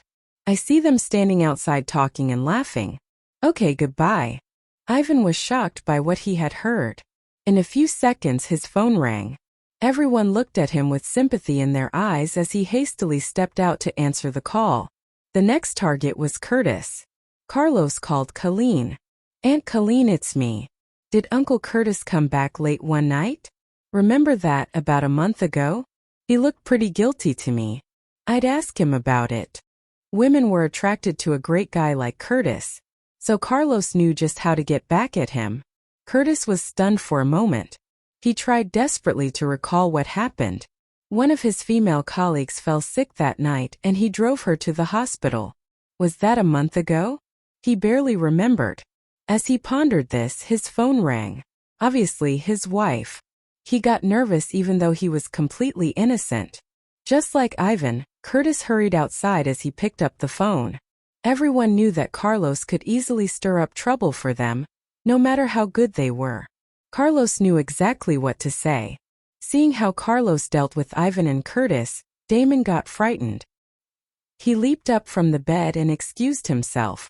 Oh crap. I forget to pick up some formula for my son. I should get going now. Wesley reminded him icily. Your son's off formula. He has been for a while. Damon nodded, embarrassed. Yeah, my daughter. The other men all fell silent. They watched Damon rush out of Carlos' bedroom. Jared was always afraid of Carlos, and now even more. He'd been quite the playboy before settling down. If Carlos mentioned any one of his ex-girlfriends to Sasha, she wouldn't go easy on him. So Jared jumped out of bed. When he got to the door, he shouted, Damon, wait for me. Can I get a lift? He zoomed out of the bedroom and caught up to his brother. Now, only the single men were left in Carlos' bedroom. Kinsley had a fiancée, but she never made any bones about the women around him. Let Carlos call. Carlos stared at him with a mysterious smile. Kinsley. His smile gave Kinsley goosebumps. He responded, What? 5 years ago. Do you remember your brother's wife? Do you remember flirting with her? They weren't married then. You even tried to split them up, told her that he was in love with another woman. Stop. Kinsley widened his eyes in panic. How would Carlos know about this? It was just a misunderstanding. But if Yates heard about it, he'd go apeshit. Might even break his legs. Okay, I get it. I'm gone. The big shot star turned on his heels and left as quickly as he could. Niles trembled with fear as he saw his friends leave one by one. But what could Carlos do? He had no girlfriend, no wife. What d? King it off. So we didn't really make your bed dirty. Carlos snorted. Is this Niles' idea? Yes. Huh. You can stop now. Ask the housemates to come up and change the bedding. Even if Niles showered all day, Carlos still would think he was dirty. He stood up from his chair and pushed it back, sighing heavily. Tonight was supposed to be his happy wedding night, but his wife wasn't here. He felt quite alone. When Decker walked to the doorway, he turned around and blurted out, She's in the Gobi Desert. When Carlos finally found Debbie, she was riding a camel in the desert, singing loudly. She wore a hat and sunglasses, but he'd recognize that long red scarf anywhere. He secured his bandana and goggles and snuck up behind her. He grabbed the handle on the saddle and climbed on board as well. He wrapped his arms around her from behind and said, Hey honey, I found you. Breathing in his familiar scent, Debbie was stunned for a while. Much better than the musk of the camel, she thought. Coming back to her senses, she tilted her head and looked at the man behind her. I just got on this thing. How did you find me so quickly? To get to the Gobi Desert, it took her 16 hours on a plane, then a couple hours ride on a high-speed train, and then a slow-going bus. However, she had just now gotten on a camel and magically, Carlos was here too. How could it be possible?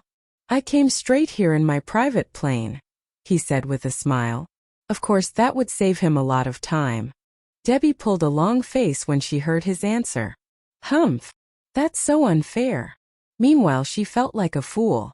Why didn't she think of Carlos' private plane? She wouldn't have had to endure such a long and tiring trip if she had come to the Gobi Desert in his private plane. Carlos chuckled under his breath. He coaxed, Don't be upset. We'll fly back home together. Debbie pursed her lips, her cheeks bulging up in anger. But she could do nothing else about it anyway. Finally, they made up for lost time in a hotel near the Gobi Desert. Debbie would never forget that night. Carlos was hungrier than ever in bed. She had initially planned to do some sightseeing, but from the moment he showed up, she was too exhausted to do anything but sleep. On the third day of her trip, when she rode a camel, she found her legs trembling terribly due to the strain of the previous night. She couldn't help wondering if Carlos deliberately did it to punish her. But each time she complained to him, he would shook his head innocently. No, I didn't mean to. I swear. Debbie had no choice but to drop it. On the 5th day of their stay on the Gobi Desert, Debbie eyed the man up and down. He looked as fresh and clean as usual. She asked gloomily, Don't you think life is hard out here? Carlos kissed her cheek and then answered sincerely, No. Wherever you are, that's home. I feel so much better with you. But what about the company? He kissed her again. What about it? I'm on holiday. He answered each of her questions perfectly. On the 7th day, they ended their trip and boarded Carlos' private plane.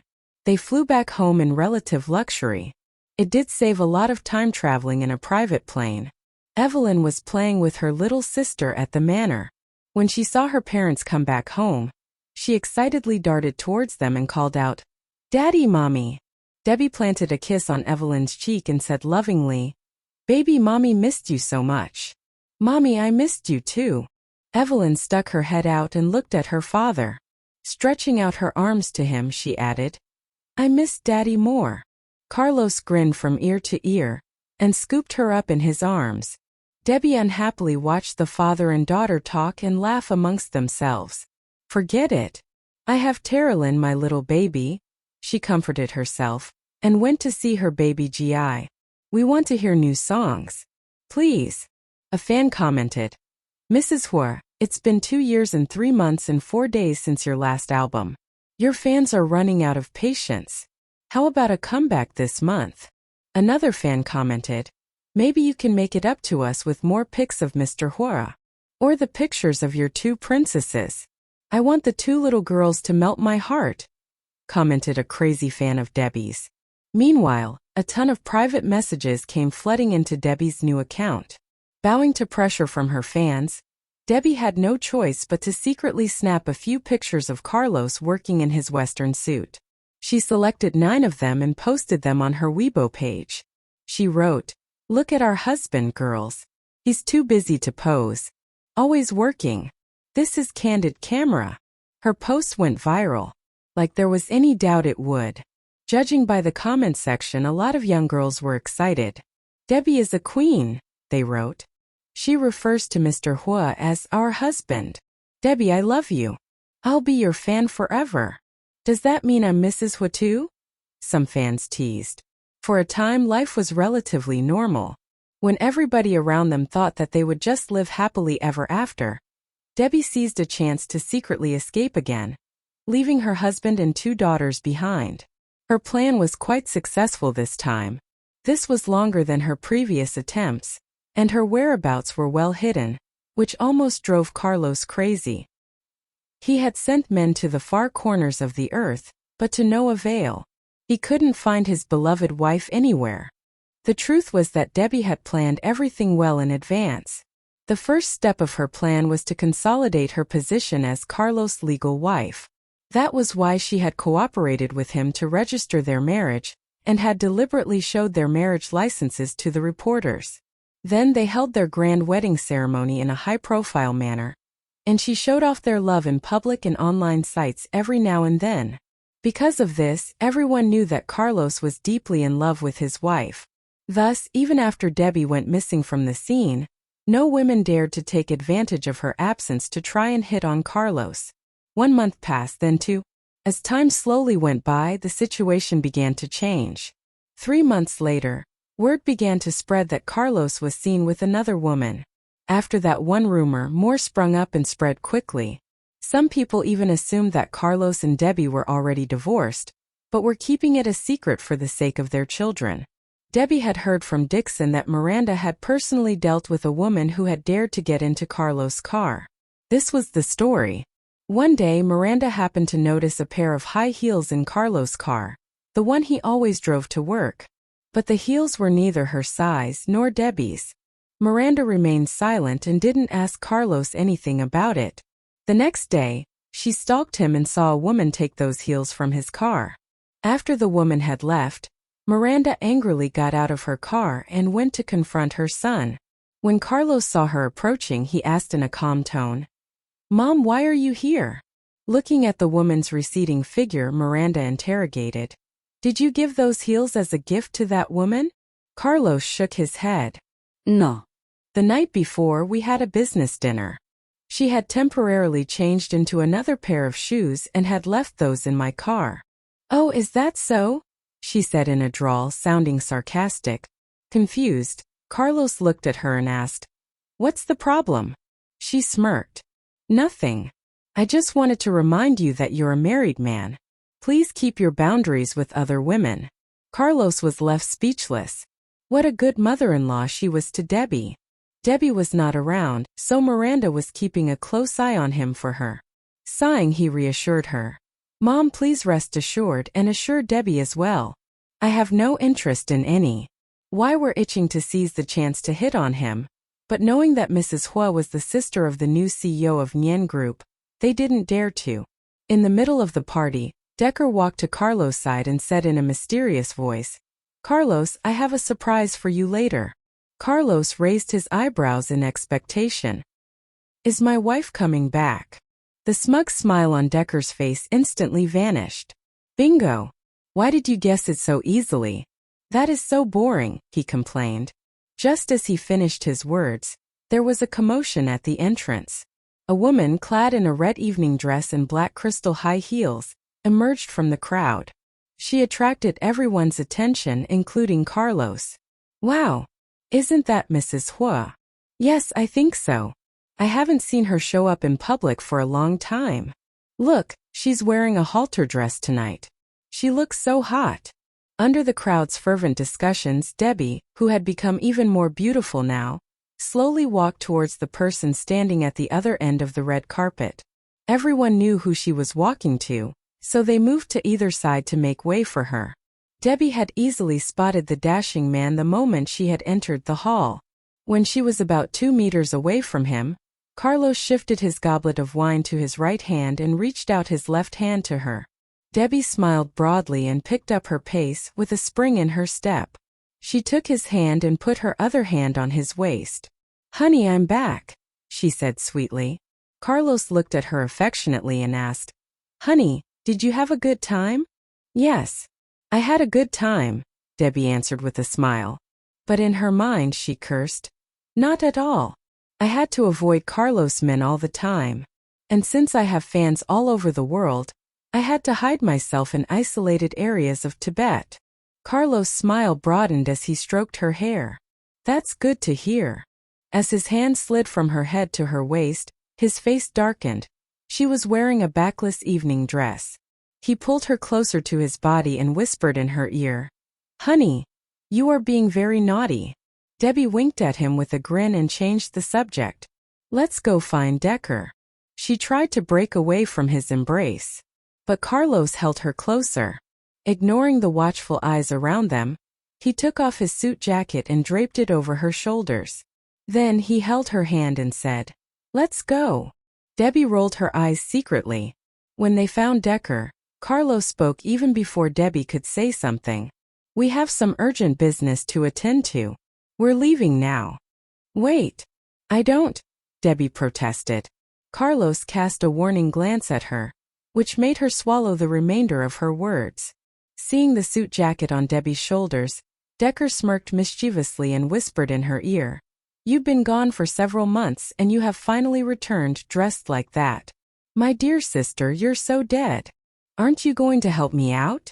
What kind of brother are you?" Decker stepped back to keep her at arm's length. "Do I look like someone who can fight off your hungry husband?" he asked with an evil grin. Debbie didn't even know how to respond to that remark. Her appearance at the party shattered the rumor that she and Carlos had already gotten divorced. They were very much together. Carlos was so possessive of his wife that he couldn't let anyone see her naked back. Even after the couple had left the party, the guests were still discussing them. Inside the Black Emperor car, Carlos pounced on Debbie and tore apart the evening dress in mere seconds. He stared at the woman beneath him, his eyes dark. 3 months. Honey, how could you be so cruel? Debbie's face was red as an apple. And he got out of his car, walked over to her and pulled her into his arms. Une. Carlos. Debbie's eyes lit up. He lowered his head and kissed her lips affectionately. Inside the hotel, as soon as Debbie opened the door to her room, Carlos pressed her against the wall and asked in a sad tone, "Honey, you shouldn't punish me like this anymore." During the past month she had been away, he had finally realized why Debbie had been running away from him. Debbie pressed her hands against his chest and drew circles on it. "Why not? I didn't do those things on purpose. You know I had lost my memory, right? Our enemies have been caught and punished. And I will make it up to you for the rest of my life. Honey, you know how much I love you, don't you?" Of course, Debbie knew Carlos was head over heels in love with her. "Yes, I do." Carlos heaved a sigh of relief. "Please don't leave me again. I really missed you." "I won't. I missed you too, old man." Since he had realized her intentions, she had achieved her goal and didn't need to leave him again. Besides, she had missed him and the kids very much. Carlos smiled and leaned on her shoulder. "Honey, can we go to bed now?" I'm sleepy. "No way. Every time we meet, the first thing we do is have sex.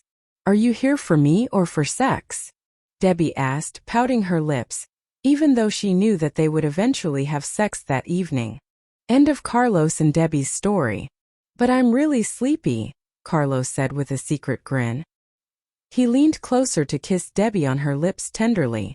Then he slowly moved to her face and neck without stopping. Debbie rolled her eyes and said in her mind, "Liar. Let me go. I need to take a shower," she protested. Carlos kept her pressed against the wall, pulled out the bank card from his pocket and gave it to her. "I've earned around $3 billion in the past 2 months. If you sleep with me now, I'll ask Tristan to wire the money to your account immediately." Debbie almost laughed out loud when she saw Carlos' pitiful expression. She suppressed the giggles and asked, "I took all your money and properties before I left. Are you not angry? Are you sure you want to give me more money?" "No, I'm not angry. And yes, I want to give you more. As long as you come back home with me, I will give you everything I have," Carlos promised. Tears welled up in Debbie's eyes. Is this the same aloof CEO? He is such a fool, she thought. "Honey, why are you crying?" Carlos tensed up. Debbie took the card from him and put it back into his pocket. She stood on tiptoe to cradle his neck and then gave him a gentle kiss. "Honey, I never used the money I had taken from your account. I just wanted to scare you so that you'd cherish me more in the future." Carlos kissed her back while saying, "You don't have to explain. You can do whatever you want with it. Just promise me that you won't leave me again.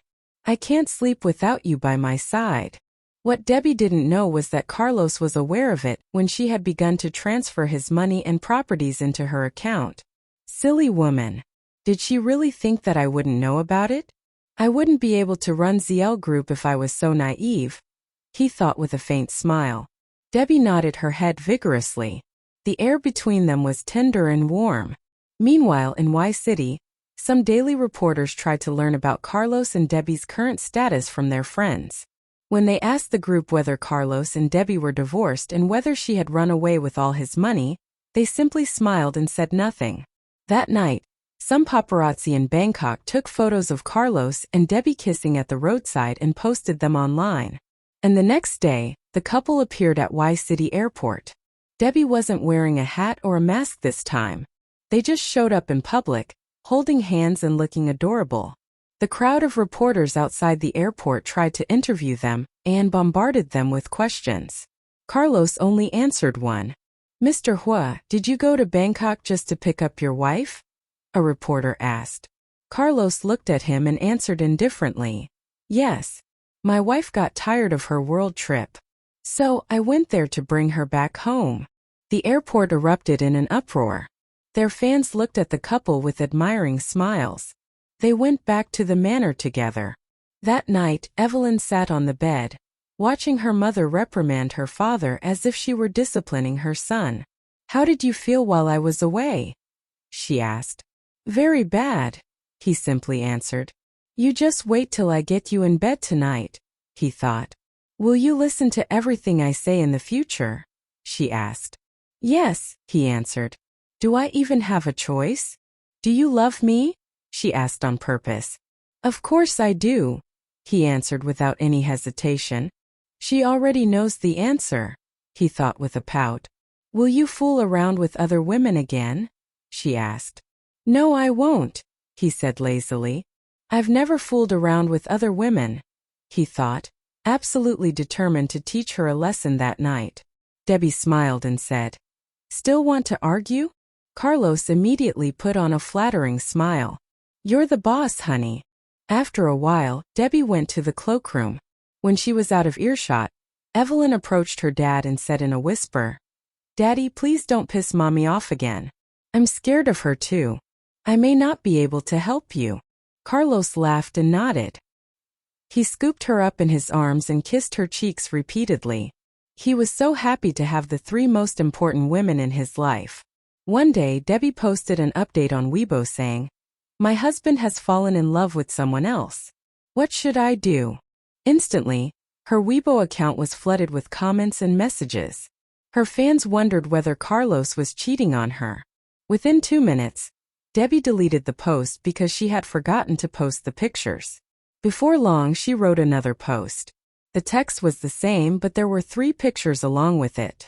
In the first picture, Carlos and Evelyn were sitting on the sofa and watching TV. It was some comedy show, and father and daughter were laughing heartily. In the second one, Terilyn, who was in her diaper, was standing on Carlos' face. The CEO was not angry at all. He was holding his daughter tightly and had a warm smile on his face. The third one was Debbie's selfie, in which she was looking at the camera with a lonely look. Her fans heaved a sigh of relief. Someone commented, "Buy more books for the elder one so that she will have less time with Mr. Huo. But as for the one in the diaper, sorry, but I don't know how to deal with her. Just give up. You won't be able to deal with them in this life," someone wrote. "Not only will you be unable to deal with them, but you also have to take care of them," another one wrote. After reading the funny comments for the next 2 hours, Debbie looked at Carlos and asked, "Mr. Huo, who was it that said he preferred a son to a daughter?" He pulled her into his arms. That turned out to be a slap in the face. Debbie rolled her eyes and then laughed with him. When Debbie gave birth to their third baby, she was 33 years old and Carlos was 40. Evelyn was 10 and Terilyn was 5. They were blessed with a baby boy, and his name was Matthew Huo. Debbie looked at the boy in her arms and told Carlos in disbelief, "I thought it would be a girl." Carlos accused coldly, "Looks like you had a lover in your previous life." Debbie used to say that a daughter was her father's lover in his previous life. She had dug her own hole with that. When Debbie recovered from the delivery, Carlos had sex with her every night. "What happened to you? Why are you so horny?" she asked in confusion. He pressed her against the bed. "I want a 4th baby," he simply said. "What? A 4th baby?" Debbie was shocked. You didn't even want me to have our third baby. I had to puncture the condom so that we could have Matthew. Why do you suddenly want a fourth baby? Carlos repeated what she had told him before. I'd like to see how many lovers you had in your previous life. Debbie cried out as her body was killing her. Honey, please spare me, she pleaded. Carlos chuckled. Debbie was his queen, and he was like her slave most of the times. But when they were in bed, he was the undisputed king. Will you bully me in the future? He asked. No, no, no. Wait, I have never bullied you before, she protested. Carlos leaned against the headboard. Are you saying that it's just the way you love me? Bingo. Honey, I'm so much in love with you. She winked at him. Carlos' smile broadened as he said affectionately, I love you too, honey. They looked each other in the eye. Then Debbie threw herself into his arms. Moi. Deb, I'll love you and dote on you for the rest of our lives, he swore to himself. Blair had heard about Wesley long before they met. Everyone thought he was a hero. In Blair's eyes, he was a superhero. Blair was luckier than Wesley's other fans because her uncle was his superior. A few loving words were all it took, and her uncle told her anything she wanted to know about the man she had a crush on. Even so, Blair had never asked her uncle to introduce her. She believed in fate, and somehow she firmly believed that they would eventually be together. Shock of shocks, she was right. She met him not long after. But their first meeting was not a fun one. That year, Blair was 19 years old and Wesley was 23. Blair was a college student, and her college was in the same city as her home. But she seldom came home. Whenever she did, she always saw her parents fighting. But sometimes she had to come home. Just like today. It was the holidays. Her roommates all went home.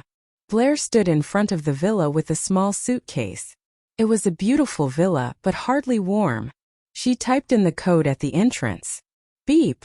The door to the villa opened. Look at you. I'm sick of you. Why did you come back? Get out of here. A woman shrieked. She was Blair's mom, Grace G. Blair sighed helplessly as she realized that her mom was yelling at her dad again. Judging from her name, you could tell that Grace G's parents wanted her to be a graceful woman.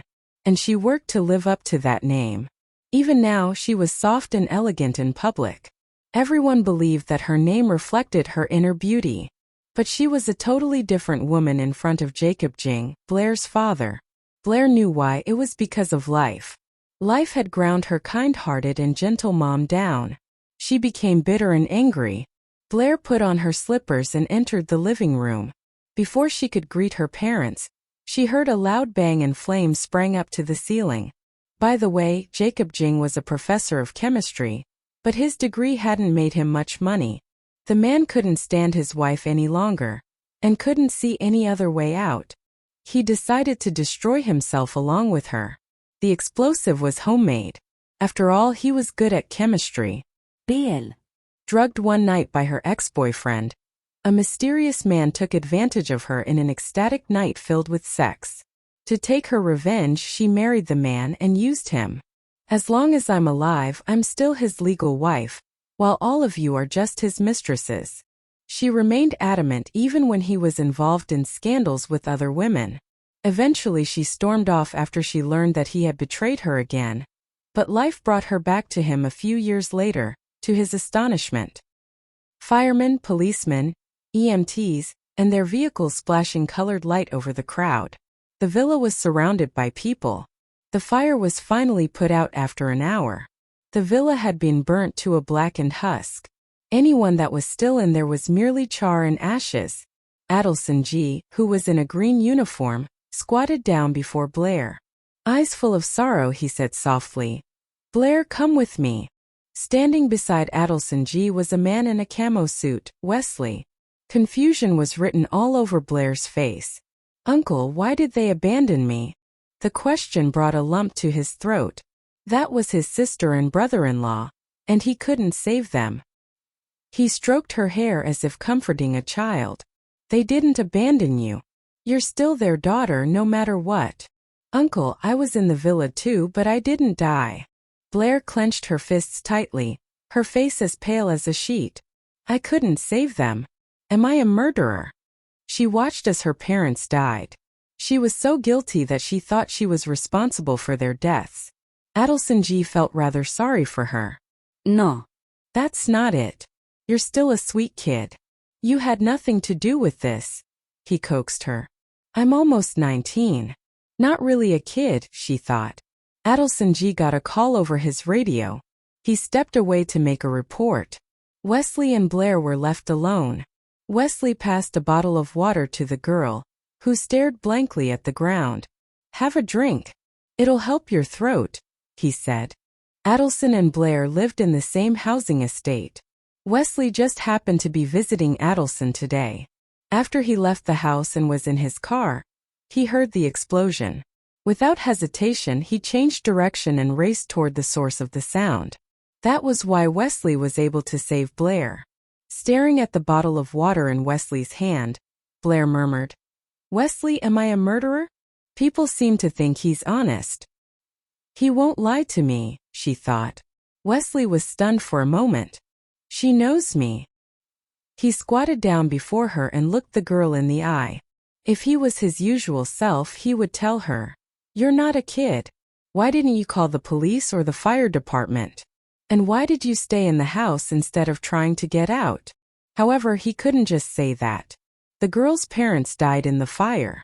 He had to be a little more sensitive despite the fact that he didn't quite know how. Don't blame yourself. The fire was blazing.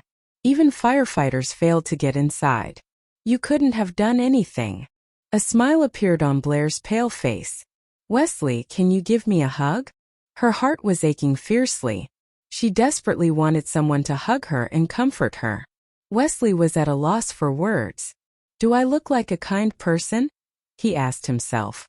However, he sighed in defeat under her hopeful expression. After a moment's pause, he looked around, screwed the cap back on the bottle, put it on the ground and took the girl in his arms. Blair held his waist and burst out crying. Her waist trembled against his, her body racked by sobs. Her birthday was in 2 months and now she was an orphan. A year later, at Hillside Apartments, after the moving company dropped off the last piece of furniture, one of the staff told Blair, It's done, Miss Jing. Blair, who was unpacking her things in the bedroom, came to the living room to finish things up. Thank you guys, she beamed. You're welcome, Miss Jing. We're leaving now. Okay. Bye. Blair accompanied them to the door. Before she closed it, she looked at the closed door opposite her apartment and flashed a noe. Drugged one night by her ex-boyfriend, a mysterious man took advantage of her in an ecstatic night filled with sex. To take her revenge, she married the man and used him.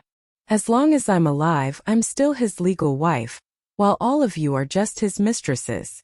She remained adamant even when he was involved in scandals with other women. Eventually she stormed off after she learned that he had betrayed her again. But life brought her back to him a few years later, to his astonishment. Luher.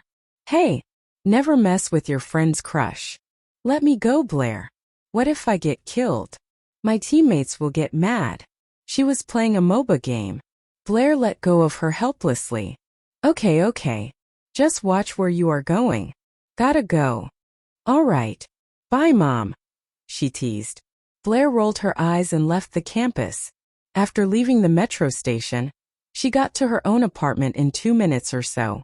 The moment she entered the estate, she saw a military vehicle driving towards the underground parking garage.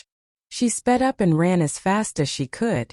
Luckily, she was able to stop the elevator on the first floor in time. When the doors opened, she saw the man she was expecting to see, Wesley, who had just emerged from the underground car park. Gasping for air, she gave him a broad smile and said, What a coincidence. Wesley stared at her face for a few seconds and then nodded his head without saying a word. Blair was a bit frustrated. He's really a man of few words. Fine. I'll try and find something interesting to talk about. However, when she saw her reflection in the wall of the elevator, her eyes widened in shock. Her hair was a mess. Her face was as red as a tomato. The thing that stuck out most was a black mark on her face. She looked down at her hands, and found that her index finger was dirty. She had stained her face when she had adjusted her hair. How embarrassing. Oh God. My face.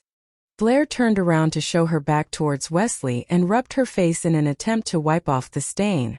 To her disappointment, the more she rubbed her face, the larger the stain became.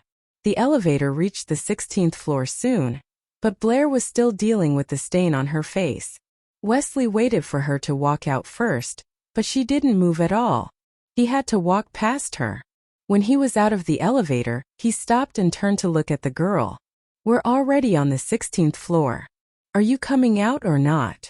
Blair wasn't expecting him to talk to her. She raised her head and asked in confusion, Are you talking to me? Wesley raised his brow. He was trying his best not to laugh out loud. He coughed to hide his snicker and remained his usual self.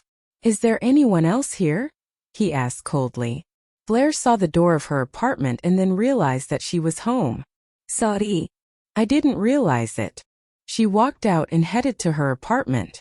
When she heard Wesley open his door, she turned around and asked, Wesley, are you? She wanted to ask whether he lived alone, but then decided otherwise. Did you eat? Yes, he simply answered.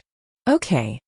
Blair nodded, but before he could leave, she asked again, Are you full? Wesley didn't know how to respond. It was the first time that he had seen someone so silly. She is not like her uncle at all, he thought. Realizing that she had asked a dumb question, Blair gave him an embarrassed smile and said, bye. Their doors shut at the same time.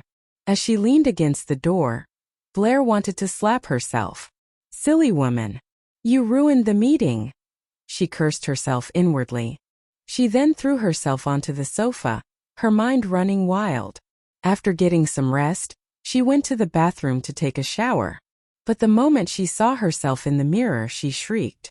She had forgotten about the stain on her face completely, and had been talking to Wesley with that on her face. Wah! This is so embarrassing. After washing her face, she decided to go to the supermarket to buy some fruits. She strolled towards the elevator. She didn't think Wesley would go out anywhere at this time. She was right. She bought some fruits and came back home but didn't see him again. She went to the kitchen, washed the fruits, sliced them and put them onto a plate, arranging them in a beautiful way. 2 minutes later, she mustered up some courage and knocked on Wesley's door. The door was opened pretty quickly. Wesley seemed to have just taken a bath. Drips of water rolled down his hair. He had a towel wrapped around his waist. Blair stared at his well-shaped body in a trance. His wet abs made her drool. There were scars on his bronze-colored skin. Each of them represented his brilliant achievement. Blair's heart ached when she saw the scars. In a sad voice she asked, Did it hurt? Wesley frowned and asked impatiently, What do you want? Blair snapped out of her reverie. Biting her lower lip, she raised the fruit plate and said, I bought some fruits and I'm unable to finish them all. Would you like to have some? No, thank you. I don't like fruits, he said without any hesitation. Blair didn't expect him to reject her so brutally. She was stunned for a while. After a few seconds, she picked up a slice of kiwi with a fork and put it to his lips. It's very sweet. Before she could finish speaking, his phone rang in the living room. He went inside to pick it up. Hello? All right. I'm on my way. Anxiety was clear in his face. He quickly went into his bedroom and got changed within a minute. He's so fast. I wonder if he is also this fast in bed, Blair thought to herself. She stood in the same position, lost in thought. Wesley rolled his eyes, walked past her and entered the elevator, leaving his door wide open. When the doors of the elevator closed, Blair was still in a daze. When she finally came back to her senses, she found that Wesley was gone. And not just that, his apartment was left unlocked. Does he always forget to lock his door when he's in a hurry? With the plate in her hands, Blair entered Wesley's apartment. I'm not here to steal anything. I'm just curious about your daily life. I won't touch any of your stuff, she murmured. Wesley's apartment was about 200 square meters, much larger than hers. The house was decorated in black, white, and gray. Anyone could tell that this was a man's lair. She popped her head into the room where he had changed his clothes and looked around. This must be his bedroom. I really want to take a look. Defeated by her curiosity, she checked every room in the apartment. Not only that, she decided to do his laundry too. She went to his bathroom. When she saw his boxers, her face turned red. Nevertheless, she put all his clothes into the washing machine. His apartment was clean and tidy. From the look of it, no woman lived there. She guessed that he must have hired some cleaning staff to clean the house regularly. Blair was elated when she didn't see any women's stuff. She sat on the sofa and began to eat the fruits. After the washing was done, she hung the clothes and began to leave. She picked up the empty plate and opened the door, only to see Wesley raising his hand to enter the password. She felt rather awkward.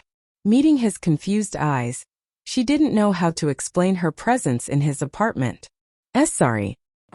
I just as Blair was racking her brains to find an excuse, a girl stuck her head from behind Wesley and asked curiously, "Who are you? Why are you here?" He had brought a girl home.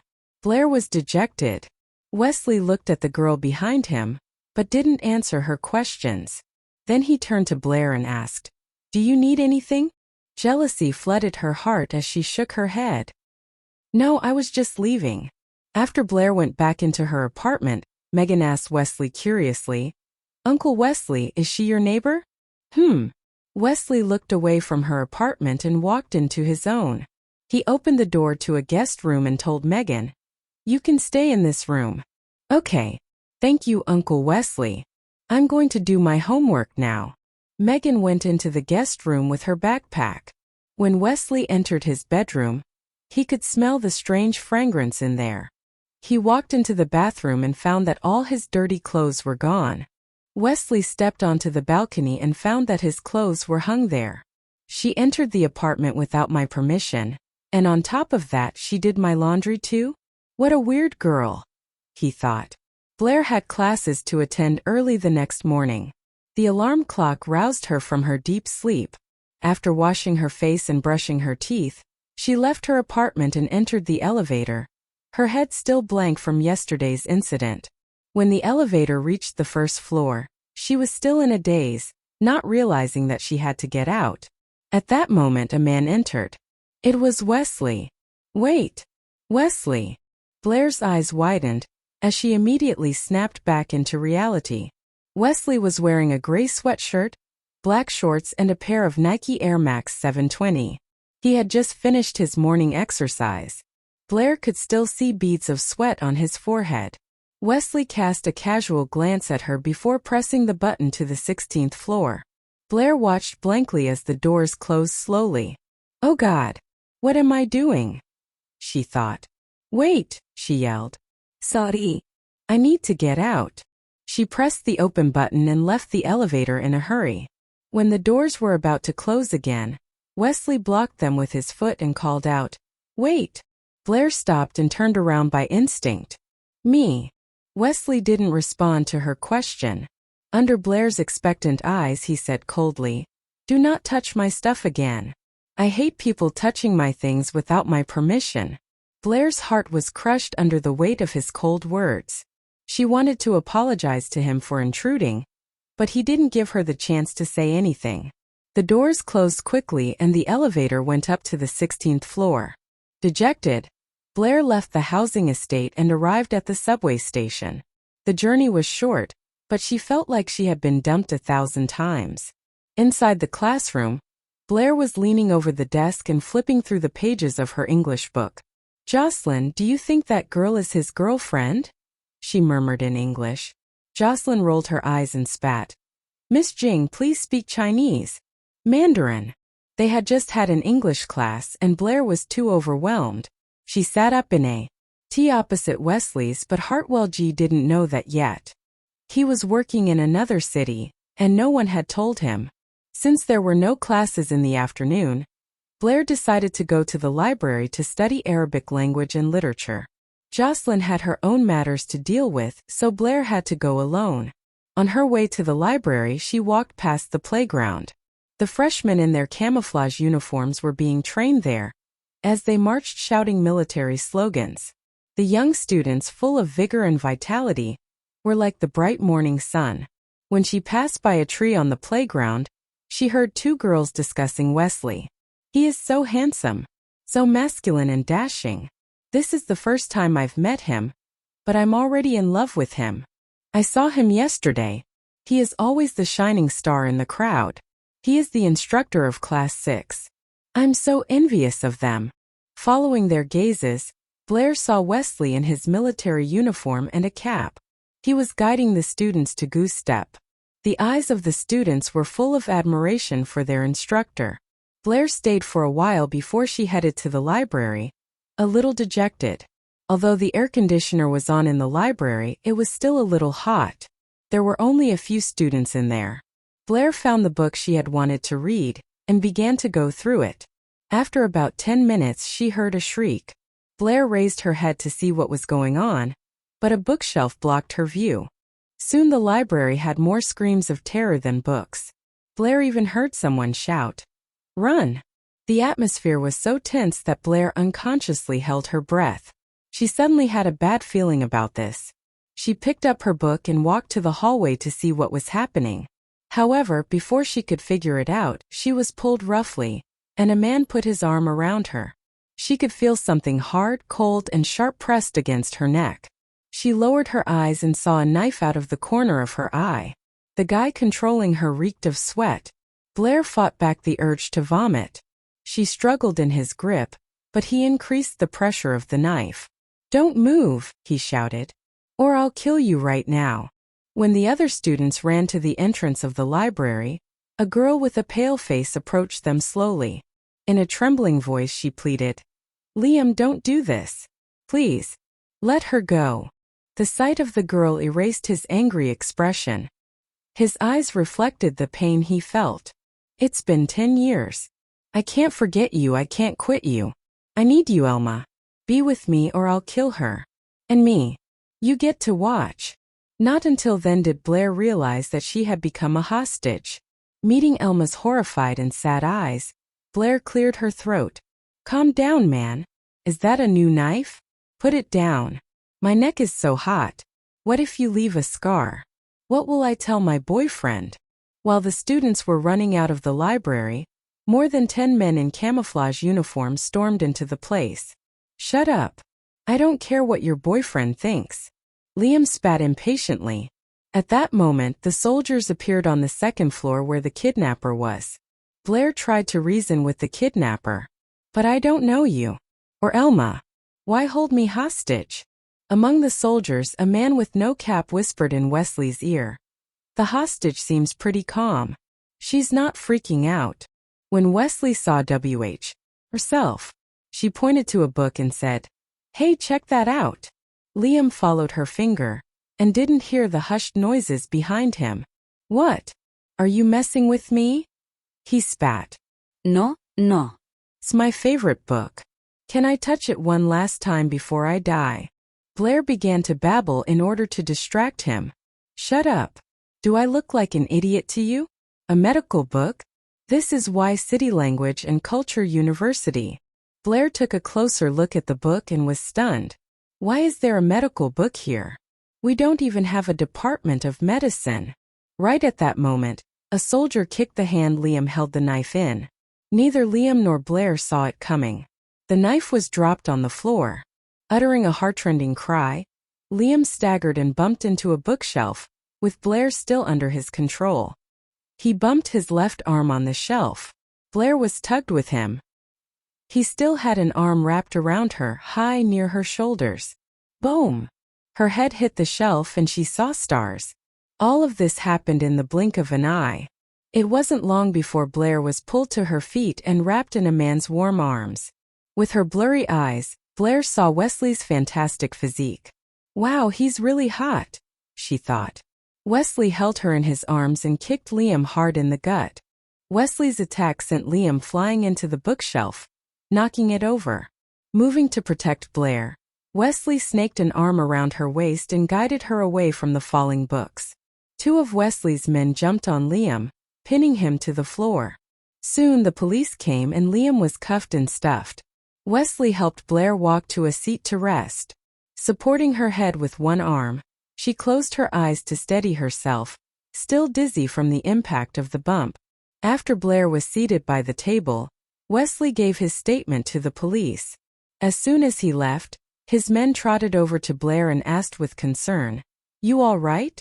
We can take you to the infirmary if you want."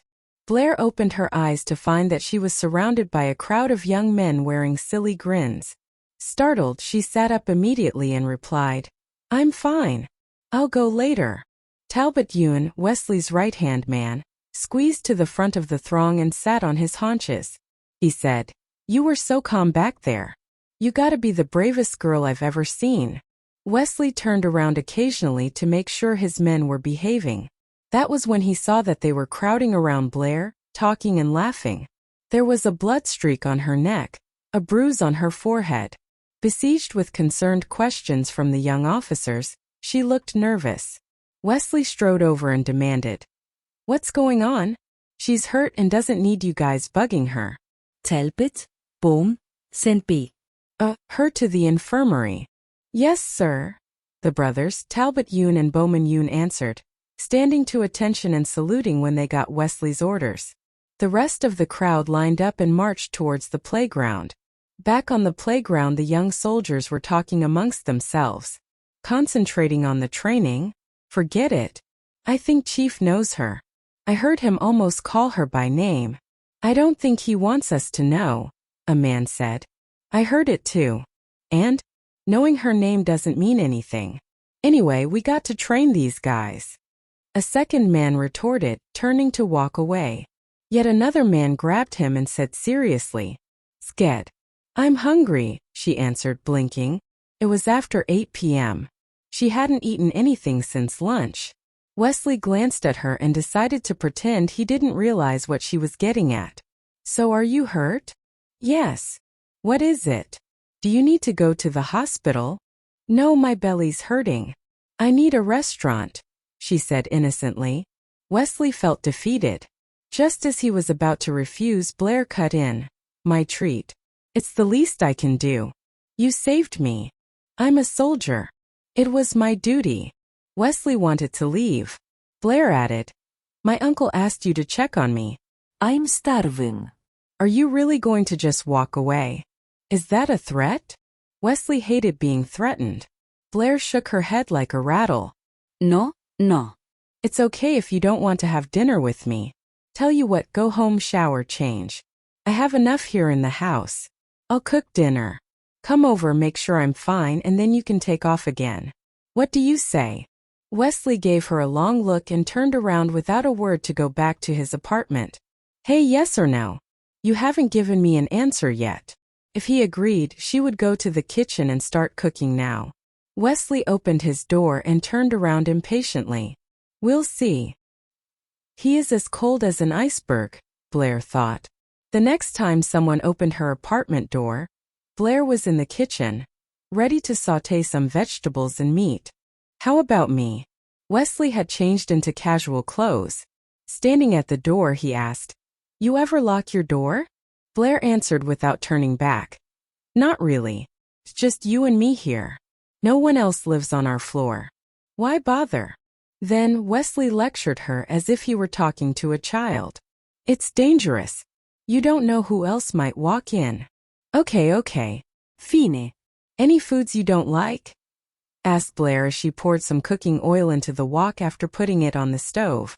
Before he answered, she muttered, "Probably not. My uncle said one time you guys had to eat grass to survive. I can't even." Wesley was reduced to silence. "Eat grass? What are we? Sheep?" While Blair was cooking in the kitchen, Wesley looked around her living room. It looked quite safe. Adelson might have helped set the place up. There were even fire extinguishers. "Can you cook?" Blair turned back and asked out of the blue. "Oh yeah," Wesley replied, meeting her eyes. "Well, good. Our kids won't go hungry then," Blair thought to herself. By the time dinner was ready, Wesley was watching TV on the couch in the living room. He had a good view of the kitchen from the couch, so he could keep an eye on her that way. Blair had cooked several dishes, including vegetables and meat dishes. She carried them to the dining room. There was also congee with lean pork and century eggs. The last thing she brought to the table was a stack of pancakes. Blair ladled 2 bowls of congee and waved to Wesley with a smile. "Dinner's ready. Come and eat."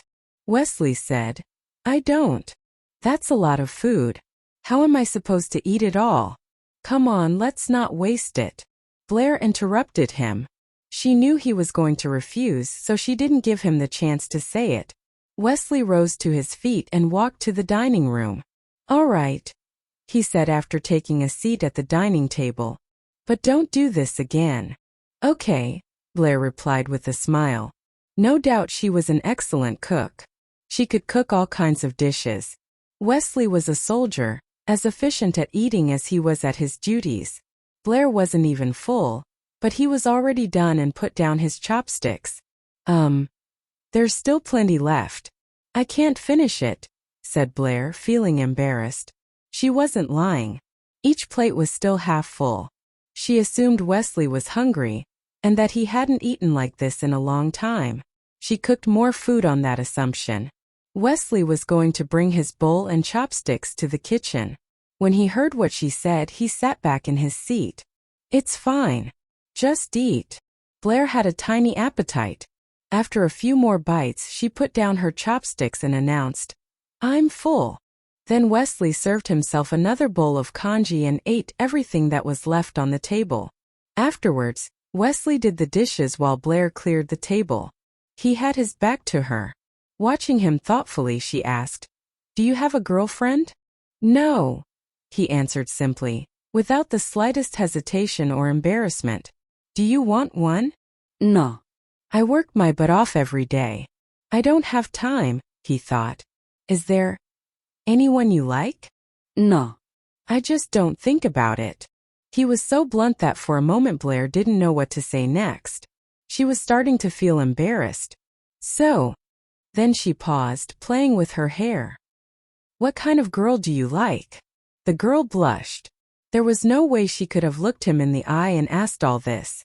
Wesley paused. "I've never thought about it. Women all look the same." Blair dropped the rag and walked quietly towards the kitchen. Wesley knew she was approaching the second she had started doing it. He went on washing the dishes. She leaned on the door to the kitchen, knocked and asked in a low voice, "How about me?" Confused, Wesley turned around, looking at the blushing woman. "What do you mean?" Blair bowed her head with embarrassment. "We're both single, so why don't we go out?" She was quiet, but Wesley heard her clearly. He turned around and continued busying himself with the dishes. "I don't think so. I need to stay away. I don't have time for her. It wouldn't be fair to her." Blair was incensed, humiliated. She strode towards him, fists clenched, intending to kick him out. Water had puddled on the floor near the sink. It was a combination of cooking oil, dish soap, and water, and she didn't see it. Blair was wearing slippers. Once she stepped in the puddle, she slipped. "Arg!" she screamed. Instantly, his big hand shot out, grabbed her by the waist and pulled her into his arms before she fell. Her body was so soft and she smelled so good, he realized again. The feelings he kept pushing down deep inside him resurfaced. This was the second time she was in his arms today. And the second time he touched her soft body and smelled her fragrance. To steady himself, Blair locked her arms around his neck. At this moment they were so close to each other, even closer than in the library. Wesley could see that there was a tiny black mole under one of her eyes. Her enchanting scent filled his nostrils. Romance was in the hair. Her heart was racing. Before Wesley let go, she stood on tiptoe and planted a kiss on the corner of his mouth. It was a small kiss, but he felt it. Her lips were as soft as her body. He was afraid that if he held her any tighter, her delicate body would snap. His hands tightened and his jaw hardened. The look in his eyes was fierce. "He's angry," Blair realized. That was for saving me again. There were many ways to say thank you. She chose the one that made her the happiest. Wesley was still tightening his hands around her waist. Ouch! Let go! She cried. He let go of her quickly, keeping his hands on her shoulder, and stood back from her at arm's length. Miss Jing, let's not let that happen again, he warned in a hard tone. Having been a high-ranking military officer for such a long time, he had been used to giving orders. He talked in an authoritative tone even in front of Blair. She tilted her head and snorted. I'm not your soldier. I don't have to follow your orders. I kissed you. So now what? If Blair were a man, Wesley would have pounded on her or ordered her to do thousands of deep squats. Too bad for him, she was a woman. A delicate woman, whom he could neither scold nor hit. After racking his brains, Wesley made a lame retort. For Uncle Adelson's sake, I'll pretend nothing happened. Then he went back to washing the dishes. Blair reached for her lips. His warmth lingered there. She smiled and put her hands behind her back, exclaiming, My uncle is so good to me. Even when he's not there, he helps me. Freshly made coffee. Since Adelson was in another city, he couldn't check on Blair personally. He had called Wesley and had asked him to check on her as a favor for him. Wesley didn't know how to respond to that. That night, Blair slept with a wide smile on her lips. What she didn't know was that, across the hall, due to her little kiss, Wesley had to go to the bathroom a few times in order to take cold showers. At 4 a.m, he put her name on his list of troublesome people. Most of the people on the list were the unruliest criminals. 2 minutes later, touching the corner of his mouth, he moved Blair's name to the top of the list, which meant, to Wesley, Blair had just become the most troublesome person on the planet. The next morning, Blair got up very early to create a chance to meet Wesley. She had found out his entire schedule, when he would return from his morning exercise and what time he would enter the elevator. However, none of that happened. The man didn't show up as she had expected. Actually, to avoid her last night, he had decided to take the stairs from that day on instead of riding the elevator. For the next 3 days, Blair didn't meet Wesley even once in the building. Just when she started to think that he probably hadn't been home lately, she heard the sound of his door closing as he left the apartment in a hurry. She wondered when he had come home and why she hadn't met him earlier. Blair had art lesson that afternoon. She didn't want to go, but Jocelyn liked art and wanted her company, so Blair agreed to attend the lesson. In the drawing studio, Blair doodled on the drawing board with her black crayon. Half the lesson had passed and she still hadn't drawn anything worthy. The young female guidance counselor walked over to her and frowned. Blair, what are you doing? What is that? She reprimanded. The white drawing paper on Blair's board was filled with useless doodling. She quickly tore it and tossed it into the wastebasket. It's nothing. I'll start over now. The guidance counselor walked away, grumbling under her breath. Watching her figure receding, Blair made a face behind her back. The counselor wasn't theirs to begin with, and the drawing studio wasn't where her duty was. She was only in the studio because their art instructor had been occupied elsewhere lately. Since this female guidance counselor knew a bit about art, she had been substituting for the art instructor for the past few days. However, for some reason, the guidance counselor seemed to have a problem with Blair since the very beginning, which was part of the reason why Blair didn't want to attend this class. Jocelyn snorted and mumbled, I think she is jealous of you. You're prettier than her, and you have a lot of admirers. Blair gave her a sideways glance and drew a big cross in the air with her black crayon. No way. She and I are neither the same age nor in the same grade. That is so irrelevant. She is much nicer to the others. Jocelyn rolled her eyes at the guidance counselor. Blair said, She is mean to you as well. Jocelyn replied, She's only mean to you and me, Blair. Jocelyn. Blair. What are you two whispering about? The guidance counselor yelled as she pushed her glasses up her nose bridge. The entire studio heard her. Jocelyn swung the crayon in her hand and replied, We're drawing. The guidance counselor wasn't going to let them off yet. Don't ever come to my class again if you two only want to chat in here. Blair snorted and said in a voice low enough for only her and Jocelyn to hear, That would be so great. Jocelyn chuckled. The drawing studio was quiet once again. The guidance counselor wandered among the students to see how they were doing. She lingered behind Jocelyn and Blair for a long time to keep a sharp eye on them. Blair rolled her eyes unhappily. When the guidance counselor was busy talking to another student, Blair busied herself with something secretly. After a while, she held a cup of coffee-colored liquid in her hand and gave it to the guidance counselor. "Miss Zhang, I made a cup of coffee for you. Please have a taste," she said nicely.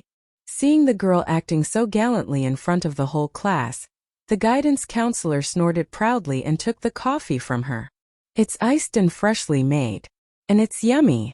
Please take a sip and see how you like it," Blair urged. Then she watched the guidance counselor take a big mouthful of the brown liquid. Pfff. The lady spat it all out and spilled much of the dark-colored liquid onto Blair's clothes. She smashed the cup onto the floor and rushed about looking for tissues and a bin. The students snickered. Jocelyn didn't even bother stifling her laughter. Blair was so satisfied that she didn't even mind her white chiffon shirt being stained. "Miss Zhang, what's wrong? Didn't you like my coffee?" she asked in a feigned innocent tone. It took the guidance counselor a long while to clean herself up. She purpled, pointing at Blair and Jocelyn. You too. Go to the sports ground and run 5 kilometers. 5 kilometers? Under the scorching sun? No way. Blair thought. I won't go. If you feel like running, please feel free to do so. Besides, you're not even our guidance counselor. Why should we listen to you? Blair Jing. Jocelyn Zhu. Don't make me flunk you this term. Blair and Jocelyn didn't see that coming. Jocelyn didn't care about her grades. But Blair had always been a model student. She would feel embarrassed if she flunked any of her subjects. And she was worried that a bad grade would affect her future job hunting. Blair hesitated. She haggled. 500 meters. It's as hot as an oven outside. And you would be the one to blame if we got heat stroke. The guidance counselor was in a fit of rage, so she wouldn't budge. 500 meters. You wish. It's hot. So what? Learn from those freshmen. They're receiving military training in the sun every day. If they can deal with the heat, you can too. 5 kilometers. No less. Then you run with us too, Jocelyn demanded. If she was going down, she was going to make Miss Zhang go down with her too. The guidance counselor approached Jocelyn and retorted. Run with you? I'll watch you run. Move now. With that, she grabbed the 2 defiant girls' hands and led them out of the drawing studio. Blair felt uncomfortable. Could you let go of my hand? We're not that close. She tried to wriggle out of Miss Zhang's grasp on the way to the sport ground, but failed to do so. With so many students and military instructors on the ground, Blair didn't want to make a scene, so she stopped struggling when they got there. The guidance counselor took the girls to the middle of the ground. She specially walked to Wesley. Officer Lee, I'm a guidance counselor of this university. I heard that you were the strictest military instructor here. These 2 have been misbehaving in class. I leave them to you. Please see to it that they'll finish their 5-kilometer run. Blair and Jocelyn were bereft of words. I'm too busy. Wesley rebuffed after giving the 2 girls an indifferent look. The guidance counselor was embarrassed, but she wasn't going to give up that easily. Officer Lee, please consider them as a couple of new attendees in the military training. Thank you, she said with a smile. The students Wesley was training were standing in a military manner. Blair observed them.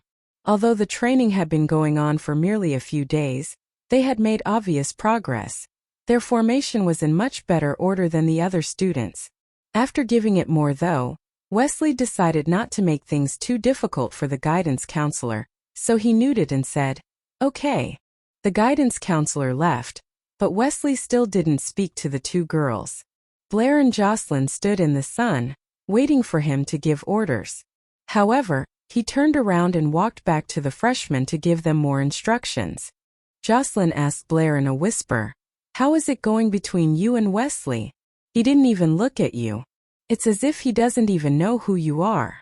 Blair twitched her mouth unhappily. I suppose he has forgotten my name. Besides, he is the aloof type in nature. How could he forget your name? You told me that you kissed him. I thought everything was going great between you two, Jocelyn commented with a wicked smile.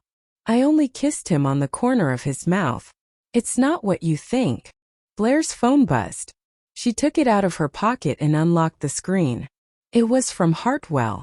Hartwell is coming home in 1 or 2 days. What do you think of a get-together? She asked Jocelyn as she read his message.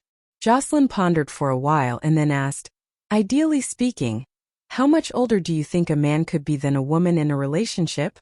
Blair looked at Wesley, who was walking towards them now, and answered, 4 years. He was 4 years older than her.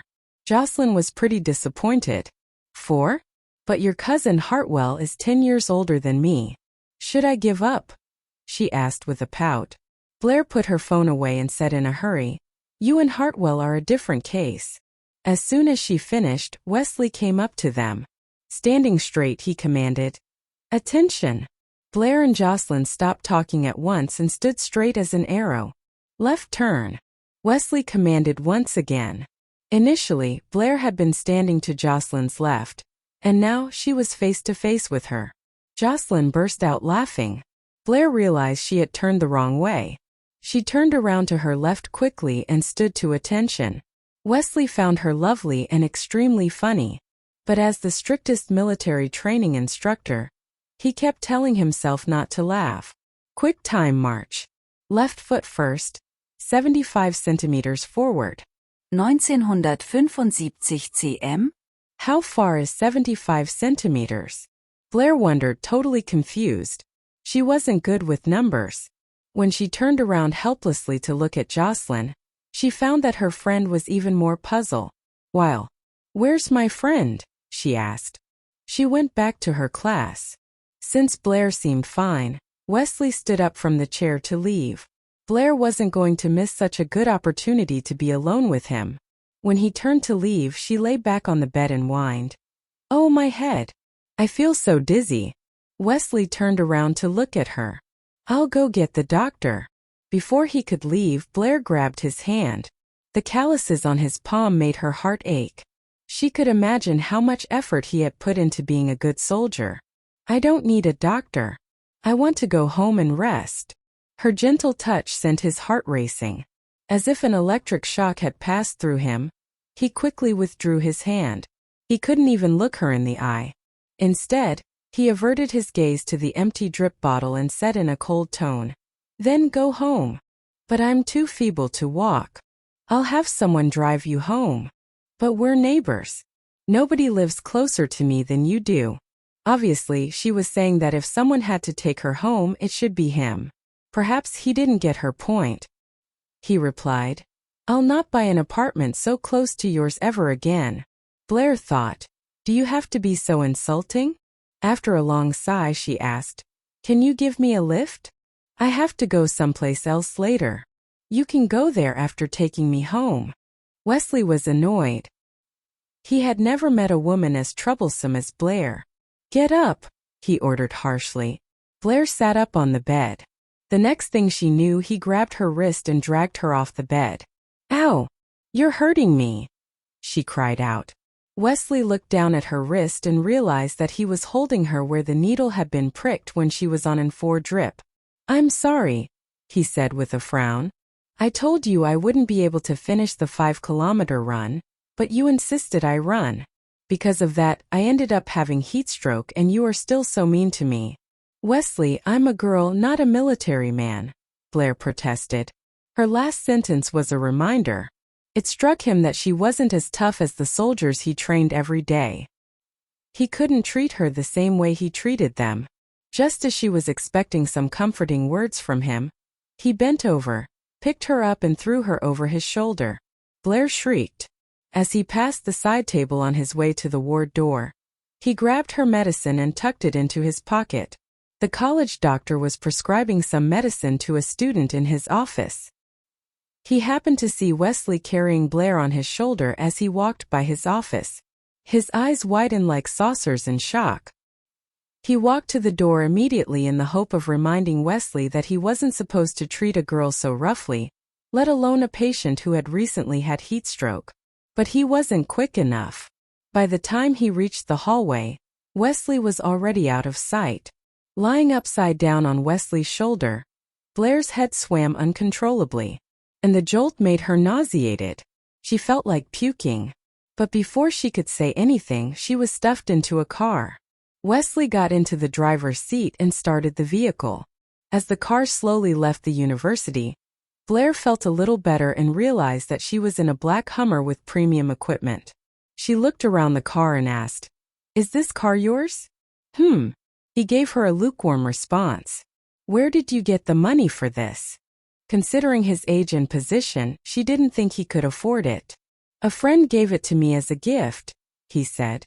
"Who was it?" "Obviously, you have some rich friends." She wished she knew some moneybags or heard him reply, "Oh, that's why she is here." Megan gave Blair one more look as the door was shut behind them. All of a sudden, Blair felt like what she had been doing all along had been pointless. She had been trying so hard to pursue him, but to him, she was only a neighbor, not even a friend. She had been so forward with him, giving him all kinds of signals, but he remained indifferent towards her. Maybe he really doesn't like me. I'm such a loser. That evening, Blair had dinner with Hartwell. She told him what had happened in the library. He picked up some food from the bowl and put it on her plate. Then he said, "I heard that you had heat stroke yesterday. It's been really hot outside lately. And as a junior, you don't even have to attend the military training. So why were you running in the sun?" Blair wasn't surprised that Hartwell knew about her sunstroke. "Our substitute guidance counselor has been picking on me. So I mixed up some paint and told her that it was coffee. I convinced her to drink it. She was pissed, and made me and Jocelyn do a 5-kilometer run in the sports ground. The worst part was that she left us in the hands of the well-known, devil-like military instructor, Wesley. You already know what happened after that. I got sunstroke." "Wesley?" Hartwell frowned.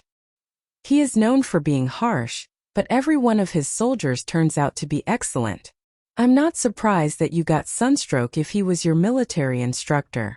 "Me neither," Blair seconded. Hartwell laid his chopsticks down on the table and said, "Wesley goes to see my father very often. I'll ask my father to talk to him, and your substitute guidance counselor." "Thanks, Hartwell, but that's not necessary. I'm fine now. Besides, he saved my life in the library," said Blair. "I don't know exactly what happened in the library, but he is a serviceman. He would have saved anybody under the circumstances." Hartwell's words came as a wet blanket. Blair had been eating, but she paused when she heard that.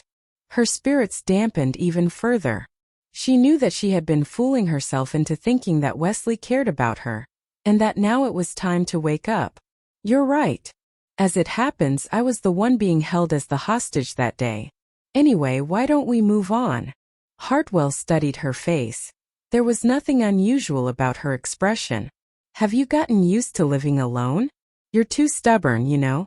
I told you not to move out, but you insisted. I enjoy living on my own. I don't like restraints. You know that." Everyone in the G family was nice to her, but she had to follow all kinds of rules, which were insufferable to her. Hartwell smiled helplessly. "As long as you're happy. Since I work in another city now, I have so little time to take care of you. I'd like to check out your place after dinner. Only after making sure that you're safe and comfortable will I be truly relieved." "All right, fine. By the way, why didn't you let me invite Jocelyn to join us tonight?" Hartwell smiled. "I'll ask her out some other time." Blair nodded knowingly. "Oh, so you didn't want me to be the third wheel?" Hartwell didn't deny it. "I have been really busy lately, so I couldn't call her. Now that I'm here, I want to make it up to her so that she won't misunderstand." Blair understood. At work, Hartwell's phone was kept by his secretary, and when he was finally off the clock, it was usually very late. This time, he had come to Y City because he had some work to get done here. Otherwise, this dinner wouldn't have happened. After dinner, Blair and Hartwell went back to her apartment together. It was past 9 already. Usually, she never met Wesley at this hour. It would be embarrassing if the three of them met unexpectedly. And that was exactly what happened. No sooner had Blair and Hartwell gotten off the elevator than Wesley appeared near the stairway of the 16th floor. They saw each other. Hartwell was surprised. Wesley. Wesley nodded slightly. Hartwell. As the two men shook hands, Blair was wondering how she was supposed to explain Wesley showing up on the floor where she lived. She didn't need to explain anything to Hartwell. But since she had moved into the building to chase Wesley, she was nervous that Hartwell found out that she lived on the same floor as Wesley. She had failed to keep it a secret that she had a crush on Wesley from her uncle. If Hartwell found out too, it would be really embarrassing. So as soon as the two men greeted each other, she said in a hurry, "Wesley, you live here too? Are you my neighbor?" She pointed to the door of Wesley's apartment and kept winking at him behind Hartwell's back. Wesley understood that she was trying to tell him to play along. But he didn't understand why she was pretending that this was their first meeting in the building. Normally, he would have said, "We've met many times here. Why are you pretending you don't know I live across the hall?" After a moment of hesitation, he gave her a simple nod. And nothing else. But that sufficed. Hartwell smiled. "Now that I know Wesley is your neighbor, I have nothing to worry about." Then he said to Wesley politely, "She lives alone. Please look after her for me." "Thank you. Will do." To avoid them giving her secrets away to each other, Blair started dragging Hartwell towards her apartment. "Come on. It's late. Check out my apartment and then go home and get some rest. You are a busy man." Hartwell had to say goodbye to Wesley in a hurry. "Bye then. Let's grab dinner together sometime." "Sure." After entering Blair's apartment, Hartwell looked around and said, "It's a nice place. Has my father ever been here?" "No. He has been in another city ever since I moved in. Adelson had rented the place for her. She couldn't afford it." "Okay then. I should leave. My work awaits me. Good night." Hartwell was in such a hurry that he didn't even wait to drink a glass of water before he walked out of Blair's apartment. "Don't be a workaholic. Take care of yourself. And marry Jocelyn already since you like her so much," she said to him at the elevator. "Got it," Hartwell replied with a smile. "Bye." After he left, Blair glanced at Wesley's door and walked back to her own home. The next morning, since she was feeling unwell, Blair skipped the first class to get more rest. Before the fourth class, her Arabic class, she felt a little better, decided to go to the classroom. Since she hadn't fully recovered from the sunstroke, she looked listless. Jocelyn, on the other hand, was upbeat. Of course, that was mostly because she had met Hartwell the night before. "Bless, you were all right yesterday. How come you look so dispirited today? Are you still ill?" Jocelyn asked with concern. Holding the Arabic textbook in her hands, Blair bent over the desk. "I think so," she replied. Jocelyn gave it a bit thought and figured out what was going on. "You didn't take your medicine, did you?" "Busted," Blair giggled. "I already had an infusion. I don't need RHE medicine. I don't know what's going on. I was fine yesterday." Jocelyn was unhappy. "You don't know? You brought this upon yourself because you didn't take your medicine. I'll personally shove the medicine down your throat at noon. I'm not gonna leave you be." Jocelyn knew that Blair hated taking medicines, but she was worried about her. All right. I can see," Blair said. She was feeling too miserable. This time, not having medicine was more terrible than having them. Near noon, the students started walking towards the cafeteria. Jocelyn complained about the hot weather. It was making her uncomfortable. While they were chatting, she suddenly thought of Wesley. "How is everything going?" she asked Blair. Blair knew what she was referring to. "Here is my strategy: sometimes take the initiative, sometimes be inactive. Never be impulsive, always be perceptive. No matter how eager you are to give, always play cool to achieve. That's how you make a man fall in love." Jocelyn looked at her excitedly. "Sounds brilliant. So, how is that working for you? Did he fall in love with you yet?" "Have a drumstick." Blair shook her head. "No, because I did just the opposite. I was always taking the initiative and was never inactive. I was often impulsive and eager to give and was never able to play cool. So he didn't fall in love with me. The smile on Jocelyn's face faded. She patted Blair's shoulder and comforted her. Remember, your nickname is Bless. Good fortune will always follow you. Don't be frustrated. Blair wasn't going to give up yet. I need to change my strategy. I'll keep a distance from him. He is so used to me following him around. If I stay away from him for some time, he might feel a void in his life. You go, girl. Do you need my help with anything? Blair put her arm around Jocelyn's shoulders and said, I can handle it. You just focus on locking down my cousin. Jocelyn chuckled. They walked into the canteen. The cool air from the air conditioners blew on their skin, cooling them off a bit. But since the place was so crowded, the air conditioners weren't very helpful. At a large table not far from them, several military instructors, in their camouflage uniforms, were having their meals. They were very conspicuous among the students. Blair saw them as soon as she and Jocelyn walked into the canteen. She also spotted Wesley, who was about to have his lunch. He was sitting opposite a few other military instructors. Talbot, who was next to him, noticed Blair and Jocelyn walk in. Hey, look, isn't that Blair and her friend? The others turned their heads to look, except Wesley. He remained indifferent as usual. Talbot, how do you know her name? One of the military instructors joked. Talbot bragged in a low voice. Smooth, huh? I just found out that she is a top student here, and is pretty famous in the university. Leonard Nyo leaned towards the table and cut in. Does she have a boyfriend? If she doesn't, why don't you fix us up? Wesley, who was eating, paused for a second without looking up. Then he continued eating without saying anything. Bowman, Talbot's younger brother, slapped Leonard Nyo's hand and retorted. What are you thinking? If I'm going to fix her up with somebody, it would be my brother. He doesn't have a girlfriend either. When Blair looked towards the group, Talbot waved at her cheerfully. She smiled at him and went to line up to buy their food. Jocelyn bought 3 drumsticks and put all of them onto Blair's tray. Oh my! Why did you buy so many drumsticks? Blair asked, looking at her filled tray. For you, silly. You need nourishment. I don't. Don't argue with me. Look how lean you are. You are my responsibility till you find yourself a boyfriend.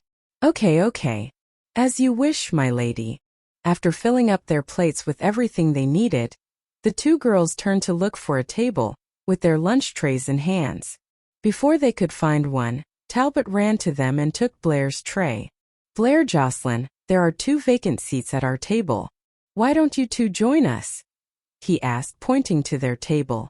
Blair looked over there and saw Bowman and Leonard Nyo shifting seats to make place for them. Neither of the 2 girls knew what to say. They looked at each other, trying to figure out what to do.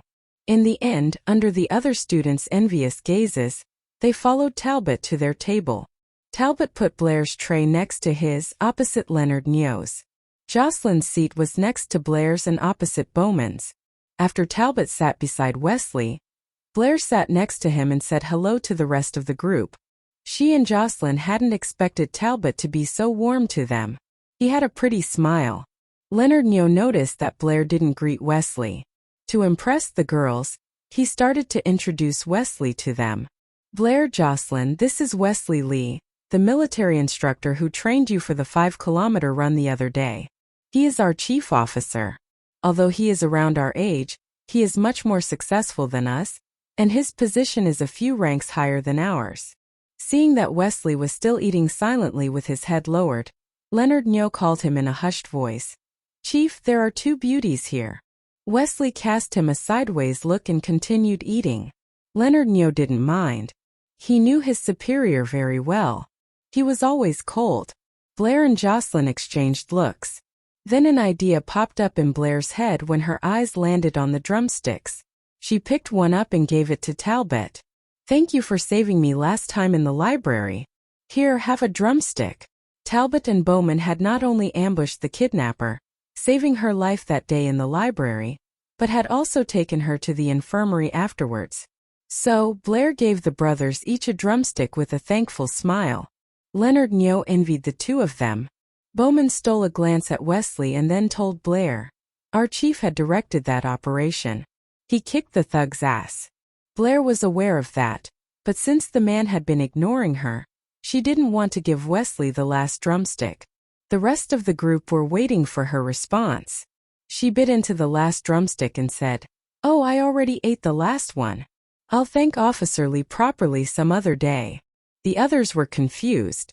They sensed that something was off between them, but they didn't know what it was yet. They resumed eating. Instructing the freshmen wasn't a big deal, so they ate at a leisurely pace. During the meal, Blair felt thirsty. "Excuse me," she said to the others. "Where are you going?" Jocelyn asked. "To get some soup."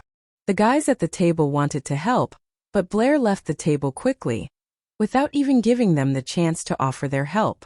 After a short while, she returned carrying a tray with the hot soup on it.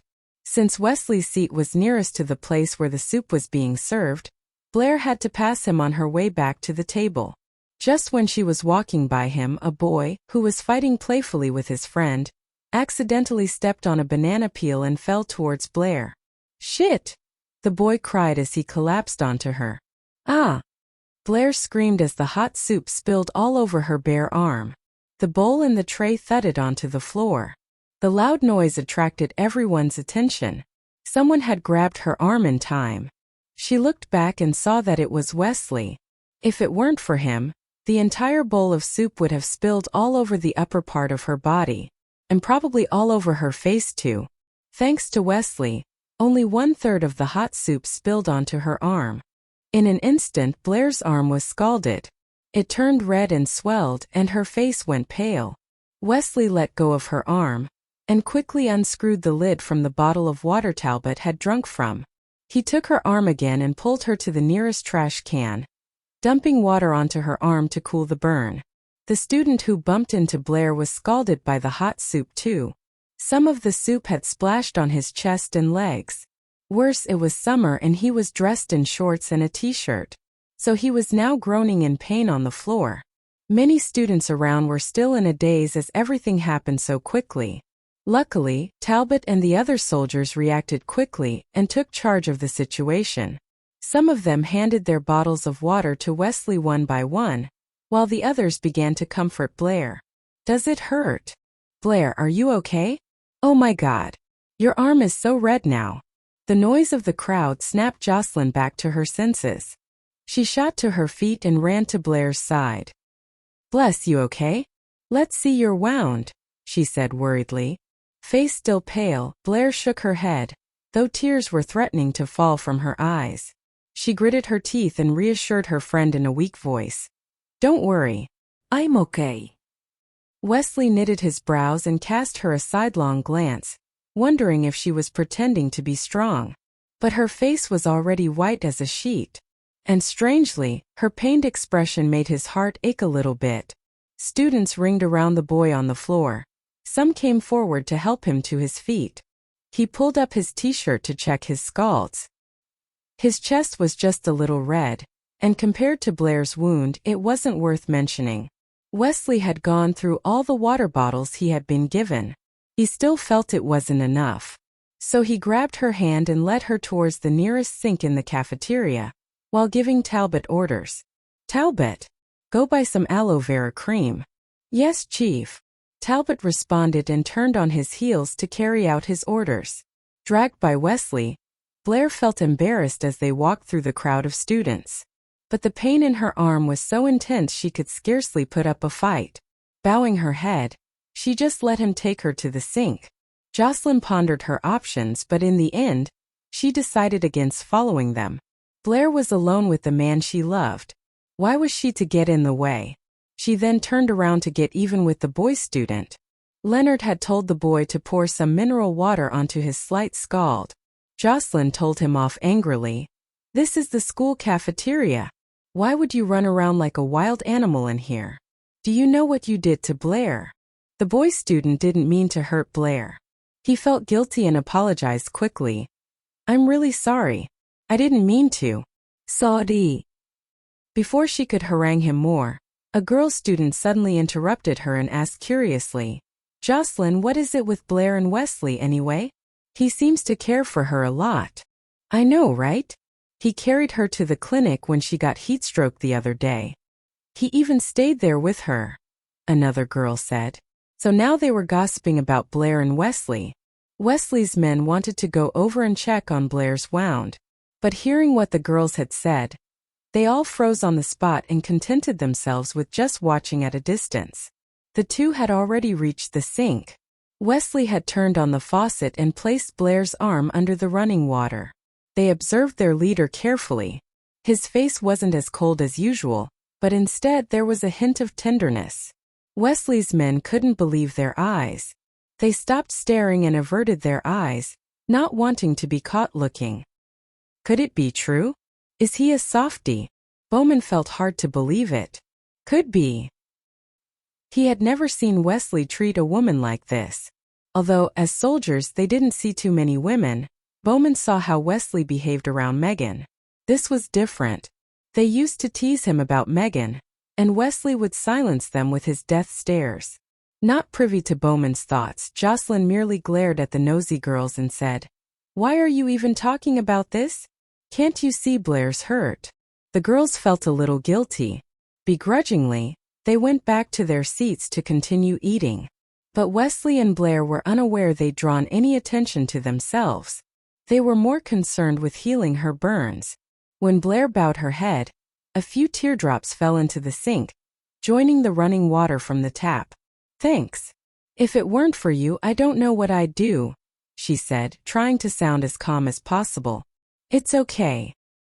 He noticed the tears and his face turned grim. For the first time in his life, he didn't know what to do next. He had seen women cry many times. Each time he went on missions, he would see tons of women crying hysterically in the face of danger or catastrophe. But all he needed to do was make sure they were safe. He wasn't ordered to help them feel better. This wasn't something he was used to. He saw Megan cry too a lot. The tiniest thing would open the floodgates. But most of the time when Megan cried, he would let Damon handle it or call Curtis, the patient gentleman, to comfort her.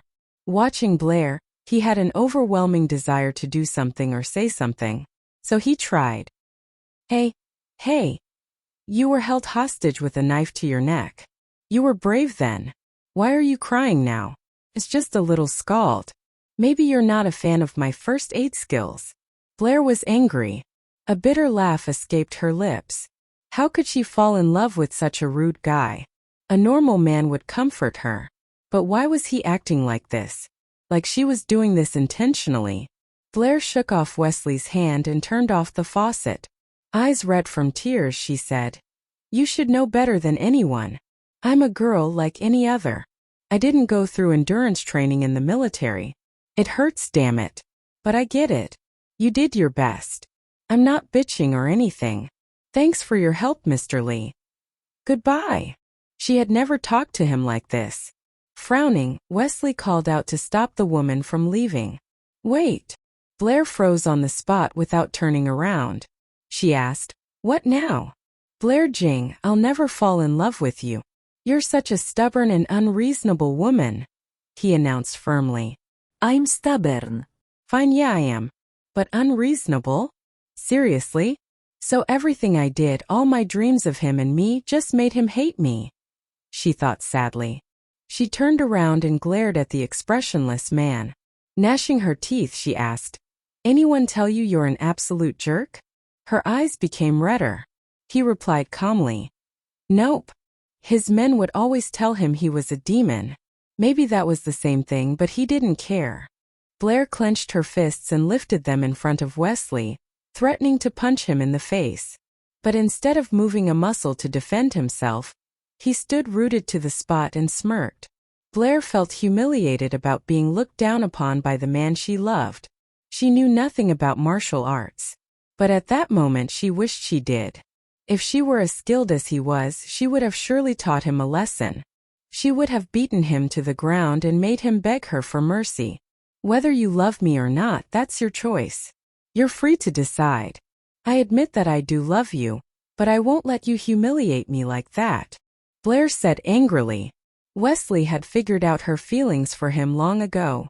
But this was the first time he had heard her say blatantly that she loved him. He looked at her, a complicated look in his eyes. I don't need anyone's love, he declared coldly. He couldn't promise any woman a bright future. That was the kind of life he led. So he didn't want to love anyone. Nor did he need anyone's love.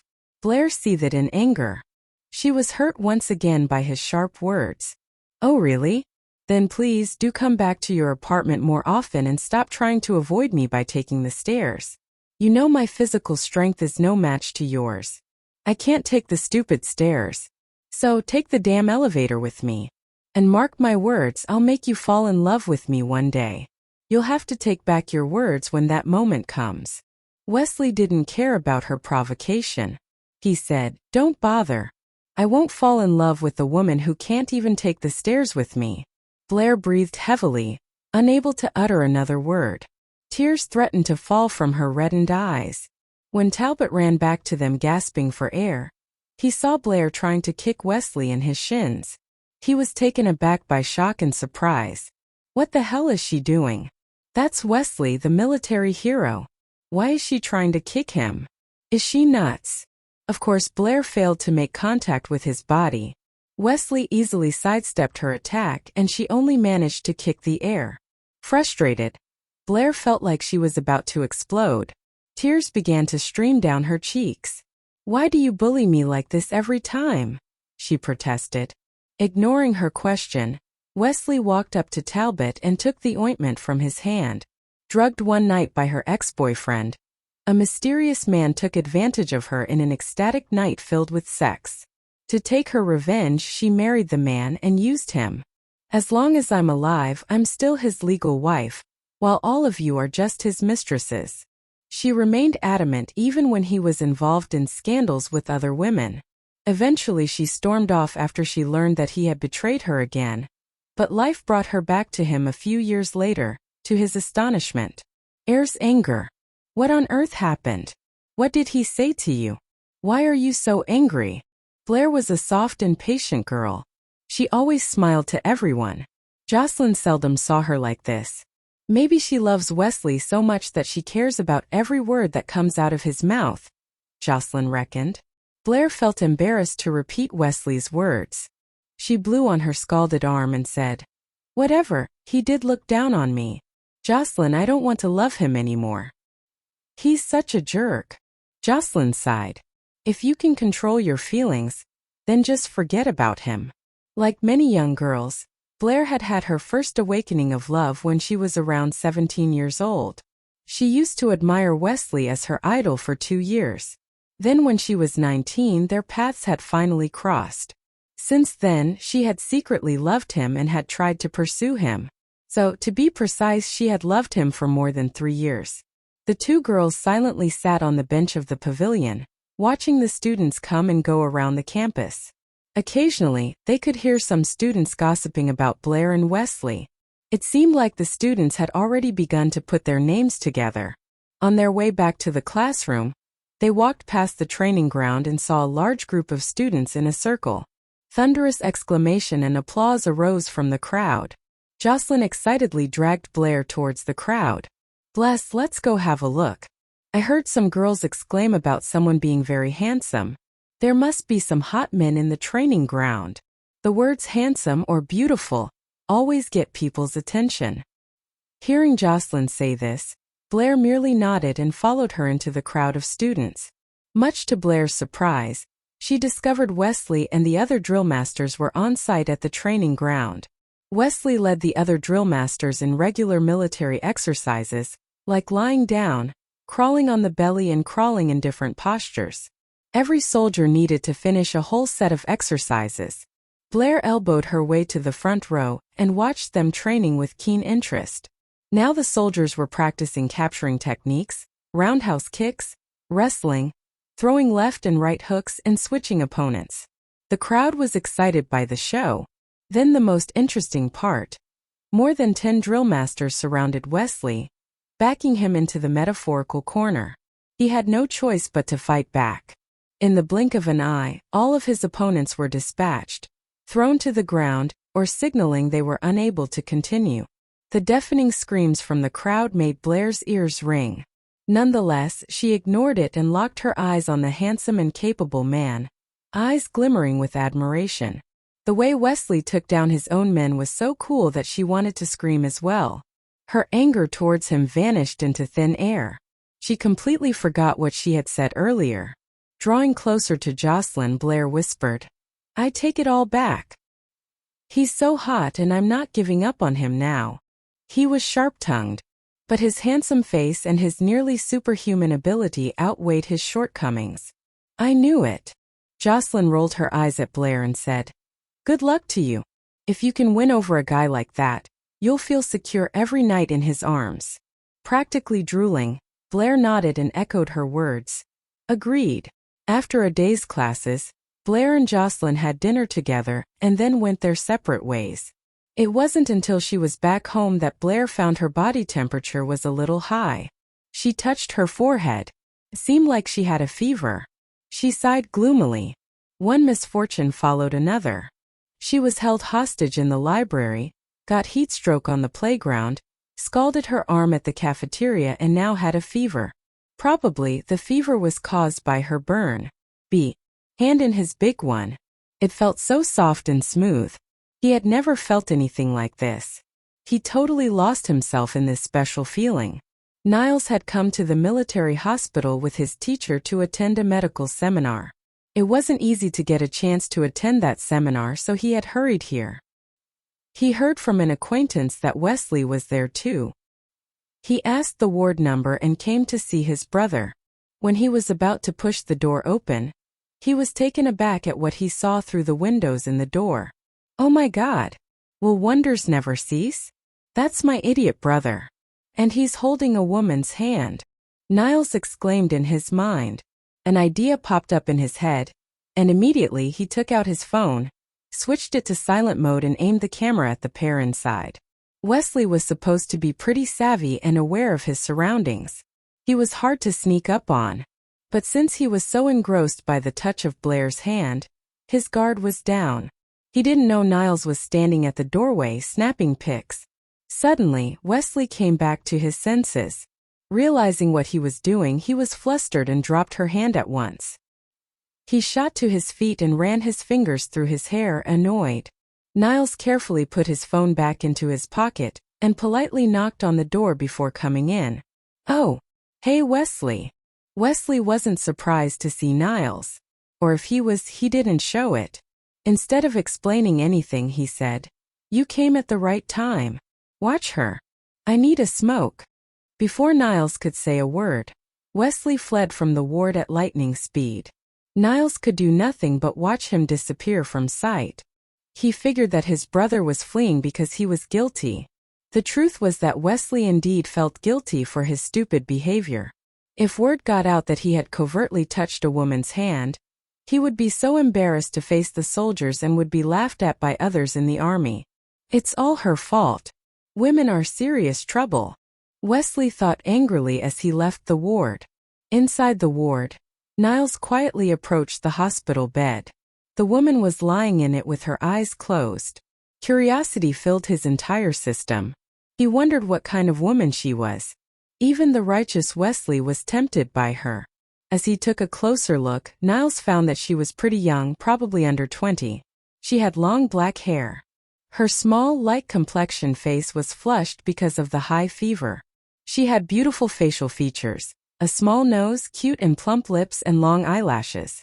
As he continued staring at her face, Niles started to feel that she looked a bit familiar. He tried to place the face in his mind. Wait! She's that outstanding interpreter who attended the research seminar held by my school and the British Medical University. Niles was shocked when he realized who she was. He remembered that he had sat in the first row at that research seminar. He was so impressed by her linguistic ability and adored her so much. After the seminar, he had even told his roommates that Blair Jing would be his idol from then on. And now his idol was in front of him, and maybe she would become his sister-in-law someday in the future. His eyes shone and excitement flooded through him. If Blair and Wesley became a couple, then he would be able to see his idol every day. That sounded good. No, that sounded perfect. But then Niles frowned. His elder brother was such a blockhead when it came to matters of love. Judging from Wesley's flustered reaction earlier, it looked like they weren't even dating yet. Looks like I need to do my brother this huge favor, Niles thought mischievously. 2 minutes later, he rushed out of the ward and found Wesley smoking in the exit passageway. Ugh. She blinked in confusion. Although she couldn't make sense of the situation, it felt wonderful to see Wesley in front of her when she woke up in the morning. She wished she could see him every morning when she opened her eyes, for the rest of her life. Since she said nothing, Wesley continued to speak. How are you feeling now? Does it hurt anywhere?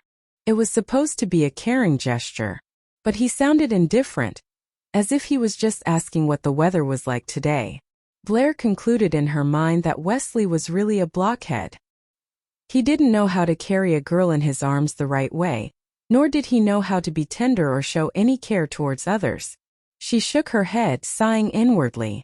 She shifted her gaze away from him and looked around the room. Am I in a ward? Seeing the confusion in her eyes, Wesley explained. This is a hospital. You had a fever last night. A fever? Oh. She finally got a grasp of the situation.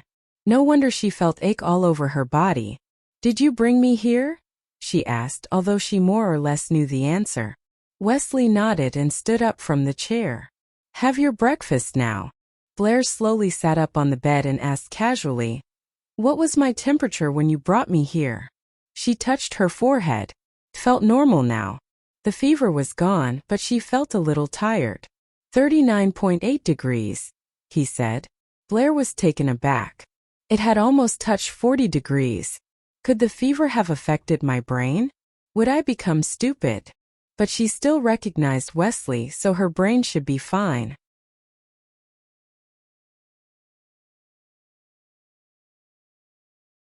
Blair got out of the hospital bed and dragged her weak body to the bathroom to freshen up. When she was brushing her teeth, she noticed that her arm wasn't as red and swollen as it was the day before. A new layer of ointment had been applied to the wound, nourishing her skin. It had a slight fragrance to it. She wondered who had applied the ointment to her wound. Was it Wesley or a doctor? When she came out of the bathroom, Wesley had already left. She settled herself back on the bed and wheeled the cart over that held the bowl of wontons and noodles. She then began eating. She was already half done by the time Wesley came back with a few pieces of paper and some boxes of medicine in his hands. She looked at him asking, You eaten yet? He shifted his gaze to her and nodded. He quietly waited for her to finish before letting her know how to use the medicine. Staring at his serious profile, Blair said sincerely, Thank you, Wesley. It was good to be his neighbor. She felt protected, safe with him. And what if she were his girlfriend? She knew that feeling of security would be even more intense. Betraying no emotion, Wesley threw her a quick glance. You're welcome. He handed the medicine to her and turned on his heels without a word.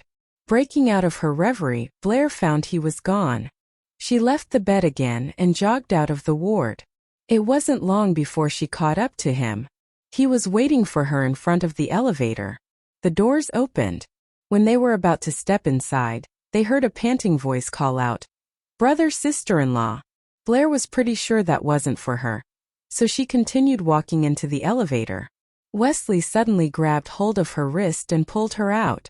The elevator doors closed again. She turned to look at him, confused. He coldly pointed to a young man gasping for air behind them. He was dressed in a blue shirt and a white gown, and obviously was out of breath, rushing to catch them before they boarded the elevator. The young doctor looked a little bit like Wesley, but his complexion was MUC, where the air conditioner was blowing cool air. He waved goodbye to them from the entrance. Goodbye, brother and sister-in-law. That was the second time he called her sister-in-law. She shook her head. Hey, I'm not. However, Niles had already hurried inside. He didn't want to be around them in case Wesley tried to punch him. Embarrassed, she looked at the sullen man. Sulking silently, he sat in the driver's seat and started the car. Don't mind him. He's an idiot and has been since we were kids. I'll teach him a lesson next time. What? An idiot? An idiot made a speech on behalf of his school. Blair was confused. Was he trying to say there was nothing between them? He skillfully turned the wheel and drove the car away. Don't worry about it, she said. I know he was just joking. He's only a kid. Wesley gave her a sidelong glance. A kid? You guys aren't that far apart in age. You may be just a few months older. A few months or a few years, he's still younger. He's lively and carefree like a child. Wesley said nothing, lost in his own thoughts. When they rounded a corner, his phone suddenly rang. As soon as he tapped on the screen of the in-car phone, a man's voice echoed through the car. Wesley, we have a priority alert. Need you ASAP. Understood. Wesley's face turned serious. He made a U-turn and was about to head to his platoon. Blair knew that a soldier could be called to duty at a moment's notice. She told him, if you have something urgent to handle, just drop me off here. I'll just get a cab. Wesley mulled it over. He did have to get going. But when he saw her face still drained of color, he thought better of it. He didn't even slow down. No, it's okay. Blair was surprised but said nothing. She was brought to the place where he worked. As soon as his car pulled into the parking lot, a few men dressed in army green shirts came and surrounded Wesley, who was getting out. Chief, you're finally here.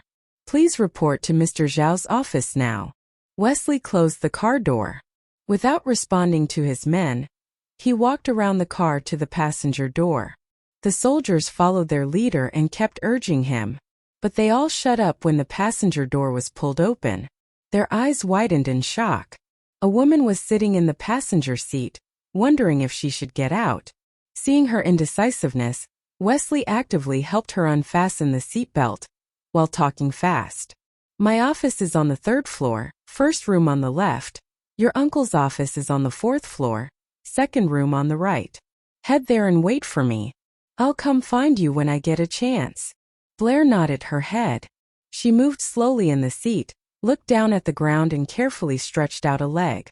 His vehicle was so high and large that she needed to get out of it carefully, holding the handle like when she got in. Seeing she had balance issues, Wesley held her hand and wrapped the other around her waist when she was halfway down.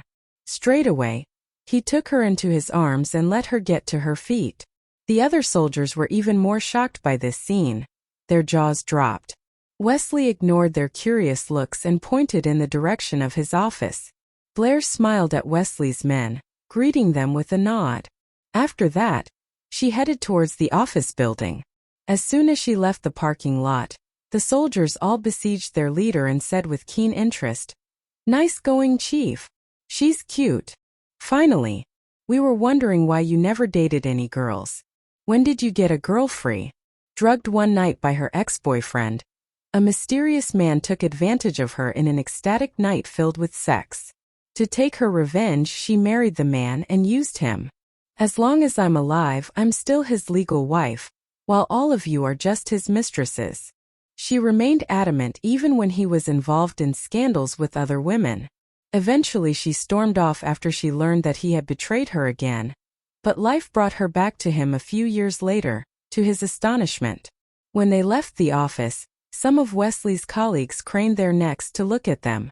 Blair noticed and asked, "Wesley, what are they looking at?" Looking straight ahead, he answered outright, "You." "Why?" Wesley continued descending the stairs. He caught a glimpse of her when he turned a corner and explained, "You're the niece of Lieutenant General G. They've never seen you before." "Oh, I see." After the two were completely out of sight, the group of men hidden in the corner began to gossip. "Wow, she's gorgeous." "Yes, she is.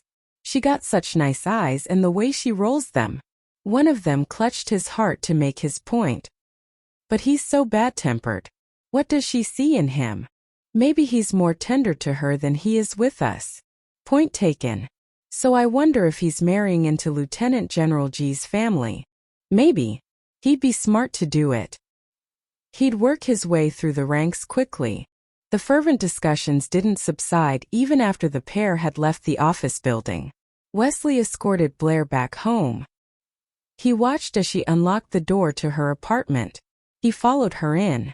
Out of habit, he vigilantly walked around her apartment to check if there were any safety problems.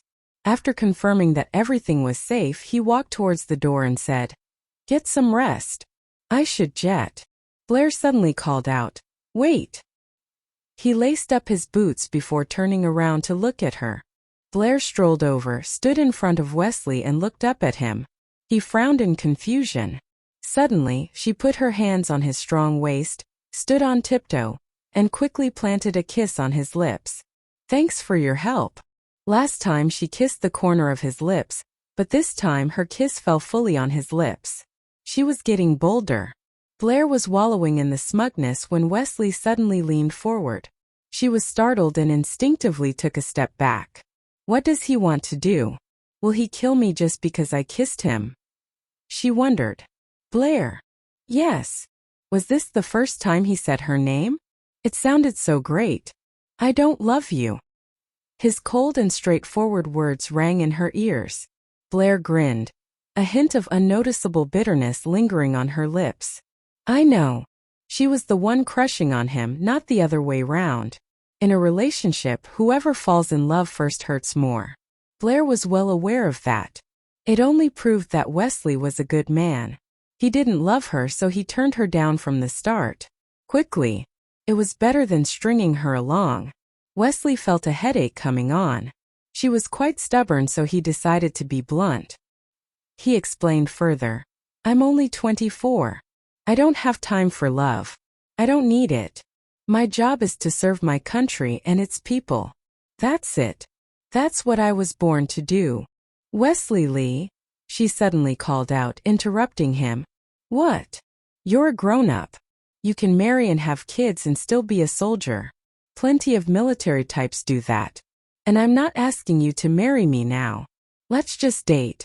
I promise I won't bother you when you're working.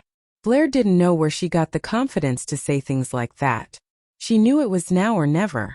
She probably wouldn't be that bold a second time. Wesley gave her a long look. No, it's not in the cards, okay? Don't kiss me again. Keep your hands and your lips to yourself and we can still be friends. Friends? She hesitated for a second. I can't just be your friend. I love you. I told you I don't love you. Hate me if you have to, but just leave me alone. He left her apartment after dropping the last words. Blair took a deep breath. Nian. In my house. Yeah. Know how long it's been since I cooked. Thinking of something, he turned around to look at Talbot, who was still in a daze. Get in there. I'm going back home to change. Talbot nodded and ran towards Blair's apartment. Wesley headed over to his own place. Talbot changed into a pair of clean slippers that Blair gave to him. As he walked inside, he asked curiously, So how long have you known Wesley? Blair thought for a second before answering, A long time. But we didn't really get to know each other. So, are you two close with each other now? Talbot asked with an evil smile. Blair shook her head. No. But we know each other a little better. After all, we're neighbors. And he helped me out a few times. Oh. Talbot nodded. He took out the ingredients from the bag while running his eyes over her apartment. Your apartment is pretty much the same as our dear leader's. It's warmer here somehow, and more comfortable. Blair helped him carry the food to the kitchen. It's the decorations. Yeah, maybe. Blair told him where all the cooking utensils were. In the end, she said, Sorry for the trouble. Thank you for cooking for me tonight. Talbot shook his head. We're good. I like it. Wait out in the dining room. I'll take care of everything in the kitchen. No, I can stay. I'll help you wash the vegetables. Her arm was hurt, but it wasn't a big deal to wash the vegetables. Get out of here, Talbot said in a teasing tone. I'm used to working my magic alone. He flashed Blair a disarming smile. Okay. I'll leave you alone. Call me if you need me, Blair offered. Sure. After leaving the kitchen, Blair returned to her bedroom and began to clean. She straightened the furniture, dusted around the trim, and smoothed out the covers on her bed. By the time she was done, Wesley still hadn't arrived. She sat on the sofa watching TV to kill time. After a while, the doorbell rang. She sprang up from the sofa and made her way to the door. Wesley had just had a shower and looked quite fresh. Blair pouted and complained, "I thought you were going to cook for me." Casting a casual glance at Talbot, who was busy cooking in the kitchen, Wesley said indifferently, "You get fed either way. What's the difference?" "I want to taste your cooking." "That's the difference," Blair thought to herself. Noticing a dash of disappointment flashing through her eyes, Wesley explained, "I'm so bad I can burn water. Talbot's a top-flight cook. He won first place in a competition last year." What he said was true. Although he knew how to cook, the food he cooked could only be described as edible, far from delicious. Blair was still recovering from a fever. Talbot had learned how to cook ideal meals for patients and people getting over illnesses. He had done it for his father more than a few times. That was why Wesley had asked him to cook for Blair. "Got it," Blair nodded, but her expression showed that she was not convinced. "He didn't want to cook for me, and even found a lame excuse." Wesley could tell that she didn't buy his explanation, but decided not to push the issue. He went to the kitchen to see if he could help Talbot, but the cook drove him out too.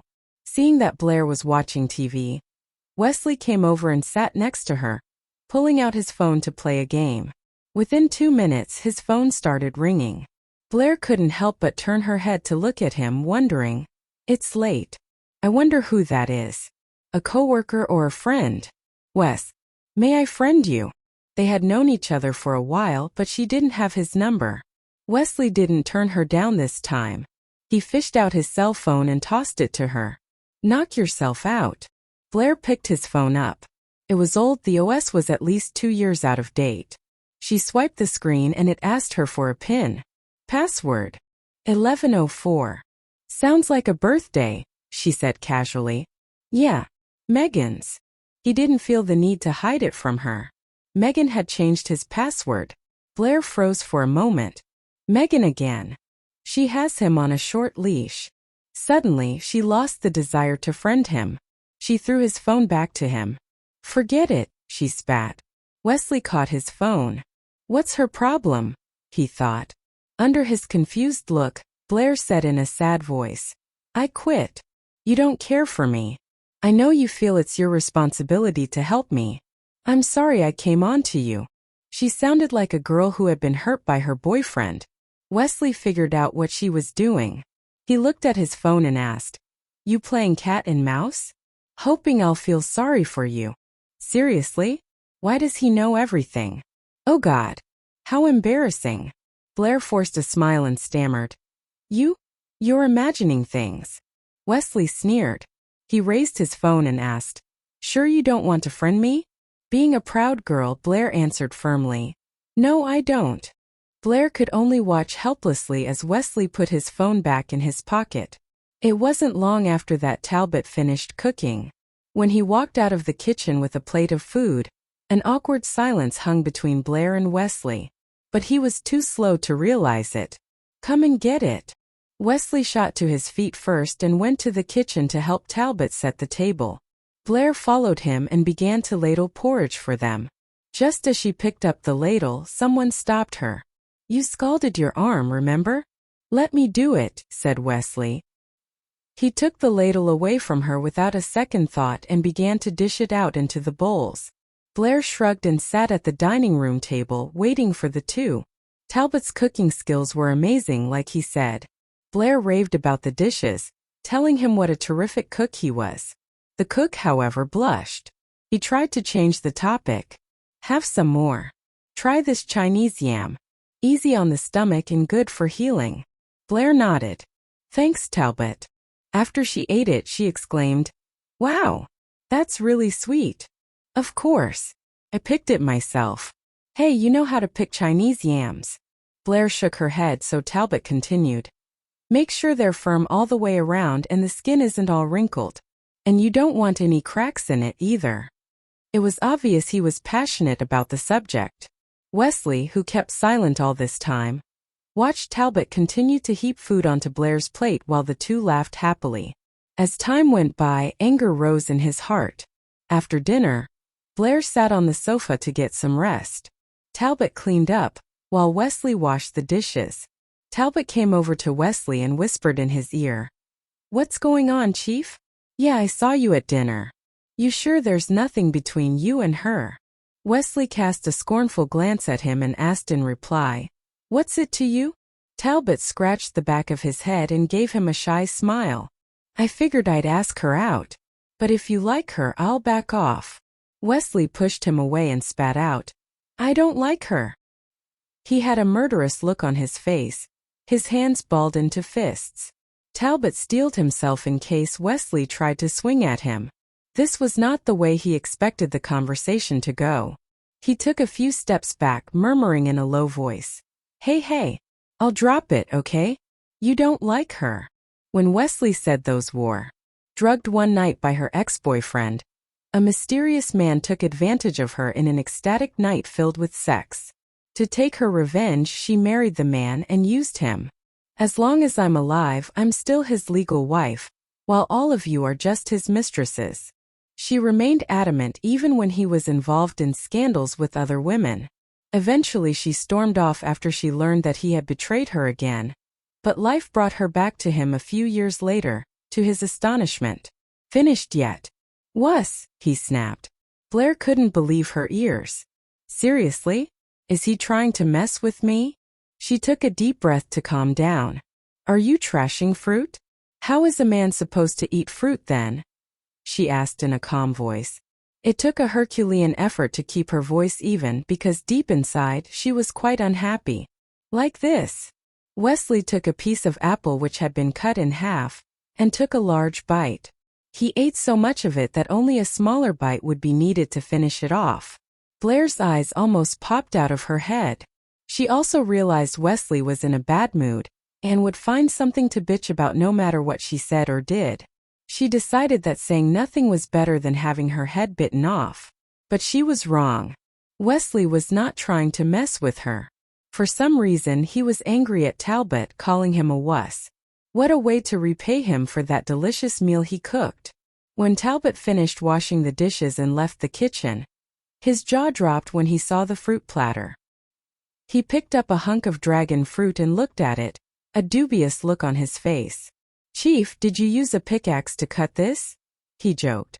Wesley was boiling with rage. "Fuck off. I worked my ass off to make this." "Sorry, Chief. It's fine." Talbot made a face and stuck out his tongue.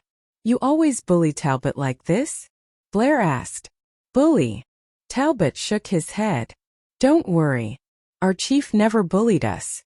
This is how he talks to us. He's actually a great guy. Except that he's a hothead and a relentless taskmaster," Talbot thought. Wesley fixed his eyes on Blair and sneered. "You think I'm bullying Talbot? Are you trying to protect him from me? Talbot cooked for us, cleaned the house and washed the dishes. Are you not moved at all?" Blair asked in return. Wesley was about to say something when the room went dark. The electricity had gone off. "What happened?" Blair asked as she unlocked her phone. Wesley stood up from the sofa, fished out his phone and opened the flashlight application. "You sit here. I'll go take a look." "Okay." Blair had her phone light on to light Wesley's path. The two of them lived in the same housing estate, so their main power switches had been installed likewise. He found it soon enough, and after checking it he didn't find anything wrong. At that moment they received a text message from the state grid. It said, "Dear resident, sorry to inform you. It turned out that all the apartments in the housing estate were out of power, and they were not sure when it would come back on." Blair was at a loss for words. It was summer. "I'll go buy some candles," Wesley offered. When he arrived at the door to change his shoes, he saw Talbot and Blair chatting under the flashlight. He immediately changed his mind. "Blair, you are more familiar with the housing estate. You go buy the candles." Blair agreed without hesitation. She walked towards the door, but when she turned back to look at the dark apartment, she figured it was an excellent opportunity to bond with Wesley. She didn't want to miss this chance, so she told Talbot. Talbot, will you go by the candles? I'm scared of the dark. Talbot nodded. Blair told him the location of the grocery store cheerfully. When he was about to leave, he turned back to look at his superior and his dream girl. Something is not right, he thought. Talbot shook his head and went down the stairs. Blair fixed her eyes on Wesley without looking away. He felt aroused by her gaze, so he got up from the sofa quickly. I need a smoke, he said as he turned towards the balcony. But a soft, warm hand, drugged one night by her ex-boyfriend, a mysterious man took advantage of her in an ecstatic night filled with sex. To take her revenge, she married the man and used him. As long as I'm alive, I'm still his legal wife, while all of you are just his mistresses. She remained adamant even when he was involved in scandals with other women. Eventually she stormed off after she learned that he had betrayed her again. But life brought her back to him a few years later, to his astonishment. I know. But the light show has nothing to do with. The light shot towards them again, the shadow of which looked exactly like a man's figure. Oh, it was just a shadow from the light show, Blair thought to herself. Embarrassed, she tried to explain to him. Usually, the moment I get home, I turn on the lights. So I've never seen this before. Please don't get me wrong. She was telling the truth. Every time she entered her bedroom, she would turn on the lights and close the curtains. It was the first time that the electricity of her apartment had been cut off. Wesley looked at the girl before him and raised her chin to force her to look into his eyes. Were you trying to seduce me? He didn't believe what she had said. He thought that she had done it on purpose to lure him into the bedroom. She doesn't even mind using her body to seduce me. Blair was stunned by his question and clenched her fists. Is this how he sees me? Blair didn't think it necessary to clear her name. She flashed a charming smile, held his waist and pressed herself against his strong body. Bingo! How about we spend the night together? Wesley gave her an evil smile as he moved forward, which made her automatically step backward. Bang! Her back hit the wall and she gave a choked cry, her grip on his waist loosening. What a jerk! He doesn't know how to treat a girl properly. Wesley pressed Blair against the wall and put his hands there as well. She was boxed in with his hands on either side of her head. He lowered his head, leaned in and said in a low voice, You want me to act like this, huh? What? She stammered. His face was inches away from hers. She caught a whiff of some scent or other. It smelled like grass. It must be his shower gel. There was no electricity, and Blair's phone was the only source of light. It shed enough light for her to see his waist. Romance was in the air there in the bedroom. Her heart raced, her mind running wild with visions. You've shown me what you want, so I'll play along. A scornful smile flashed across Wesley's face. Before Blair knew it, he lowered his head and kissed her red lips, sending her into a blissful trance. The brush of his lips against hers was everything she imagined it to be: gentle, passionate, perfect. Blair widened her eyes, not knowing how to respond. His kiss was demanding yet soft. She felt like hundreds of fireworks had exploded simultaneously in her mind. She remembered a song all of a sudden, Jane Jang's, Finally I Have You. One line from that song in particular said, Finally I have you. I'm glad I never gave up. And that song was so perfect, describing exactly what she was feeling. She was ecstatic that he finally showed his feelings for her. She had worked hard for his love. She deserved it. She was so moved her eyes reddened from tears. She closed her eyes, stood on tiptoe and cradled his neck, kissing him back. She poured every bit of her heart and soul, her hopes and dreams into that kiss. After what seemed like an eternity, the doorbell of her apartment rang, breaking rudely into the couple's romantic moment. Wesley let her go and regarded the girl in his arms. Blair was finally able to breathe again, her face as red as a ripe tomato. She broke free from him, moving to open the door for Talbot.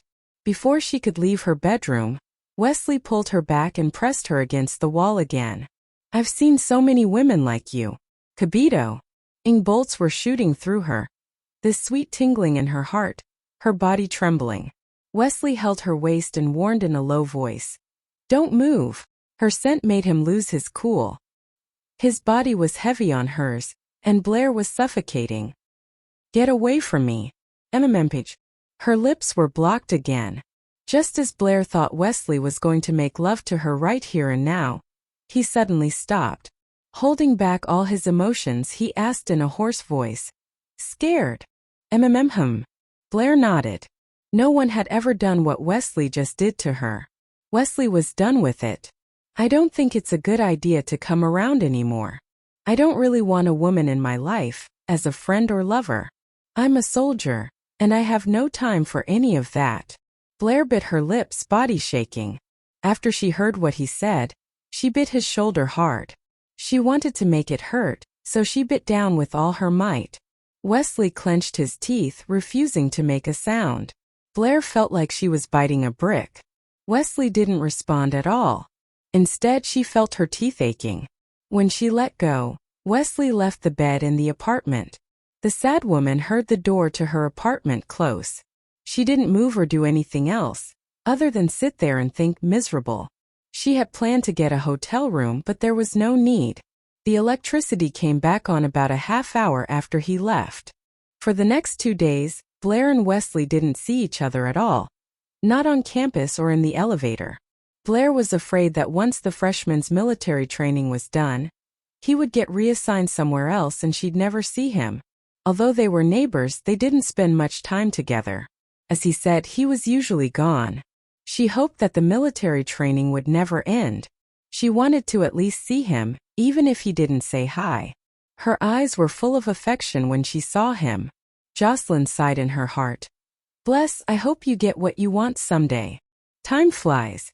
2 weeks flew by, and the military training program came to an end. The annual gala to welcome the freshmen was also fast approaching. The gala was held on the training ground. The date was the night before the last day of training. The guests were the teachers and students at the university, as well as the soldiers who hadn't left yet. One of the hosts was a girl in a red evening dress, a senior, and the other was a handsome junior in a suit and leather shoes.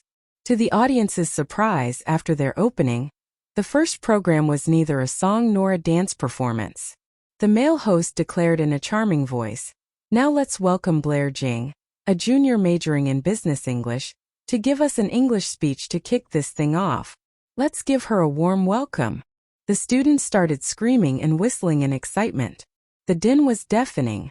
As that was going on, a lovely girl in a sky blue knee-length dress and a pair of white high heels stepped onto the stage. She was very naturally made up, to accentuate her best features, and looked as if she had no makeup on at all. She wore some pink lip gloss as well. Talbot patted Wesley's shoulder excitedly and yelled, "Chief, it's Blair. Wow, what a hottie."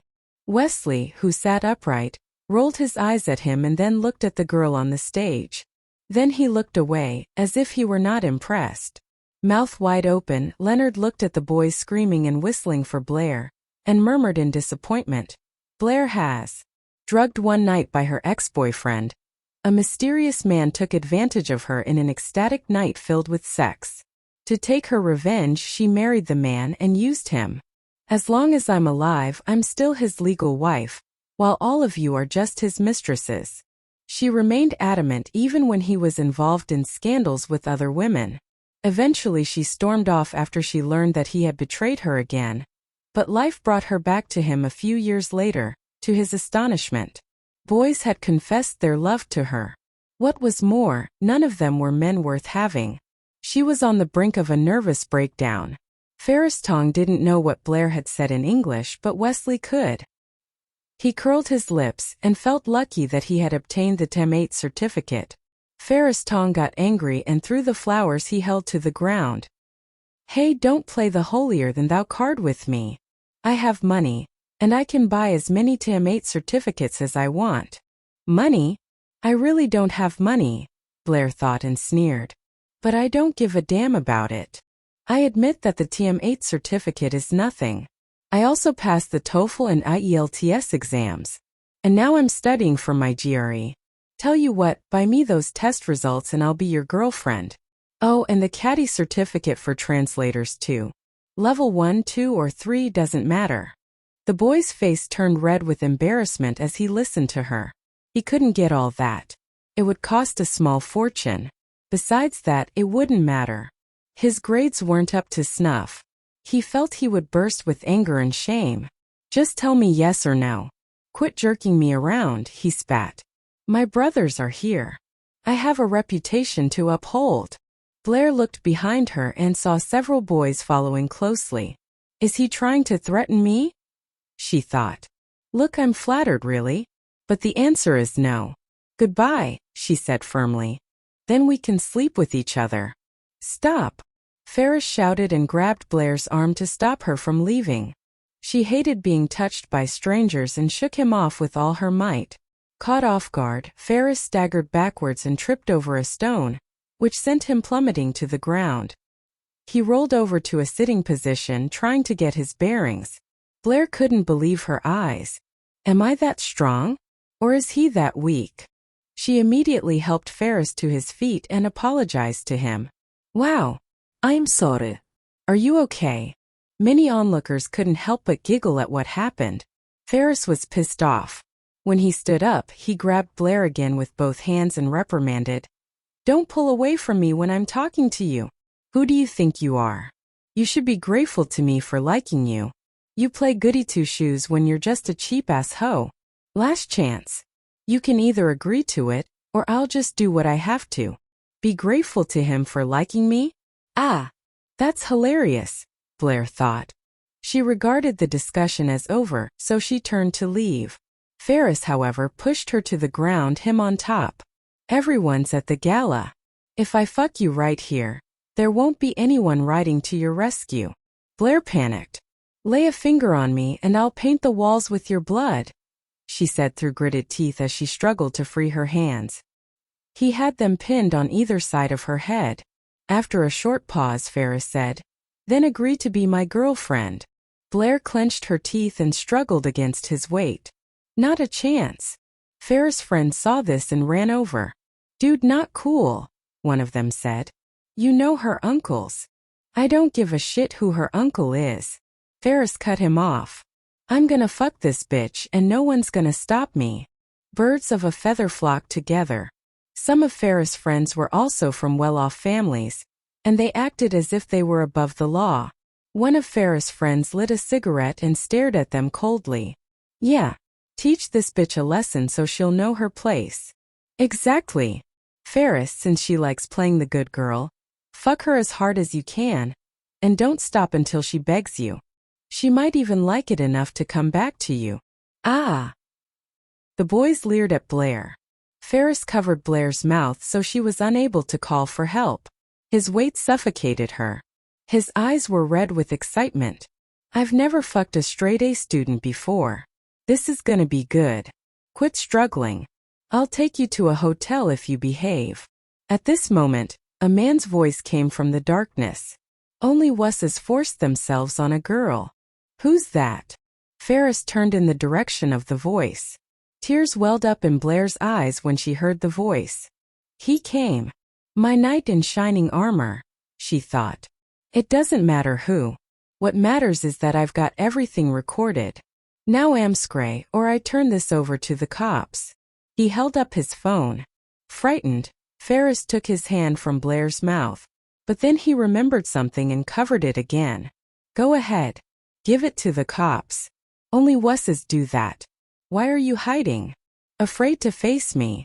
A figure came out of the darkness. Before Ferris could see who it was, he was hauled to his feet, and a hook kick sent him flying. Arg! Ferris yelled at the top of his lungs, scaring a flock of birds. Mr. Lee. Ferris stammered while backing up. He was lying on his back, so the scene was somewhat comical. If looks could kill, Wesley would have laid those boys out in an instant. They decided discretion was the better part of valor and ran off. Wesley bent down, grabbed Ferris by his collar and lifted him in the air. Ferris covered his head and pleaded. Oh God, no. Please let me go. I won't do it again. He had seen Wesley fight off more than 10 soldiers on the training grounds. He knew this guy had seen his share of real battles as well. Wesley raised his right fist, ready to punch him in the face, but a pair of soft hands grabbed his fist. He turned around and saw Blair. She shook her head. This was a university and Wesley was a drill master. If he beat a student, his reputation would be ruined and he might be punished. Wesley knew what she meant. This guy wasn't worth his career. He let go of Ferris and the would-be rapist ran off at full speed. Blair and Wesley were left alone. After consideration, she said, "We gotta stop meeting like this. You saved me again. I owe you my life." She would never miss a chance to confess her love to him. Sounds like she's not done. What more could she say? Wesley thought. As expected, Blair continued. Do you want to get married? Then we can sleep with each other. I can take care of you. For the rest of my life I want you for better or worse, she thought. To her disappointment, Wesley turned and left without saying a word. In fact, he was afraid of what he would say if he stayed. Sighing in defeat, Blair walked to the entrance of the university instead of following Wesley. She didn't want to annoy him. At the entrance, she grabbed a bike with a bike-sharing application on her phone and rode back to her apartment. The next morning when Blair came to school, she saw a couple of military vehicles driving out of there. She knew that the military training was over and they were leaving. She saw Wesley sitting in the passenger seat of the second vehicle. The girls beside Blair got excited, giggling, pointing, and whispering. They thought Wesley was super handsome. Wesley's eyes met Blair's, but in the next second, he looked away as if she were a mere stranger. Talbot was in the third vehicle. He asked the driver to stop and waved at Blair. Blair, we're taking off. Don't be a stranger, okay? Blair waved back. Sure. Bye. Leonard Bowman and others who knew her also waved goodbye. After they left, she went inside feeling frustrated. Somehow, she was suddenly struck with a deep sense of loss. Hartwell's birthday was just around the corner. Jocelyn asked Blair along on a shopping trip to buy him a gift.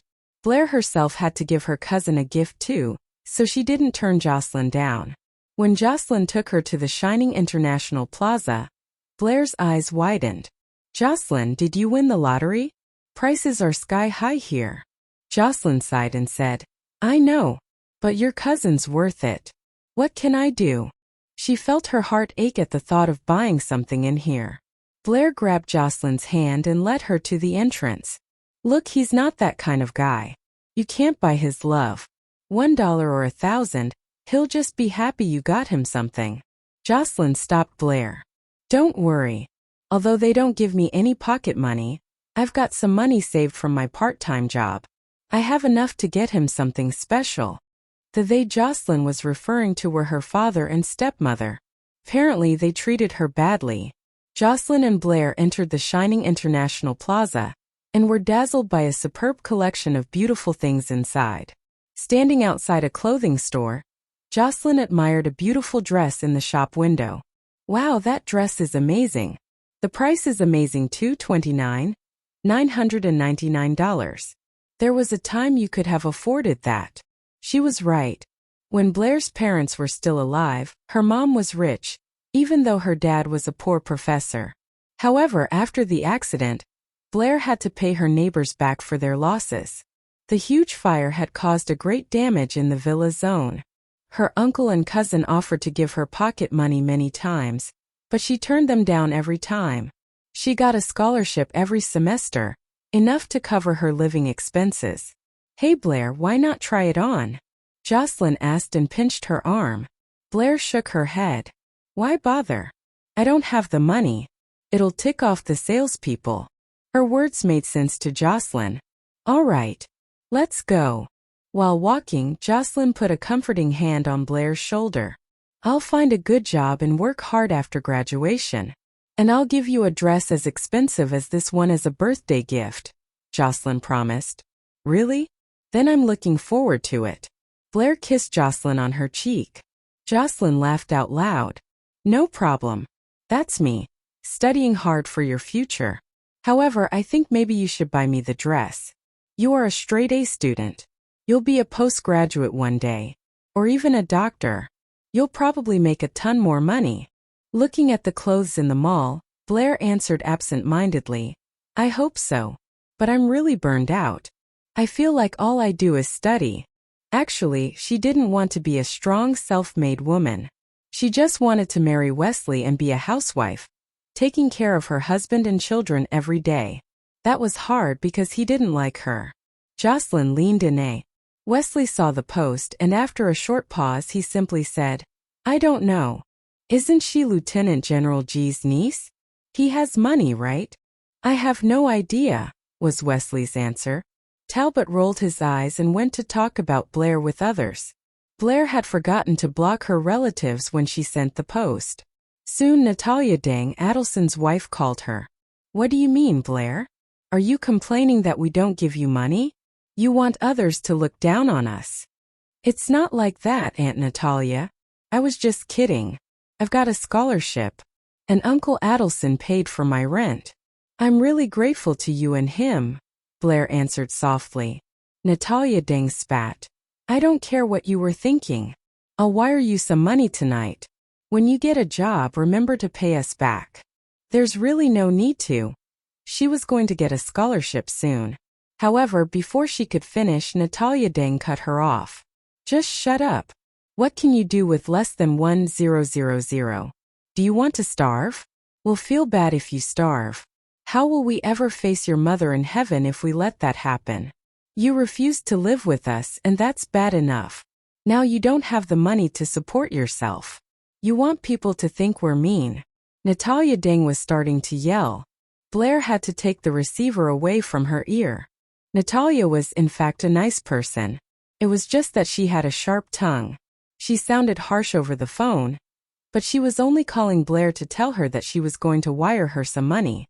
After Natalia had scolded Blair for 5 minutes, her throat dried up.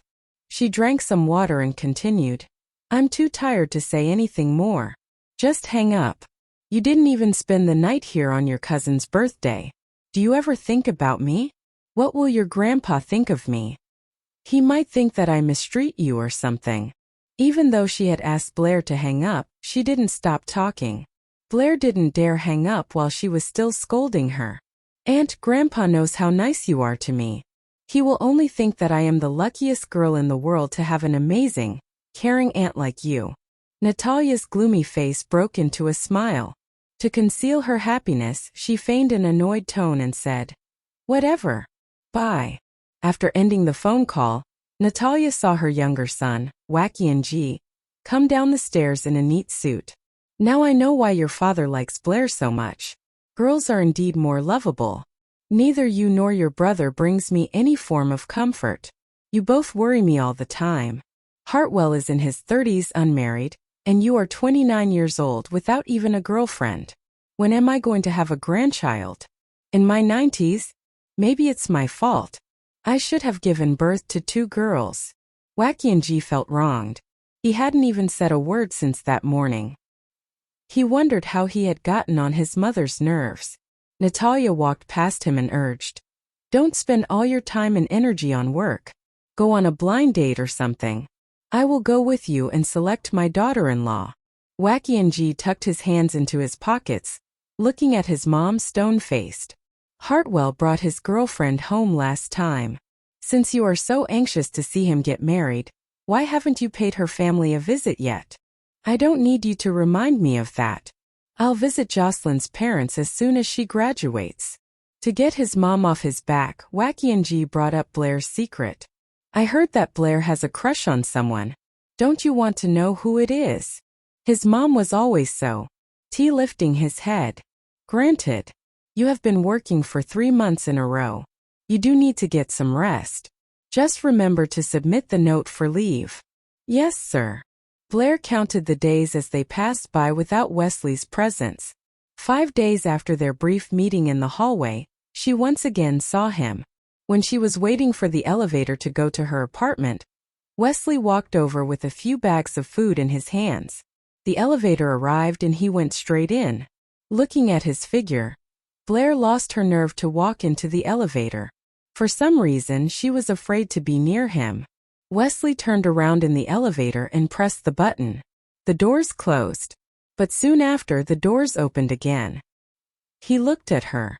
She blinked in bewilderment. Seeing that she wasn't moving, he asked with a frown, "Are you coming?" "He is talking to me." It was a ray of hope. Blair was happy. She scampered into the elevator. The doors closed again. Confined in the little space, neither of them made an attempt to start a conversation. It was normal for Wesley to remain quiet, but Blair had to tell herself to shut up. She was afraid that he didn't want to hear her speak. If that was the case, she would only push him away by talking too much. The elevator arrived at the 16th floor, and Blair walked out first. She was about to say goodbye to him when a girl in a blazer standing in front of the door to his apartment caught her eye. The girl was Megan. When she saw Blair and Wesley walk out of the elevator together, she was taken aback at first, and then she squeezed out some tears and ran into Wesley's arms, weeping. Wesley was concerned. "What's the matter?" he asked tenderly. "I think someone is still stalking me." Wesley turned towards the other side of the hallway. Seeing what he was doing, Blair turned her head too. Two bodyguards stood there. Noticing Wesley was staring at them, one of them walked over. "They were gangsters, Mr. Lee. They followed us all the way here. Mr. Huo is still out of the country." While they were talking, Blair placed her finger on the fingerprint scanner. With a beep, the door was unlocked, and she pushed it open and walked in sullenly. When she closed the door, she could still hear Wesley discussing the stalkers in the hallway.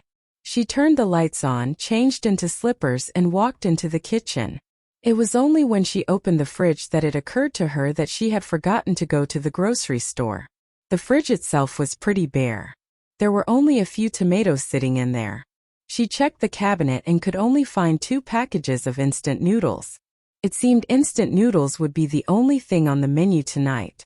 She tossed a packet of instant noodles onto the top of the counter and walked into the bedroom to get changed. Just then the doorbell rang. Who could that be? It couldn't be Wesley.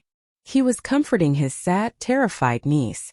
Blair peeked through the cat's eye and saw Wesley standing outside, looking a little impatient.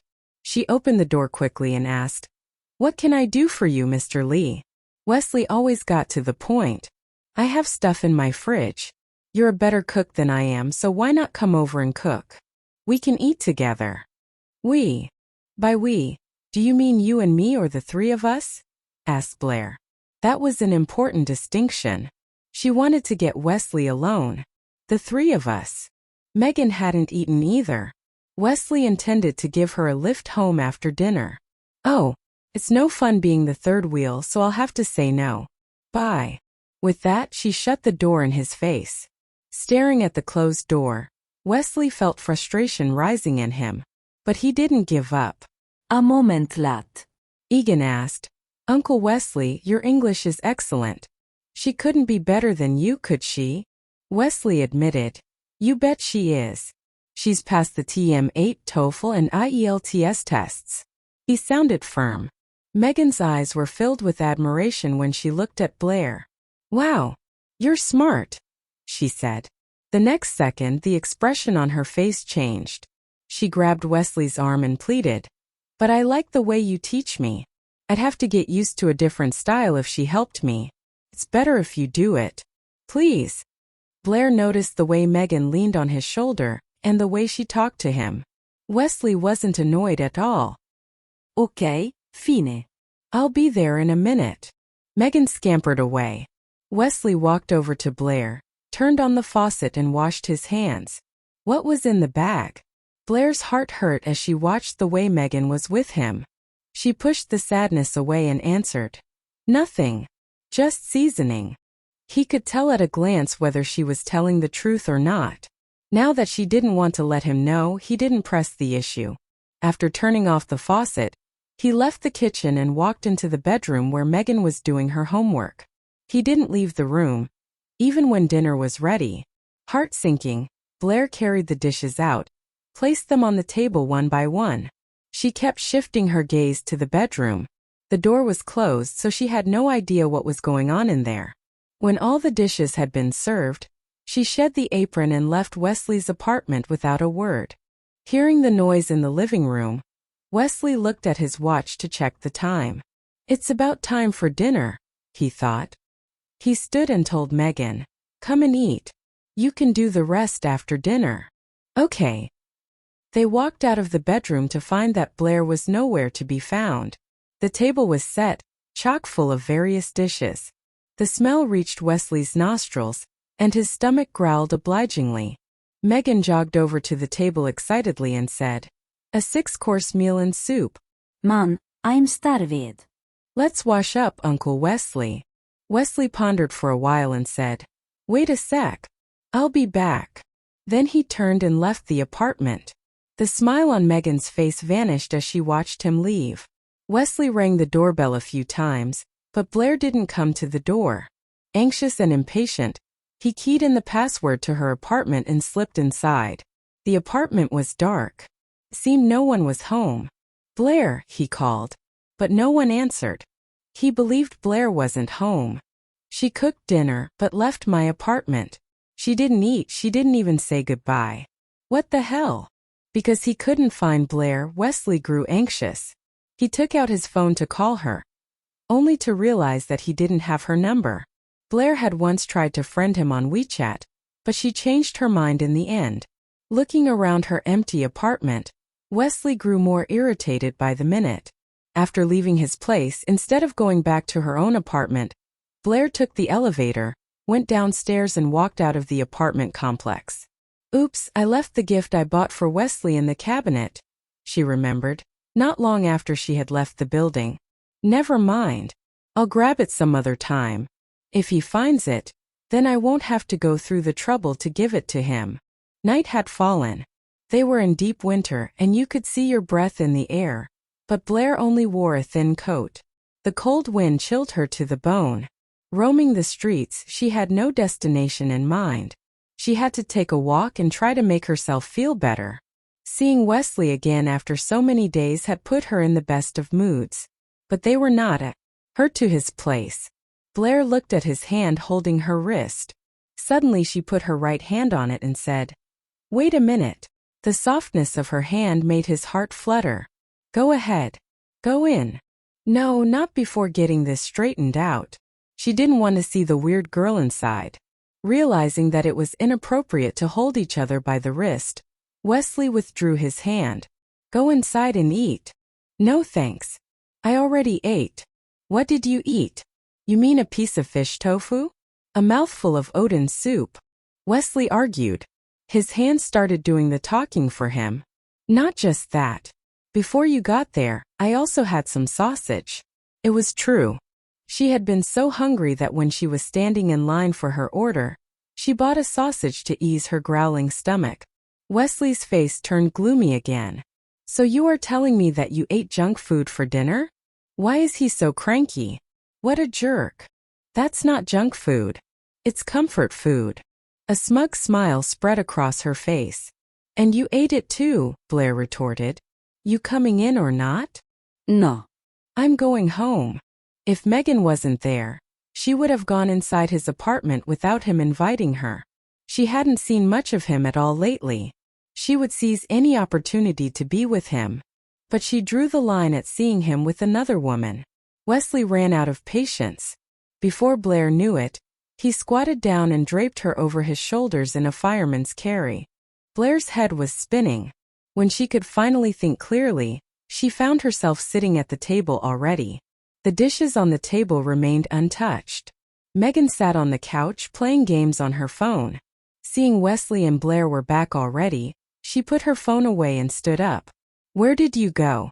I'm starving. "Let's eat," Megan said, pouting as she sat opposite Blair.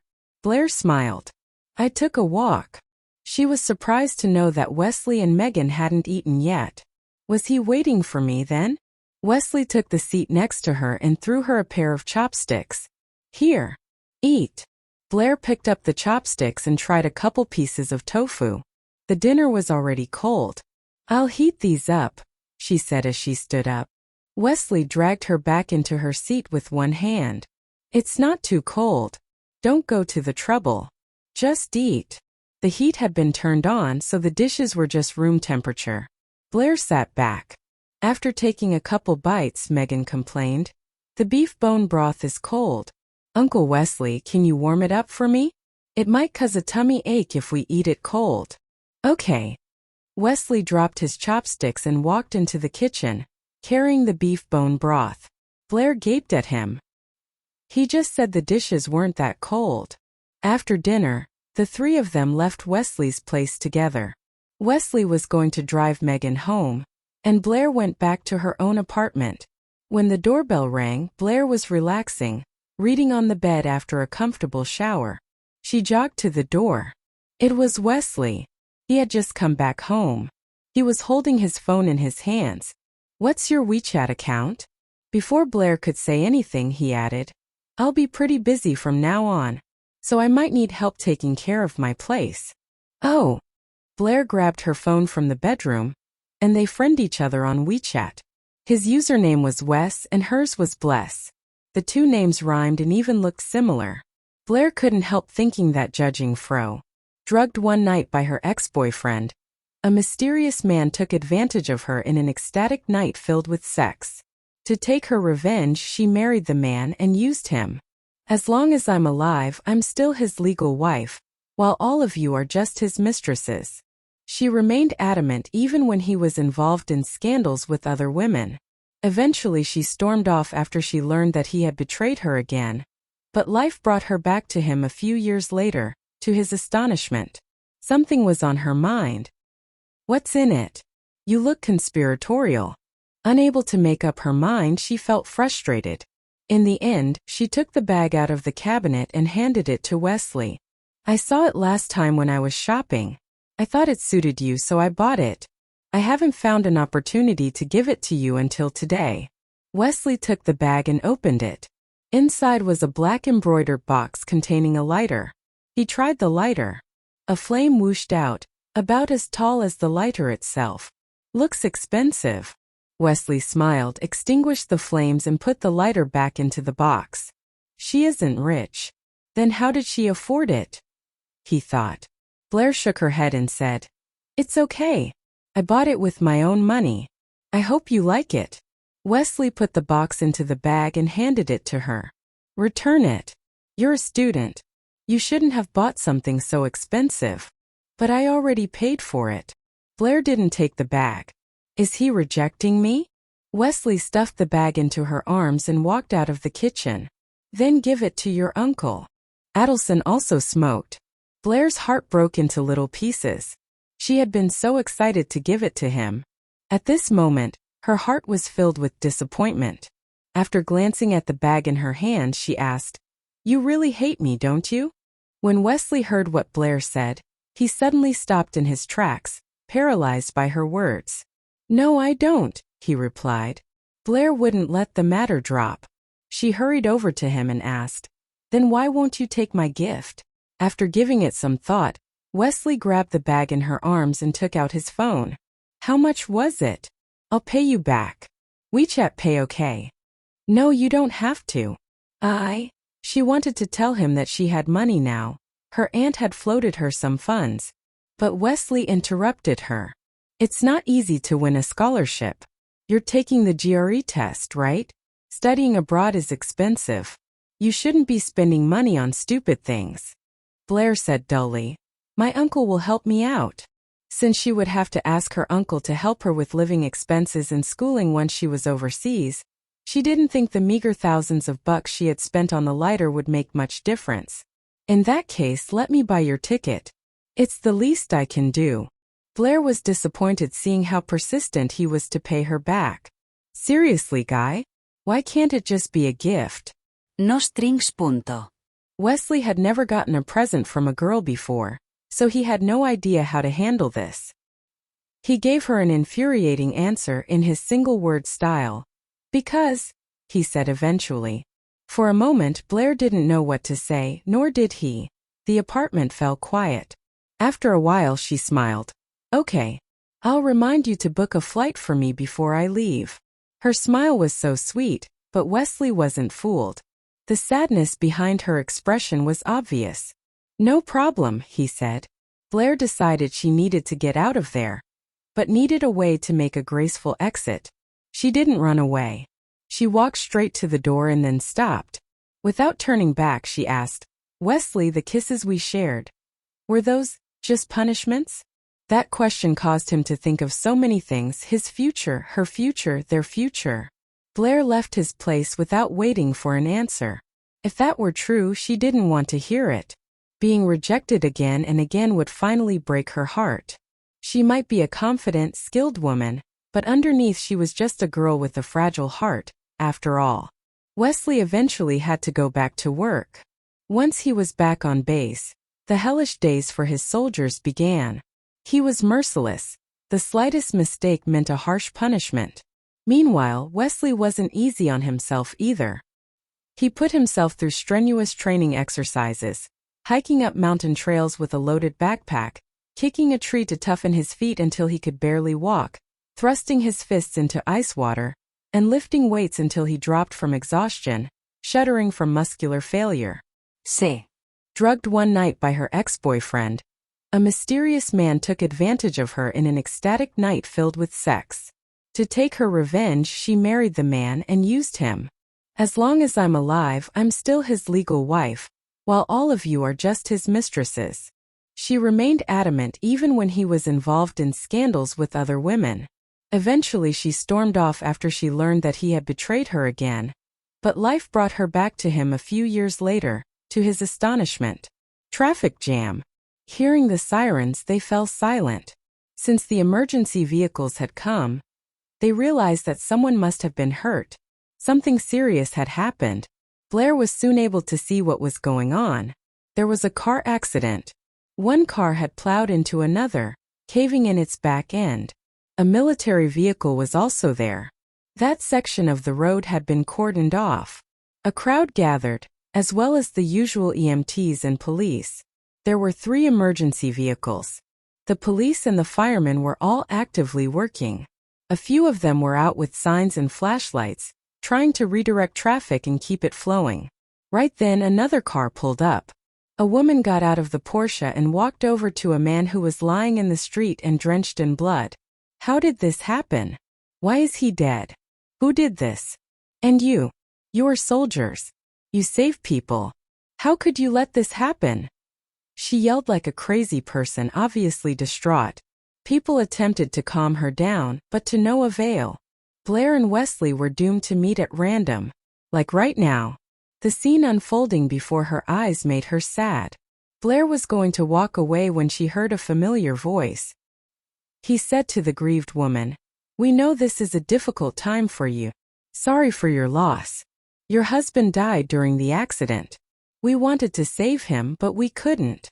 The woman let go of the man in her arms and shouted at Wesley, "Bullshit. You didn't do your jobs.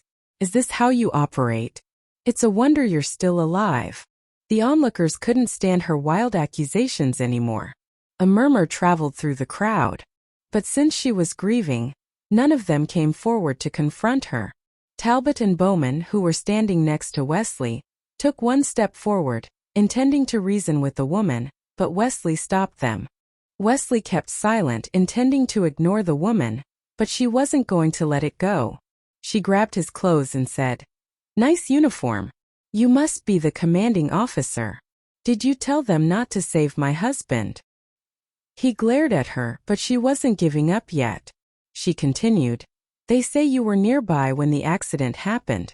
So close and you didn't save him? You're slow. If you can't do your job well, then just quit." Talbot couldn't bear it anymore. "Shut up. Our chief saved 3 people. What did you do?" "Nothing. Just stop, okay?" Slap. To everyone's shock, the unstable woman slapped Talbot across the face. And that act used up the last bit of sympathy in the crowd. People began to curse her. "Who the hell do you think you are, lady? Calm down. It wasn't his fault. Why blame him? Your hubby was probably happy to die. Anything to get away from you." The woman trembled in anger when she heard the reactions from the crowd. Wesley dragged Talbot behind him and stared at the woman grimly. "Look, I get it. You're hurt. I don't know what I'd do in that situation, but you shouldn't have hit him. You should apologize." "Why should I? Who the hell is he?" the woman yelled, without a single tinge of regret or shame in her voice. Don't tell me what to do. Smack. And at that she slapped Wesley too. Hard enough to make his head rock. He was a man serving the country bravely and keeping its people safe. The humiliation of getting slapped by some random woman was beyond words. The coldness in his face deepened, mixed with fury. He balled his hands into fists. Meeting the killer look in his eyes, the woman suddenly lost her nerve to utter another word. Several men stepped forward to grab the hysterical woman. Just then, another woman dashed over to her and gave her a slap as well. The sound of that one reverberated even louder than the previous two slaps. Ah! The crazy womaness. Drugged one night by her ex-boyfriend, a mysterious man took advantage of her in an ecstatic night filled with sex. To take her revenge, she married the man and used him. As long as I'm alive, I'm still his legal wife, while all of you are just his mistresses. She remained adamant even when he was involved in scandals with other women. Eventually she stormed off after she learned that he had betrayed her again. But life brought her back to him a few years later, to his astonishment. Silly. Those guys were patient and understanding. And she had the nerve to slap Officer Lee. I am glad that girl put that woman in her place. Heteri. Before long, reporters found out who Blair was and where she studied. They came to the university, hoping for an interview. Before this, someone had also found out that Blair's uncle was Adelson, a lieutenant general, and that her grandfather was a general. She's awesome. And why not? Her family is career military. She has good genes. She and Wesley make a perfect couple. When Wesley got in between her and that woman, he was amazing. Ah! Be still, my heart. When Blair knew that so many reporters were waiting to interview her, she didn't even dare step out of her dorm. She never wanted to be a celebrity. Gossip was like fame's evil twin. She relied on her grandfather, uncle, and aunt now. She didn't want to make trouble for them. So Blair turned down all the interviews. She never showed up in front of the camera. Gradually, the reporters gave up, and her life was back to normal again. Some of the reporters thought it would be even better if they could interview Wesley. But as an officer, of course, Wesley wouldn't give an interview. Since the press didn't have anything more, they dropped it. It was getting hot. After Blair had passed the GRE test, she got busier. She sent her past school reports, along with her IELTS and TOEFL transcripts, to a prestigious overseas university. Since Blair was an outstanding student, and her university had written a shining recommendation for her, she got her acceptance letter very soon. When the junior year came to an end, Blair went to see Adelson. In the study, Adelson banged the desk angrily, his sonorous voice traveling across the entire second floor as he scolded. This is complete nonsense, Blair pleaded. Uncle, just this once. Please. Not gonna happen. Adelson snapped. He had no issues with Wesley, and he thought that it was right to take bold actions to pursue love. But what Blair was suggesting was outrageous. Uncle, I am confident that my plan will work. No. Absolutely not. I cannot allow this. Adelson felt that since he and Natalia had given Blair enough freedom lately, she thought that she could do whatever she wanted. Blair drooped her head. She had known that her uncle would say no. Seeing how disappointed she was, Adelson sighed. He calmed himself down and said, You can chase him in any other way, but this is not right. Blair shook her head. I want to try this. If it still doesn't work, I'll focus on my studies. The look on her face made Adelson's heart ache. Finally, he said resignedly, Fine. There will be a drill in 4 days. Wesley and his soldiers will be there. You can take that opportunity. He thought about it. This was the only chance where he could let Blair through to enter the military site and carry out her absurd plan. 4 days later, on the military training area in the suburb, the most courageous thing Blair had ever done was fall in love with Wesley. The boldest thing she had ever done was propose to him in a wedding dress. The most humiliating. Drugged one night by her ex-boyfriend, a mysterious man took advantage of her in an ecstatic night filled with sex. To take her revenge, she married the man and used him. As long as I'm alive, I'm still his legal wife, while all of you are just his mistresses.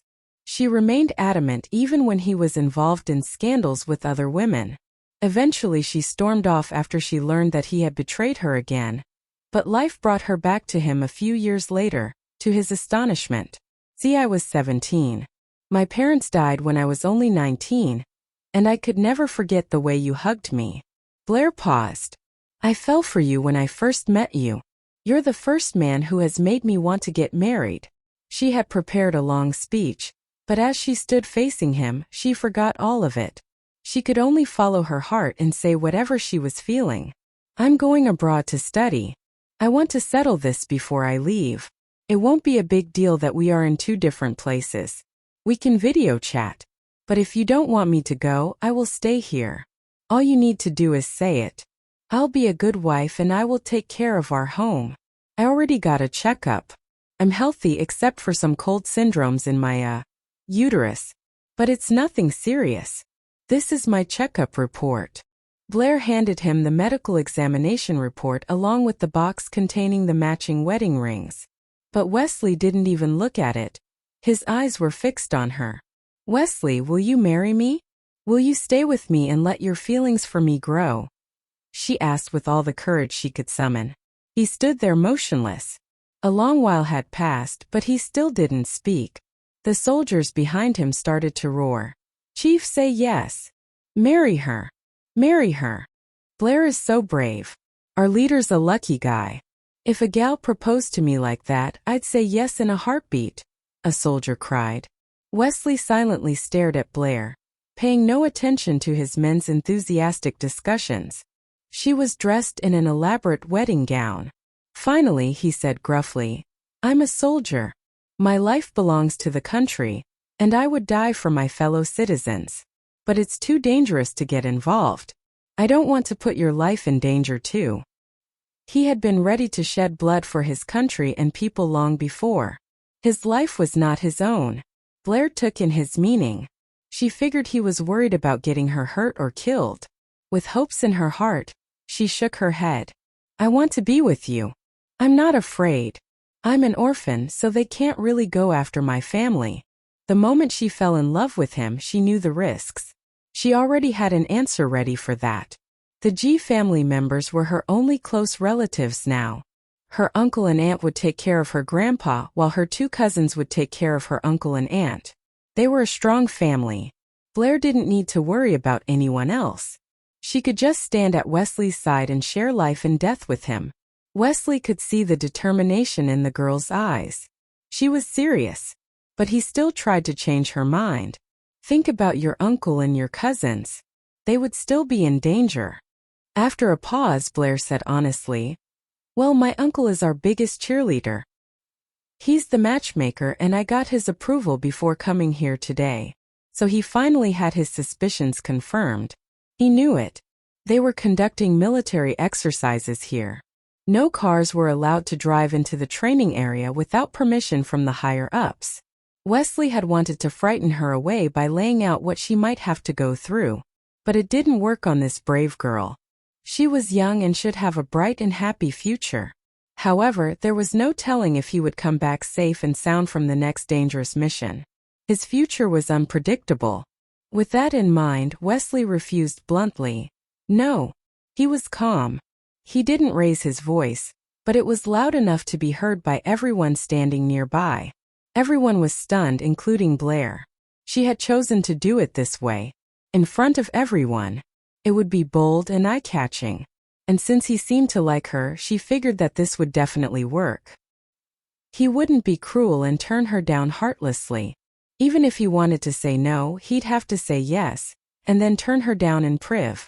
Drugged one night by her ex-boyfriend, a mysterious man took advantage of her in an ecstatic night filled with sex. To take her revenge, she married the man and used him. As long as I'm alive, I'm still his legal wife, while all of you are just his mistresses. She remained adamant even when he was involved in scandals with other women. Eventually she stormed off after she learned that he had betrayed her again. But life brought her back to him a few years later, to his astonishment. They lugged 2 large suitcases out of the apartment. When Blair was about to lock the door, the elevator doors opened and a man emerged. It was Wesley. Blair's hands trembled a little when she saw him, but she managed to regain her composure quickly. He silently stared at her luggage. She took the initiative to greet him. "Hi, Mr. Lee, long time no see. I'm moving out. I'll be out of the country for a while, but you knew that." After a moment of silence, he nodded, and then gave a quick glance at the man behind her. Blair smiled and wrapped her arm around her fiancé's. "Honey, this is my neighbor Wesley Lee." She looked at Wesley and continued, "Mr. Lee, this is my fiancé Miller Hong. We just got engaged. I'm moving in with him until my flight leaves. This is my fiancé Miller Hong." Those words struck Wesley like a bolt of lightning. He stared intently at the woman, but she didn't seem perturbed in the least. He wanted to find out if she was joking or lying, but he couldn't detect anything from her face.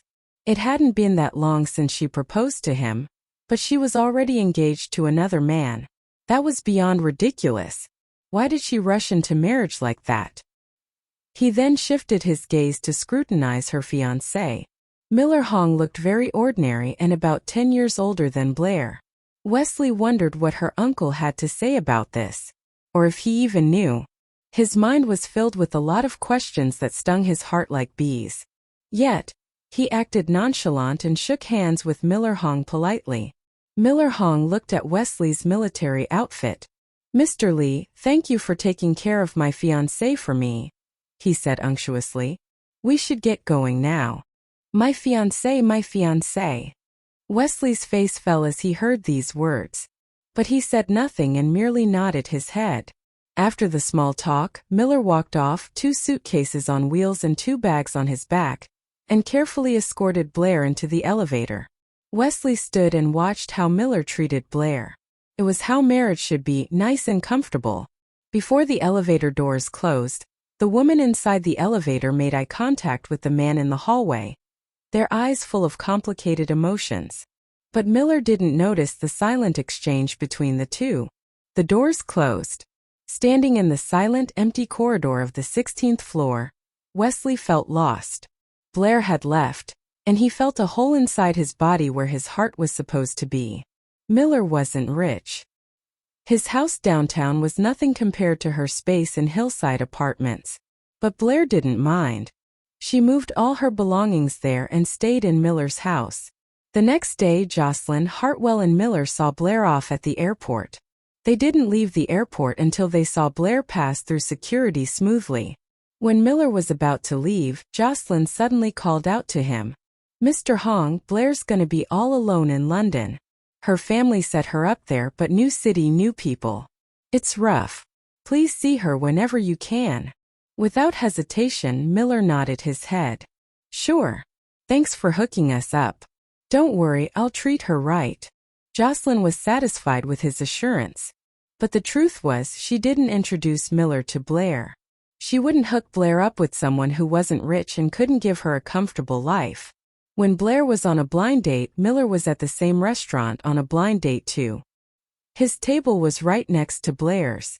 Blair wasn't really clicking with her date, but Miller seemed a lot nicer. Coincidentally, things didn't work out between Miller and his blind date either. After the girl left, Blair walked over to his table and struck up a conversation. In the end, they hit it off and decided to go out with each other. Miller bade farewell to Jocelyn and Hartwell. After he left, Jocelyn got into Hartwell's car. With a sullen face, Hartwell sat in the driver's seat. She knew how he felt. Jocelyn sighed, like she knew him well. "Okay, got it. I only came back to grab a file. I should get going now. Dad wants to talk to you, Wesley." Wesley nodded to Hartwell and watched him leave the study. Adelson put down his brush again. "I asked you to come here because I'm interested in the goings-on in a nearby city. I need 2 men from your team.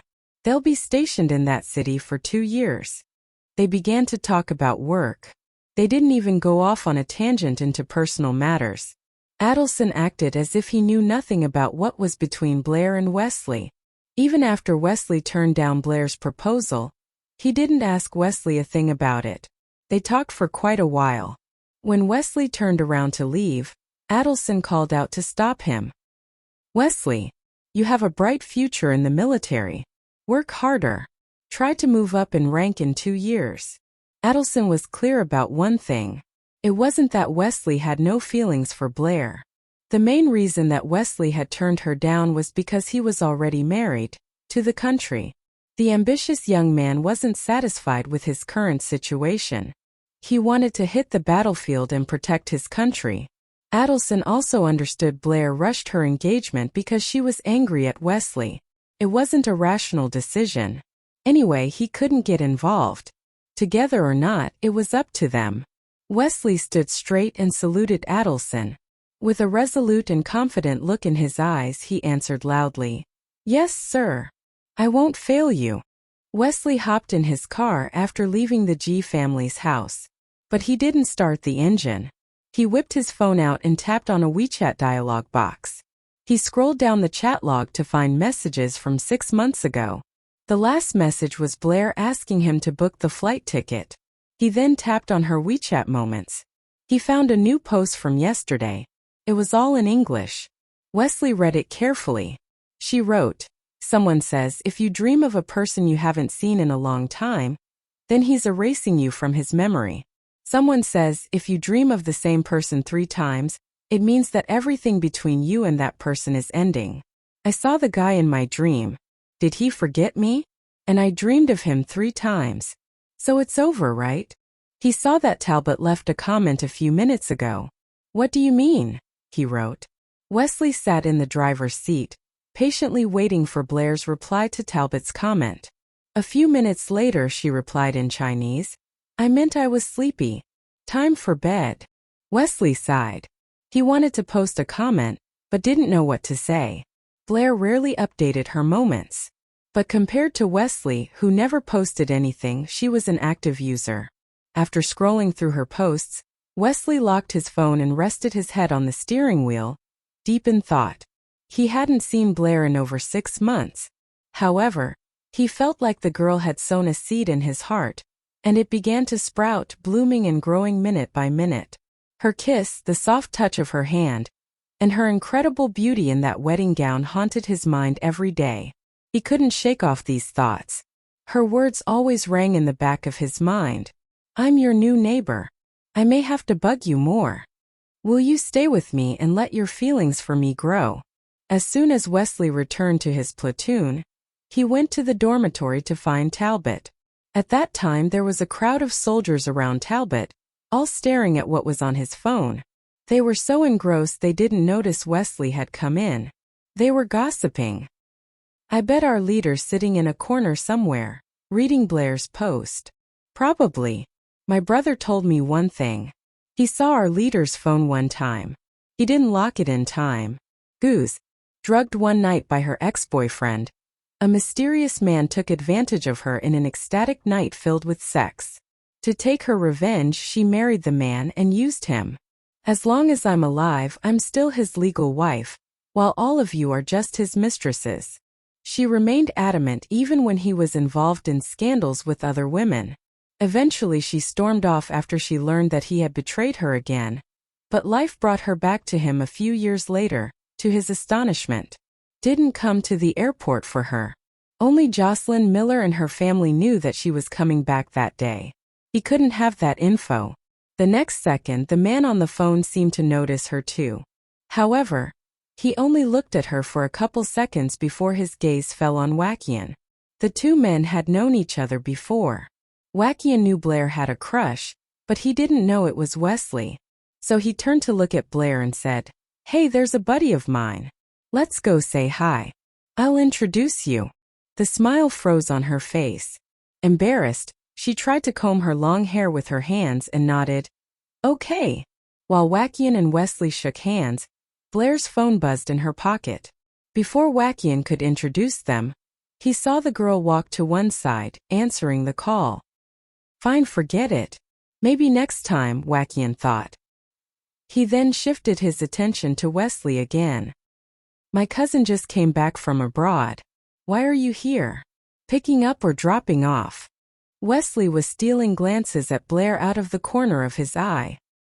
Hearing Wei Shen's question, he focused on the conversation and nodded, picking up. My family's flying in from a country. I've come to pick them up. It wasn't easy for Wesley to get a vacation. His parents hadn't seen him for a year, so they couldn't wait anymore and flew out to Y City for a reunion. Oh really? Since I'm not in a hurry, I'll wait with you, Wakian said with a smile. Wesley caught a glimpse of Blair's back. Sounds good, he nodded. After ending the call with Adelson, Blair walked back to Wakian. Her cousin suggested at once, Wesley's meeting his family here. Let's go say hi before leaving. Blair was stunned for a moment. This was unexpected. Say hi to his family? Wakian then explained to her. Wesley's grandfather and our grandfather are old buddies. And Wesley's father helped me out a lot when I studied in a country. This is a rare chance. Let's wait a while longer, okay? Wesley's grandfather, Keith Lee, and Blair's maternal grandfather, Gilbert G., had been friends for decades. Wesley's father, Baldwin Lee, and Adelson had been comrades in arms for 10-odd years too. So, the Lee family and the G family were close. That was why Adelson paid so much attention to Wesley. But most importantly, Wesley was one of the Army's finest. So, Adelson always thought highly of the young man and threw a lot of opportunities his way. Blair nodded. Okay. The three of them then walked through the passage together. Wakian formally introduced the two to each other. Wesley, this is my cousin Blair Jing. She's studying in London and just came back for the Spring Festival. Blair, this is Wesley Lee, the finest soldier in your Uncle Adelson's eyes.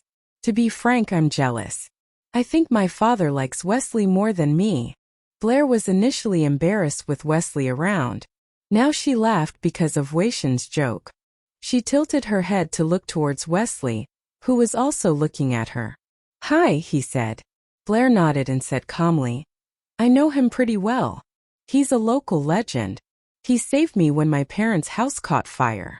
With the mention of her parents, the two men naturally fixed their eyes on the pathetic girl, but her face betrayed no emotions. Wakian looked at his cousin with compassion in his eyes. Oh, I see. I thought you didn't know each other. He quickly changed the topic and asked, So Wesley, your family here yet? Wesley glanced over the exit and replied, They were at the baggage claim just now when I called. They should be coming out. Oh look, there they are. The Lee family easily spotted Wesley since he was dressed in green camo fatigues, standing out from the crowd. Wesley frowned. My grandpa is here too, of them to Blair, so that this beautiful girl would be her daughter-in-law. But it was too late. She was engaged. Cecilia sure felt really gloomy. Her sons had no chance to pursue such a nice and beautiful girl. Keith Lee, the oldest man here, looked intently at Blair. He tried to place the girl's face in his mind. Suddenly, he blurted out something that shocked everyone there. Aren't you the girl who slapped that crazy woman in the car accident? That was you, right? Blair's lips twitched. He's got a good memory for an old guy. What should I do now? Should I admit it or not? She thought anxiously. With the old man's reminder, Cecilia sure observed Blair's face more carefully. You look a lot like her. Blair, do you know Wesley? You stepped in and set that woman straight. You know what? I was grateful for that girl, and now I find out she's you. Cecilia sure then stuffed the bouquet of flowers to her husband's hands and held Blair's arms enthusiastically. Ignoring all the other men, she led Blair to walk forward. Blair didn't know what to do. She turned around to look at Wesley, signaling to him for help. He made eye contact with her. But pretending not to notice her signal, he moved his eyes to his grandfather and began to explain what happened that day.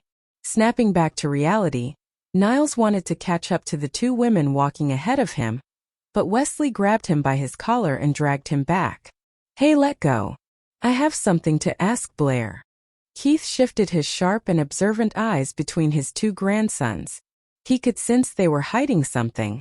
Squinting at them, he asked outright, You know who she is? Niles shook his head, but on second thoughts he nodded. Not really, but Wesley does. Wesley instantly cast him a warning glance. Niles flinched in fear and moved his eyes away, avoiding any eye contact with his brother.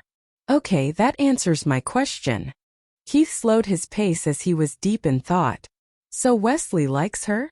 That was something new to the old man. From what he knew, Wesley never showed any interest in girls. Megan was the only girl around him. Seeing his grandfather's contemplative face, Wesley had no choice but to remind him. Don't read too much into that, Grandpa. She's engaged. Oh, yeah. Keith shook his head. What a shame. But wait. I noticed Wesley looking at her, and then looking away before their eyes could meet. The old man suddenly realized. Wesley thought his family would drop it, so he sighed with relief. However, his grandfather suddenly questioned, do you like her? Did you try dating her? Or is it the other way round? She loved you but you turned her down. Wesley's heart skipped a beat. He felt like a secret was discovered out of the blue. Sometimes it wasn't a good thing to have a smart grandfather. Wesley wanted to deny everything, but his grandfather added sternly, Wesley, listen. Think it over before you answer. I've told you many times. An honest man is a good man. Don't lie to me. Niles was trying his hardest to stifle his laughter. Nonetheless, still one or two laughs reached Wesley's ears. The officer glared at the young doctor. He would remember that. Then he turned to the old man again. You've got to be tired. That was a long flight. I'll explain it to you after you get some rest. All right. Keith knew he shouldn't push Wesley too hard. Anyway, his grandson would have to confess everything to him sooner or later. On the other hand, Blair had a hard time explaining herself to Wesley's mother. Wesley, I've admired him for a long time. But that's all. It's nothing. Besides, I've got a fiancé and we'll get married after I graduate. Although Cecilia liked Blair, she knew she shouldn't press the issue, since Blair was already engaged. You shouldn't break up a couple. So she stopped asking about Wesley and Blair. Before they got in, if they had a girl, our two families could be joined by marriage. I was so happy to see Blair just now. But she's already engaged. Ugh, sad. Leaning over Baldwin's shoulder, Cecilia put her hand on her chest to show her heartache. Baldwin squeezed her hand and comforted. Honey, take it easy. Hartwell's a few years older than Wesley, but he's not married yet, right? Young people think differently from us. Cecilia sighed heavily. She finally dropped the issue. What about our rooms tonight? I'll sleep in my dorm. You all can stay in my apartment. Wesley knew his mother didn't like checking into a hotel room, so he had it all planned out. His apartment had 3 bedrooms, so it was enough for them. Okay. Cecilia nodded. She hated staying at a hotel. But you don't need to head back to your dorm. You can share a room with Niles. Wesley remembered how ugly Niles looked when he was asleep. A dash of disdain flashed in his eyes. He didn't like the idea. But anyway, he nodded in agreement since it was only for a few days. When they reached the restaurant, Gilbert, Adelson and Natalia were already there. The two families hadn't seen each other for a long time. They greeted and embraced each other enthusiastically. After a few warm pleasantries, they all settled down at a table in the VIP room. Adelson's gaze swept over the guests. He asked Wakian, "Where's Blair?" His question attracted everyone's attention. That was when Cecilia noticed Blair's absence. Wakian explained, "We dropped her off halfway. She said she made plans with Jocelyn and she'd head back later." Adelson furrowed his brows. "Don't you know Jocelyn is spending time with her family? She asked your brother to pick her up tomorrow." Hearing his father's words, Wakian was stunned. He didn't know that at all. Cecilia instinctively took a glance at Wesley. Her oldest son held the pitcher, filling everyone's glass with water. He wore a poker face. Compared to Wesley, Niles was friendly and excited, a huge smile on his face. "We should get her over here. I want to hear about England. Can you help me out, Uncle?" Of course, that was just an excuse. He had an ulterior motive, to help his elder brother be happy. Cecilia glared at her younger son. "You brat. I gave you lots of opportunities to study abroad and you turned me down. Now you want to hear about it from someone else." What are you up to, Niles? Keith saw right through the young man. Niles looked at his discerning grandfather. Scratching the back of his head, he looked down in embarrassment. Yet, he didn't explain anything, but looked hopefully at Adelson, expecting an answer. Adelson smiled joyfully and instructed Wackian to make the call. Call Blair. Ask her to come here ASAP. Tell her not to keep her elders waiting. Sure, Dad. Wackian nodded and left the VIP room. When Blair got Wei-shen's call, she stood in a line, waiting for her turn to order. She wanted some oden. The thought of a steaming bowl of crab cakes, tofu fritters, potatoes and radish floating in a dashi soup was making her mouth water. There were only 3 customers ahead of her now. She picked up the phone. Blair, are you friends with Niles? Wackian asked as soon as the call was connected.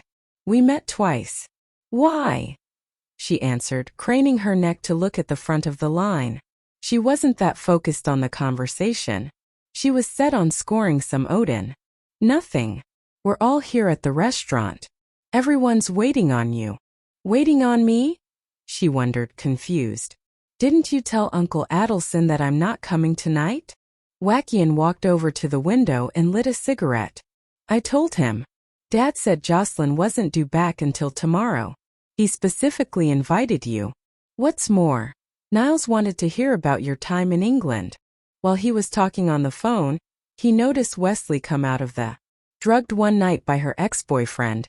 A mysterious man took advantage of her in an ecstatic night filled with sex. To take her revenge, she married the man and used him. As long as I'm alive, I'm still his legal wife, while all of you are just his mistresses. She remained adamant even when he was involved in scandals with other women. Eventually she stormed off after she learned that he had betrayed her again.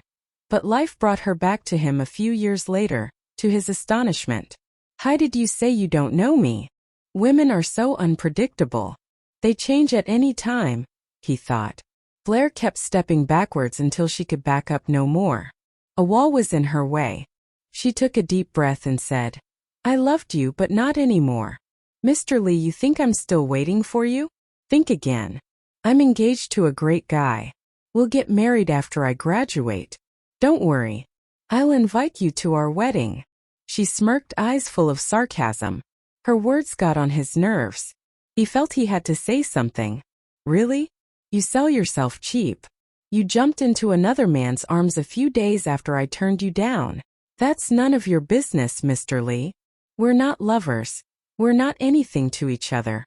Stay away from me. They were too close to each other now. Blair could have easily wrapped her arms around his waist if she wanted to. The petite woman was cornered by a tall and strong man. It looked like he was bullying her. Wesley, what are you doing? Hartwell's voice suddenly came from behind Wesley. Blair's heart skipped a beat when she heard the voice. She pushed Wesley away, kept a distance from him and asked in panic, Hartwell, why are you here? With his eyes staring at the calm Wesley, Hartwell took off his gloves and handed them to his assistant. If I hadn't come at the right time, I would have missed this lovely scene. Think you can bully my cousin and get away with it? Blair hastily shook her head. It's okay. Wesley just had a few questions to ask me. That's all. Blair's voice gradually trailed off under Hartwell's sharp gaze. How could she tell a lie in front of her cousin? He was a man of power and influence and young at that.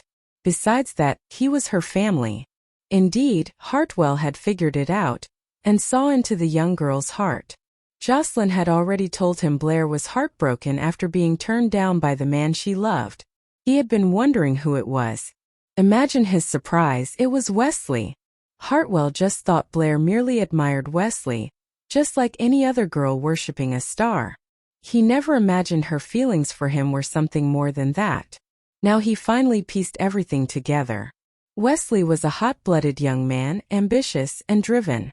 As far as love went, he was clueless, so it wasn't surprising that he turned Blair down. Got an explanation, Wesley? Hartwell asked coldly. Blair knew her cousin was trying to protect her. She ran up to him and took his arm. As she tried to pull him into the room, she said in a hushed voice, Just let it go. I'm engaged now. Don't embarrass me, please. Hartwell silently turned his head to shoot Wesley a look before following Blair into the VIP room. The room was filled with laughter. You could hear it all over the restaurant. After everyone came in, there were 4 young men there as well as the elders, and they were loud and noisy. The Lee and G families got on quite well. Keith's and Gilbert's wives had passed away long ago, so including Blair, only 3 women were in the room. As soon as Blair came into the room, Niles called out excitedly, "Hi Blair. I saved a seat for you." He stood up and gallantly pulled out the chair next to his own. Blair couldn't turn him down. She glanced at Adelson and then walked around the table to Niles' side. She managed to keep her smile steady. Wesley walked in just as she sat down. The first thing he saw was Blair sitting next to Niles. Wesley was a little surprised and then heard Niles say, "Hey Wesley. Have a seat next to Mom. Have a seat next to Mom." It sounded innocent, but he knew it was a trick from his younger brother. If he took the seat arranged by Niles, then he'd have drugged one night by her ex-boyfriend. A mysterious man took advantage of her in an ecstatic night filled with sex. To take her revenge, she married the man and used him. As long as I'm alive, I'm still his legal wife, while all of you are just his mistresses. She remained adamant even when he was involved in scandals with other women. Eventually she stormed off after she learned that he had betrayed her again. But life brought her back to him a few years later, to his astonishment. And at her uncle as she patted her chest with her other hand. When she was able to breathe more easily, she apologized. I'm okay. Sorry. Oh. She was cut off by another coughing fit. Niles pulled out a few tissues and handed them to Blair. She took them and covered her mouth to stifle the coughs. "Have some water," a voice said. She recognized the voice. She took the glass of water handed to her by the man on her right, and drank a mouthful. Niles had told her a big secret about Wesley. She guessed Wesley heard nothing. If he had, he wouldn't have been so calm, handing her a glass of water. After taking a few sips, Blair stopped coughing. Seeing this, Niles patted her back and said, "Hey, why are you so shocked? I was telling the truth." Cecilia saw how considerate Niles was in taking care of Blair. She believed even more that her younger son was in love now. She might be engaged, but she's not married yet. Anything is possible. The mother thought happily. Niles kept talking, and Blair couldn't help but drink 2 more mouthfuls of water to control her emotions.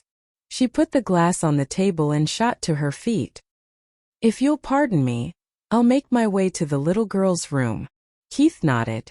Was it something Niles said? I should show that young man some manners. Niles shook his head. No. Grandpa, I didn't. Shut up. The old man's authoritative voice silenced the guilty man at once.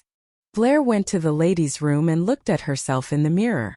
There was a bit of paper tissue clinging to her face. She turned on the faucet, washed her face and hands, and turned it off. Staring at herself in the mirror, she couldn't help but recall what Niles had just told her. "I saw Wesley stroke your hand." Really? When did that happen? Why didn't I know? Was Niles lying? She mused. At that moment her phone buzzed.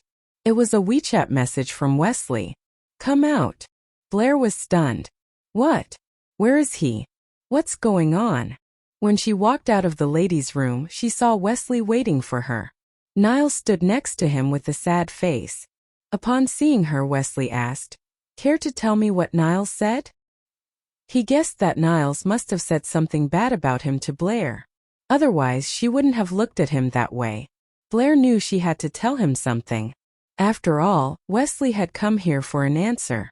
"I just looked at him when Niles told me that, and Wesley immediately found out this had something to do with him. I guess it wouldn't take Sherlock Holmes to figure it out," she thought to herself. She decided to concoct an excuse. "He said you were bad in bed," she said. She wondered if he'd believe it. Actually, she'd pondered this before. Wesley was always in a hurry, eating, jogging, changing his clothes, and so on. He didn't slow down for anything. So she wondered if he would be too fast for fun in bed. Niles gazed at Blair, eyes wide open.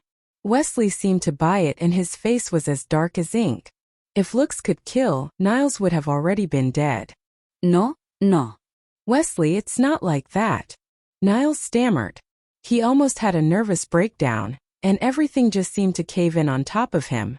Wesley, however, didn't give him a chance to explain. He grabbed his collar and dragged him into the men's room.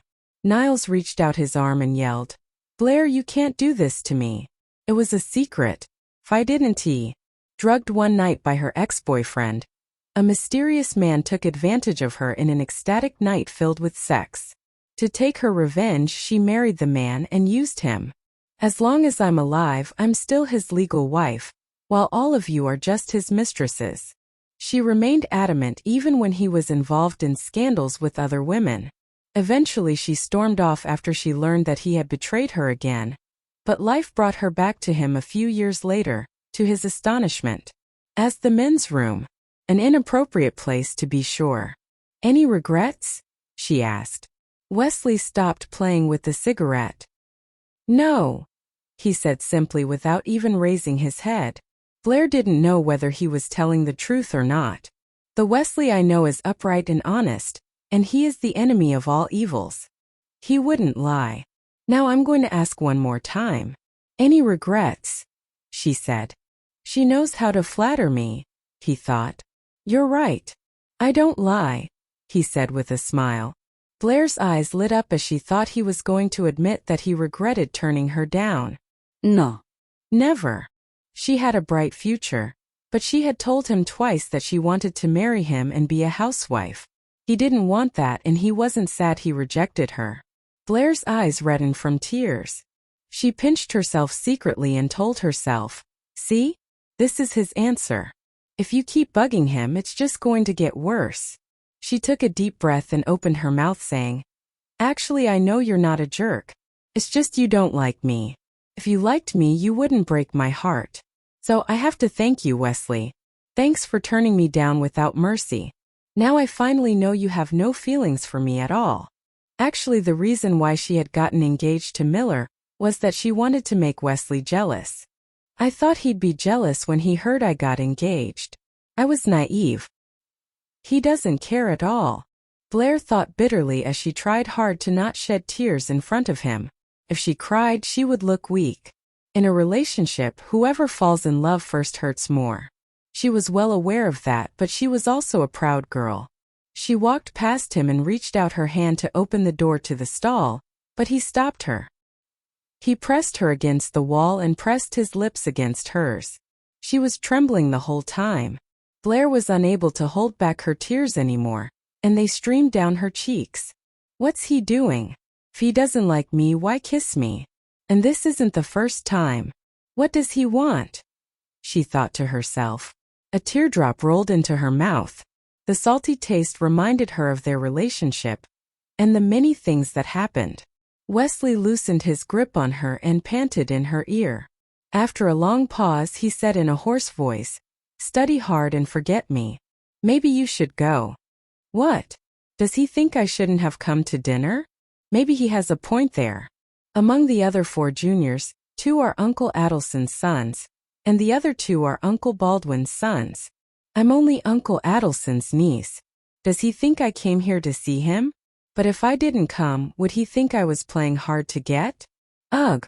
Tears welled in her eyes once more. Actually, she really didn't plan to bug him, nor did she want to be here in the first place. She was afraid that once she saw Wesley, she'd lose control and all the feelings would come rushing back. He kissed me because he wanted to comfort me? But that's not what I want. Blair raised her arm and was about to hit him. She knew she shouldn't. This man was a superhero. But she was so pissed off that she just couldn't fight the urge to slap him. However, Wesley was faster than her, catching her wrist. Blair grew even angrier and punched him hard in the chest with her other fist. This time, Wesley didn't stop her nor dodge. He just wait here while she was overseas. They could get married when she came back. But what if he died? He didn't want her to be sad at all, so he decided to put those thoughts aside. What Wesley said convinced Hartwell. He was a man and once served in the military too. He understood what Wesley was saying. Wesley was due for a promotion soon, and he also had a bright future. Listen, I know Blair pretty well. If she made up her mind to be with you, she's already thought it through. She decided to accept the risk. Since she's not afraid, what are you afraid of? Hartwell asked in confusion. Wesley looked him in the eye and answered honestly. I'm afraid of letting her down. I can't be the ideal boyfriend. So it's better if I don't say yes. Hartwell wanted to press the issue but decided better of it. He didn't want to interfere in their relationship. You turned her down. Now live with it. Don't play games with her or get her hopes up. Just leave her alone, he warned. I know. Wesley thought he could do it. When they returned to the private room, Blair and Niles were bantering back and forth. You're such a sissy. You won't even try fish eyes, Blair taunted. Niles puffed his chest up and retorted. Taste is subjective. You don't eat everything put in front of you either. Are you perfect? Didn't think so. Actually, I am perfect, Blair answered. At this, Niles pretended to sneeze. It sounded suspiciously like bullshit. However, Adelson cast a warning glance in his direction. Wesley took his seat. Blair acted as if he weren't even there and continued talking with Niles. The dinner didn't last long, as the party included 2 old men and they needed to go to bed early. After the 2 families bade each other farewell, Blair got into the back seat of Adelson's car. Natalia, who sat in the passenger seat, turned to look at Blair and said, Your fiancé is a nice guy. I met him once randomly and he did me a favor. In my opinion, a woman should find an ordinary husband and live a happy life. Adelson cast a casual glance at his wife and asked, What?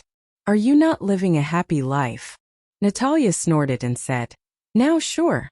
But before. You don't know what it was like. Blair, believe me. Never marry a man like Wesley Lee. I'm not saying that he's a bad guy. He's not.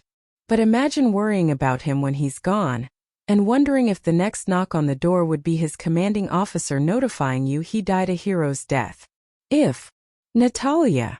Adelson cut her off helplessly. Natalia rolled her eyes at her husband. What? I'm serious.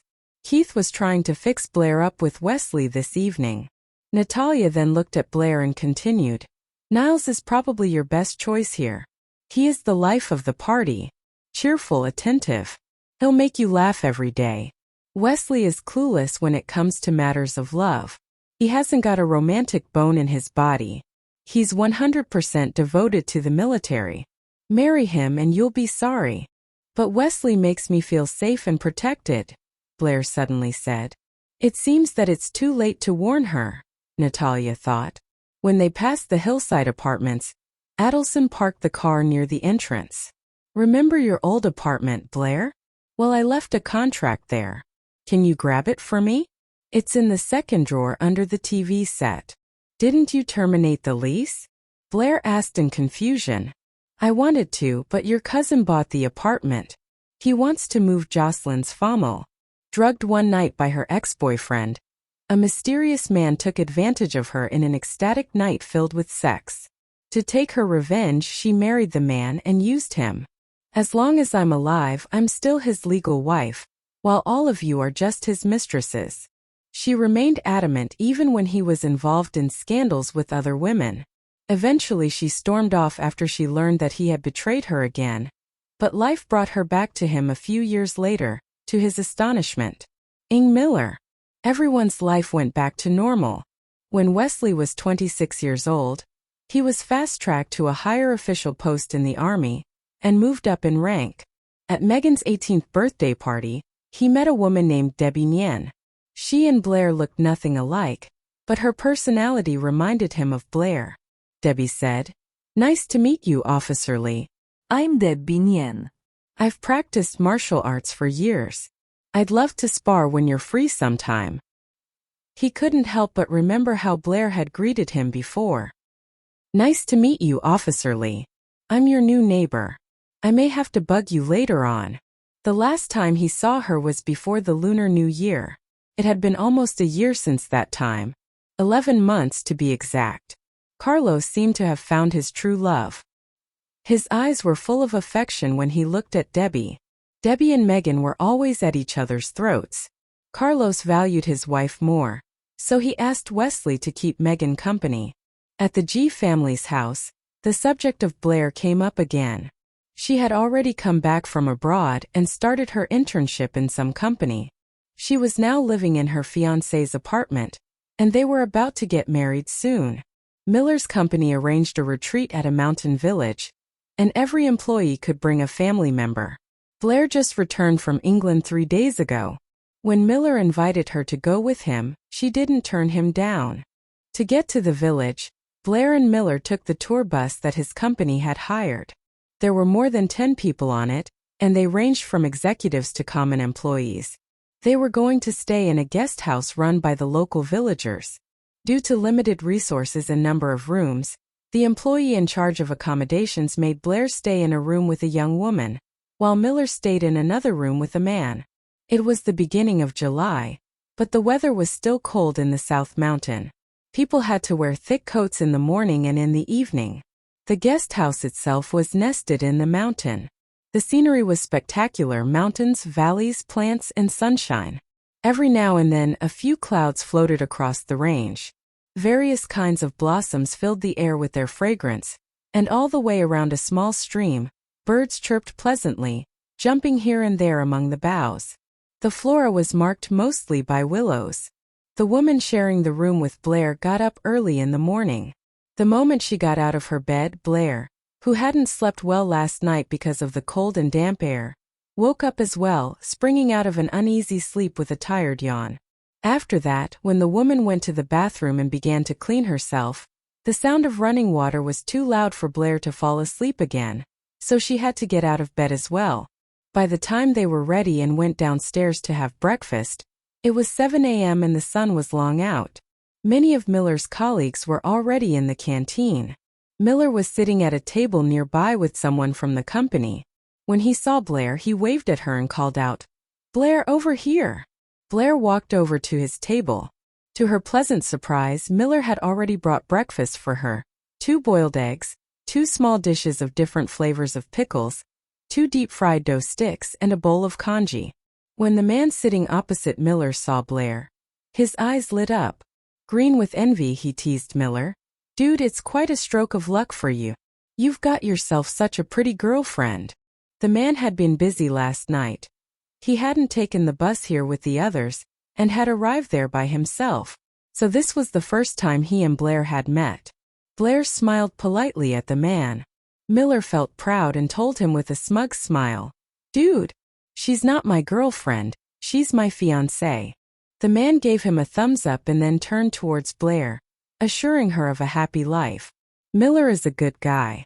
Although he's not that young, he will take good care of you. You'll be a happy wife." Blair took a sip of her congee and gave the man a smile. "I know. Actually, ever since she and Miller had gotten engaged, they had been pretty busy. Drugged one night by her ex-boyfriend, a mysterious man took advantage of her in an ecstatic night filled with sex. To take her revenge, she married the man and used him. As long as I'm alive, I'm still his legal wife, while all of you are just his mistresses." She remained adamant even when he was involved in scandals with other women. Eventually she stormed off after she learned that he had betrayed her again, but life brought her back to him a few years later, to his astonishment. Instead, it became more and more fierce, annihilating everything in the mountain and bringing down more and more trouble in their path.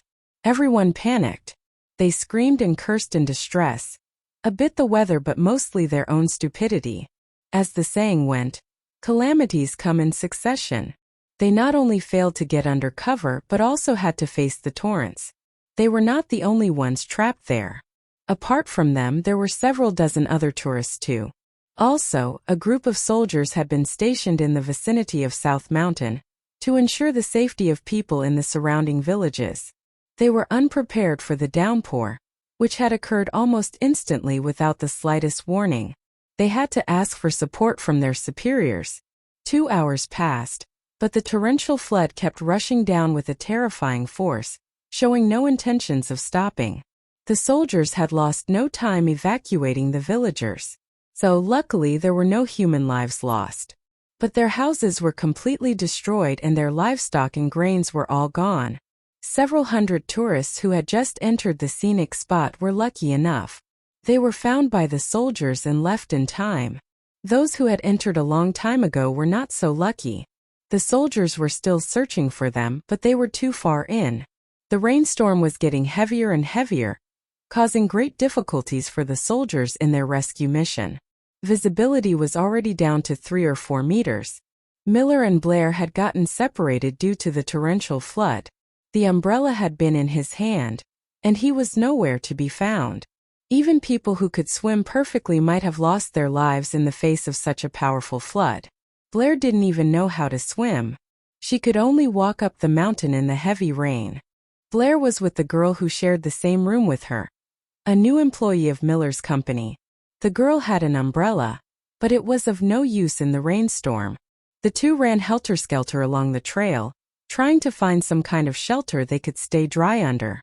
But the same unhelpful trees, rocks, and root systems met them at every turn. Eventually they were out of luck. Even though they kept moving up the mountain, the flood still lapped at their ankles. They had to hold onto a huge tree branch hand in hand to prevent the flood from washing them away. The girl could no longer hold back her tears. "It's so terrifying. I can't swim. Are we going to die? Why isn't there someone to save us?" she sobbed. It was the first time that Blair had encountered a natural disaster like this. She was terrified as well. But she was still a little calmer than the girl. She encouraged her. "Hey, get a grip. Yesterday I saw troops stationed near the South Mountain. Don't worry. They'll send out rescue teams.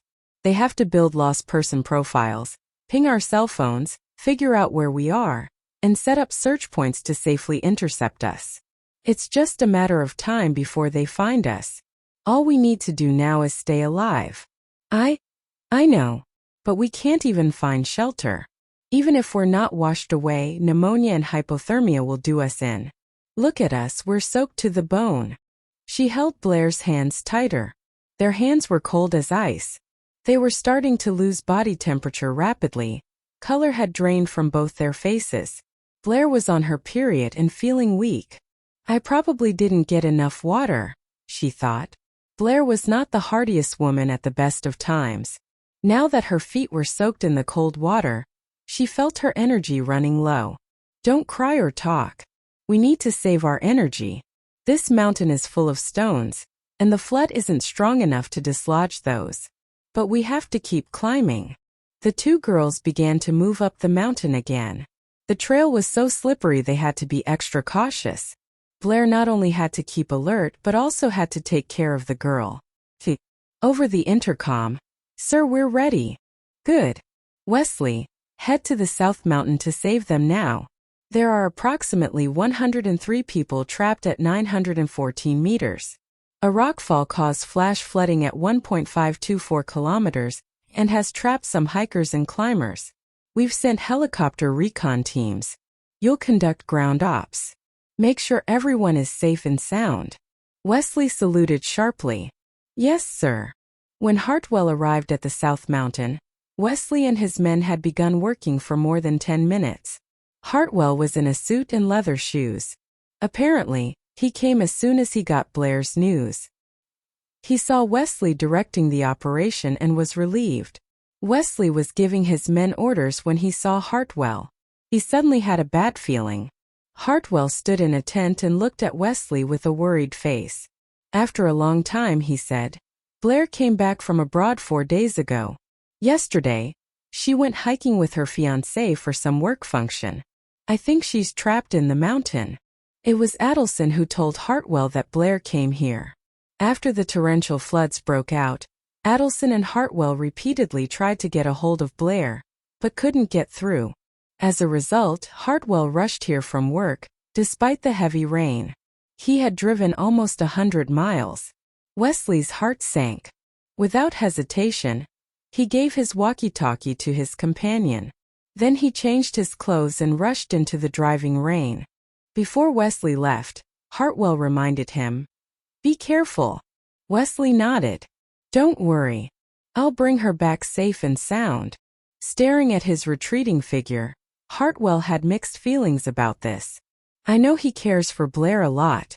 Why does he keep pushing her away? After half an hour, Wesley's phone buzzed. He stopped to drink some water, and then fished his phone from his waterproof holster. It was a WeChat message from Blair. A myriad of feelings welled up in Wesley when he read it. He didn't reply to the message, but instead picked up the pace. On his way up the mountain, he met quite a few rescue workers and tourists, but Blair was not among them. As time went by, the 4 people that had come with him descended the mountain once more, bringing some tourists they had saved with them. Still, Blair was nowhere to be found. The rain was beginning to ease off, which made it a little easier. When Wesley located Miller, the water was already chest high. The rescue workers had to use flotation devices to continue their operation. Miller and his colleagues were stranded where the flow was sluggish. Therefore, 2 rescue workers were able to lead them to safety and wrap them in dry blankets. Wesley scanned the crowd carefully, but Blair was not among them. His heart started racing wildly, and he couldn't help but blame Miller for not having taken good care of her. Wesley moved forward cautiously, and to his surprise, he spotted 2 figures on a huge stone, blocked by a tree. Judging from their slim figures, he could tell they were 2 girls. They were hugging each other to keep warm. One of them was wearing a pink coat and leaning on the shoulder of the other girl. Wesley couldn't see her face clearly and was not sure if that was Blair. Even though he had not seen her for a long time now, his heart told him she must be Blair. Wesley scanned his surroundings. It wouldn't be easy to get to her. The current of the flood had developed whitecaps, pushing a mass of deadly debris with it. If the current didn't catch him, the debris would surely crush him, carrying his battered body away. He called 2 rescue workers over, pulled her into his arms. Blair felt this was the happiest moment of her life. She cradled his neck and buried her face in his arms. Her face and forehead were burning hot, which made him frown. She's got a high fever, he thought. Wesley. You're holding me so tight I can't breathe, she murmured. Wesley loosened his grip a bit, but Blair still felt she couldn't breathe. Wesley, she called out again. I thought I'd never see you ever again. Her teardrops fell on his chest. They were so hot his heart stung. Wesley lowered his head and kissed her wet hair, his eyes full of affection. Don't be afraid. I'm here. You're safe now. His embrace was the safest place for her. The rain finally stopped, but it still wasn't safe. He rigged a second line with the help of the rescue workers on the other side. He set Blair up with a harness and had the workers pull her along the line. Wesley followed. After what seemed like an eternity, Wesley finally reached the river bank. When they were both safely on the other side, he took Blair in his arms. When people on the bank took Blair from Wesley, he tripped in the mud. He staggered and failed to steady himself, falling into the water. People exclaimed and Blair turned her head to look at Wesley. She happened to see him being carried downriver before vanishing beneath the tide. Wesley! Blair yelled hysterically, feeling devastated. What was worse, the big tree that was used to fasten the rope was flushed away by the flood and drifted downstream. Wesley! Blair yelled at the top of her lungs.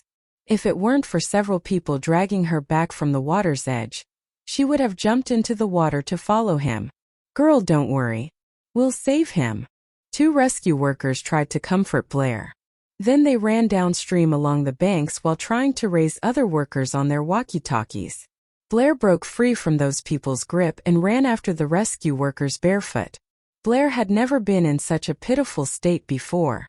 Her hair was dripping wet, plastered to her head, and there were even leaves on her face and shoulders. Her clothes weren't in the best state either. The harness had done nothing to enhance her appearance.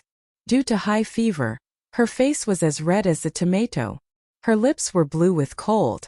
Splotches of mud marred her otherwise elegant beauty. Her sneakers were gone, and she had minor cuts and grazes along her once smooth feet. She looked much more like a homeless person than a young professional woman. Wesley! Blair cried his name hysterically while running downstream, but Wesley was nowhere to be found. Her head was splitting thanks to the high fever. Blair staggered. When two men caught up to her to steady her, her eyes dulled and she slumped to the ground. Wesley, please be safe. This was her only wish before she lost consciousness. By the time Blair woke up again, she was in the military hospital in Y City. She opened her eyes and the first person she lay eyes on was Miller. When he saw her open her eyes, Miller immediately pressed the nurse call button. Soon, a doctor and several nurses hurried in and gave her a thorough checkup. How are you feeling now? Are you hurt anywhere? The doctor asked. Blair nodded. I have a headache. She raised her hand and touched the bandage around her forehead. When you passed out, you bumped your head on a rock. Don't worry. There doesn't seem to be any lasting damage. An MRI confirmed no bruising or bleeding in your brain. We'll need to run some more tests to be sure. Is anything else hurting? The doctor asked. Blair shook her head slowly. They then looked at her pupils and conducted a few quick tests for reaction time and memory. They even gave her cognitive tests like reciting the T for a long while before finally giving up. She decided to wait till Miller was back. She wanted to thank Wesley, but it could wait until she was fully recovered.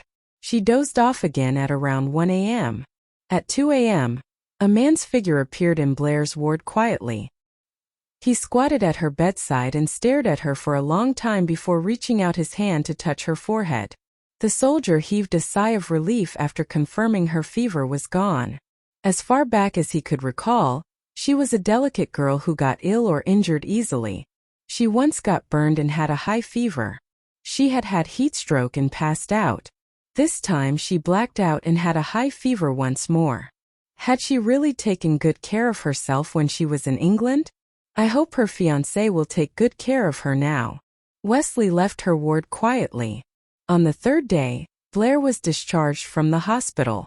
She coughed sometimes, but there was nothing else wrong. Miller and Blair hailed a taxi to the housing estate they were living in. As soon as they got home, he gave her a new phone. Your phone got wet and isn't working. I bought you a new one. Remember to get a new SIM card. Blair's phone was bought by Wackian 2 years ago, which cost him nearly $1,000. The phone Miller bought her was with a lesser-known and inferior brand, which was under $100. Blair didn't turn him down. She took it over and said, "Thank you, Miller. I need to get some rest. Go to work." Really? I'm fine. Miller left for his company. Blair went to her bedroom and sat on the bed, lost in thought. Blair had only asked for 3 days of leave. She should have been back to work now. Since her mobile phone was ruined in the constant downpour and flash flood, she hadn't been able to reach her superior to extend her leave. To her coworkers, she was a no-call, no-show. She was worried she might get fired for it. She had planned to thank Wesley in person with Miller after she recovered. But she didn't have a phone number yet, so the matter had to be put off for a little while. The message to Wesley was her old phone's last gasp before the screen went black, and it refused to turn back on. Miller had gotten her a phone, but it was up to her to get everything transferred. One day, Debbie and Megan had a huge fight. Fed up with Megan's whining, Wesley went to Carlos Manor, insisting Debbie go to the hospital and apologize to Megan. To his surprise, Debbie got upset.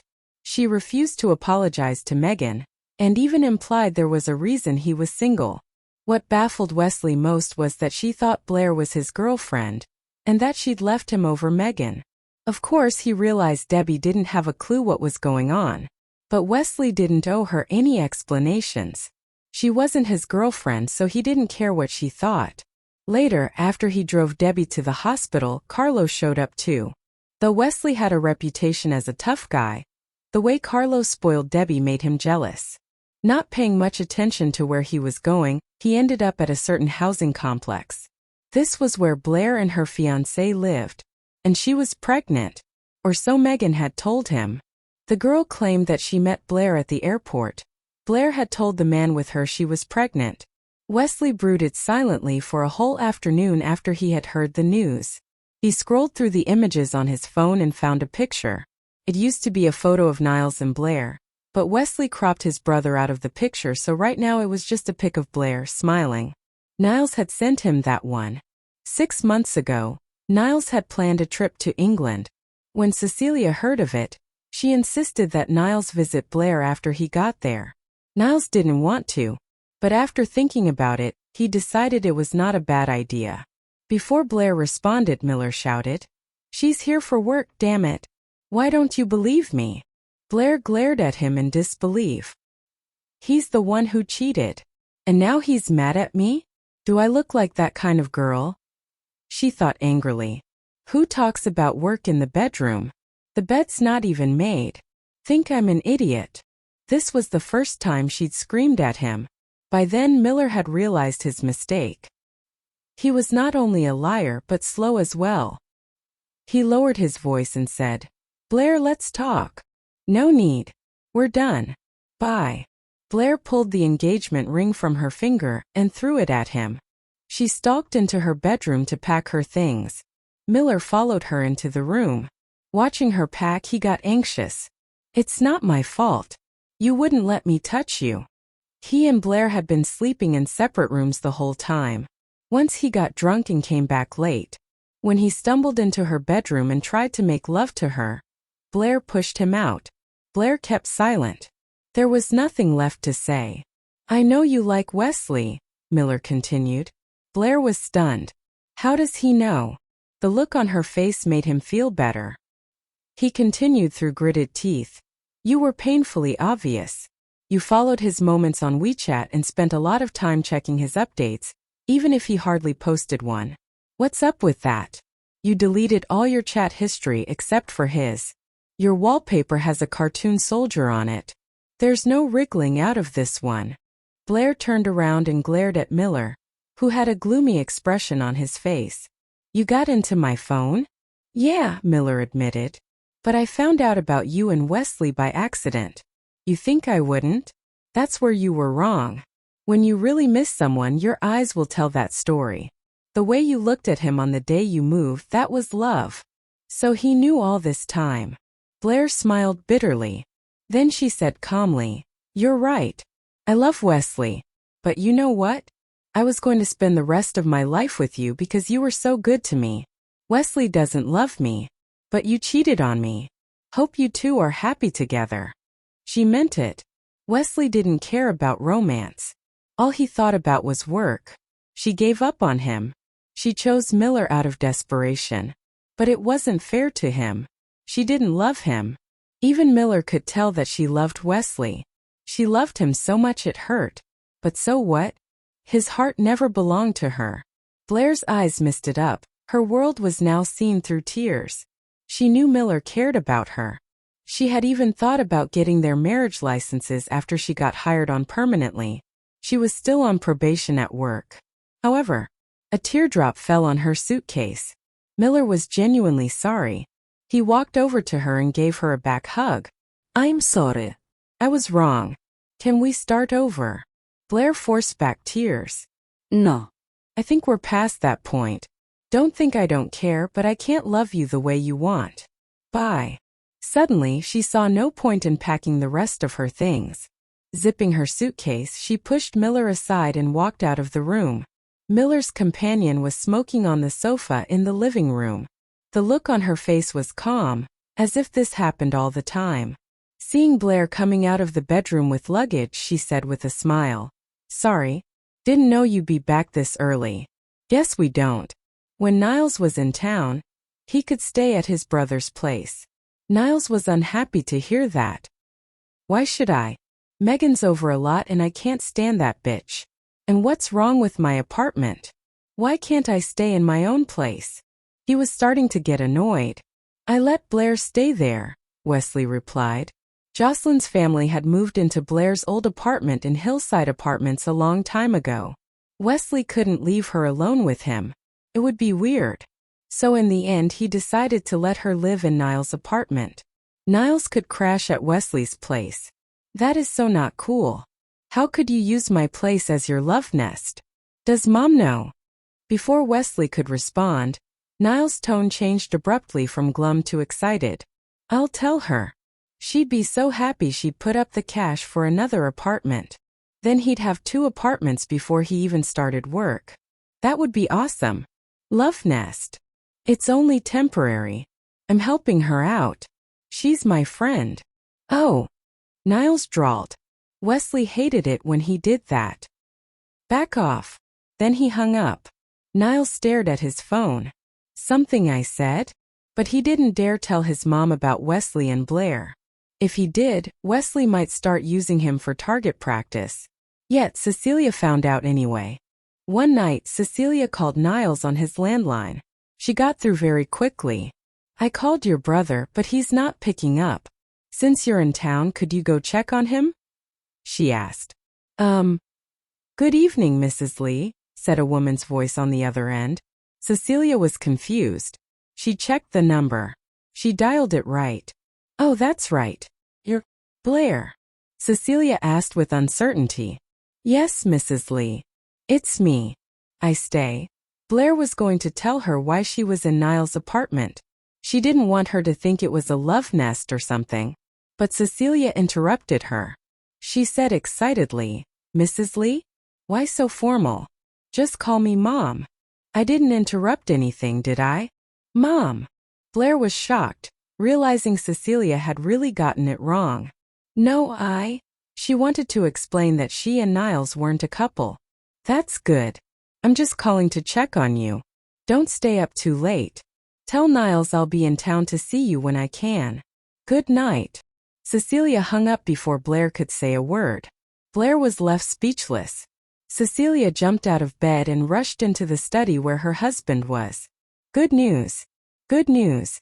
We're going to be in-laws, she exclaimed, beaming. Baldwin took off his glasses and looked at her in bewilderment. What's going on? Blair and your son are living together. She grinned from ear to ear. Really? Which son? Niles, of course. He's smooth, unlike Wesley. That boy wouldn't know love if it bit him.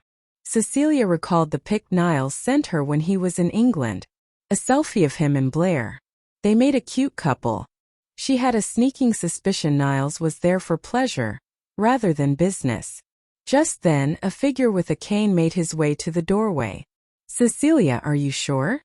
Cecilia turned. Why? He seemed to have an answer for everything and had to be right. I'm too busy to go home. It'll have to wait. I need to get back to work, Grandpa. Take care of yourself. Bye.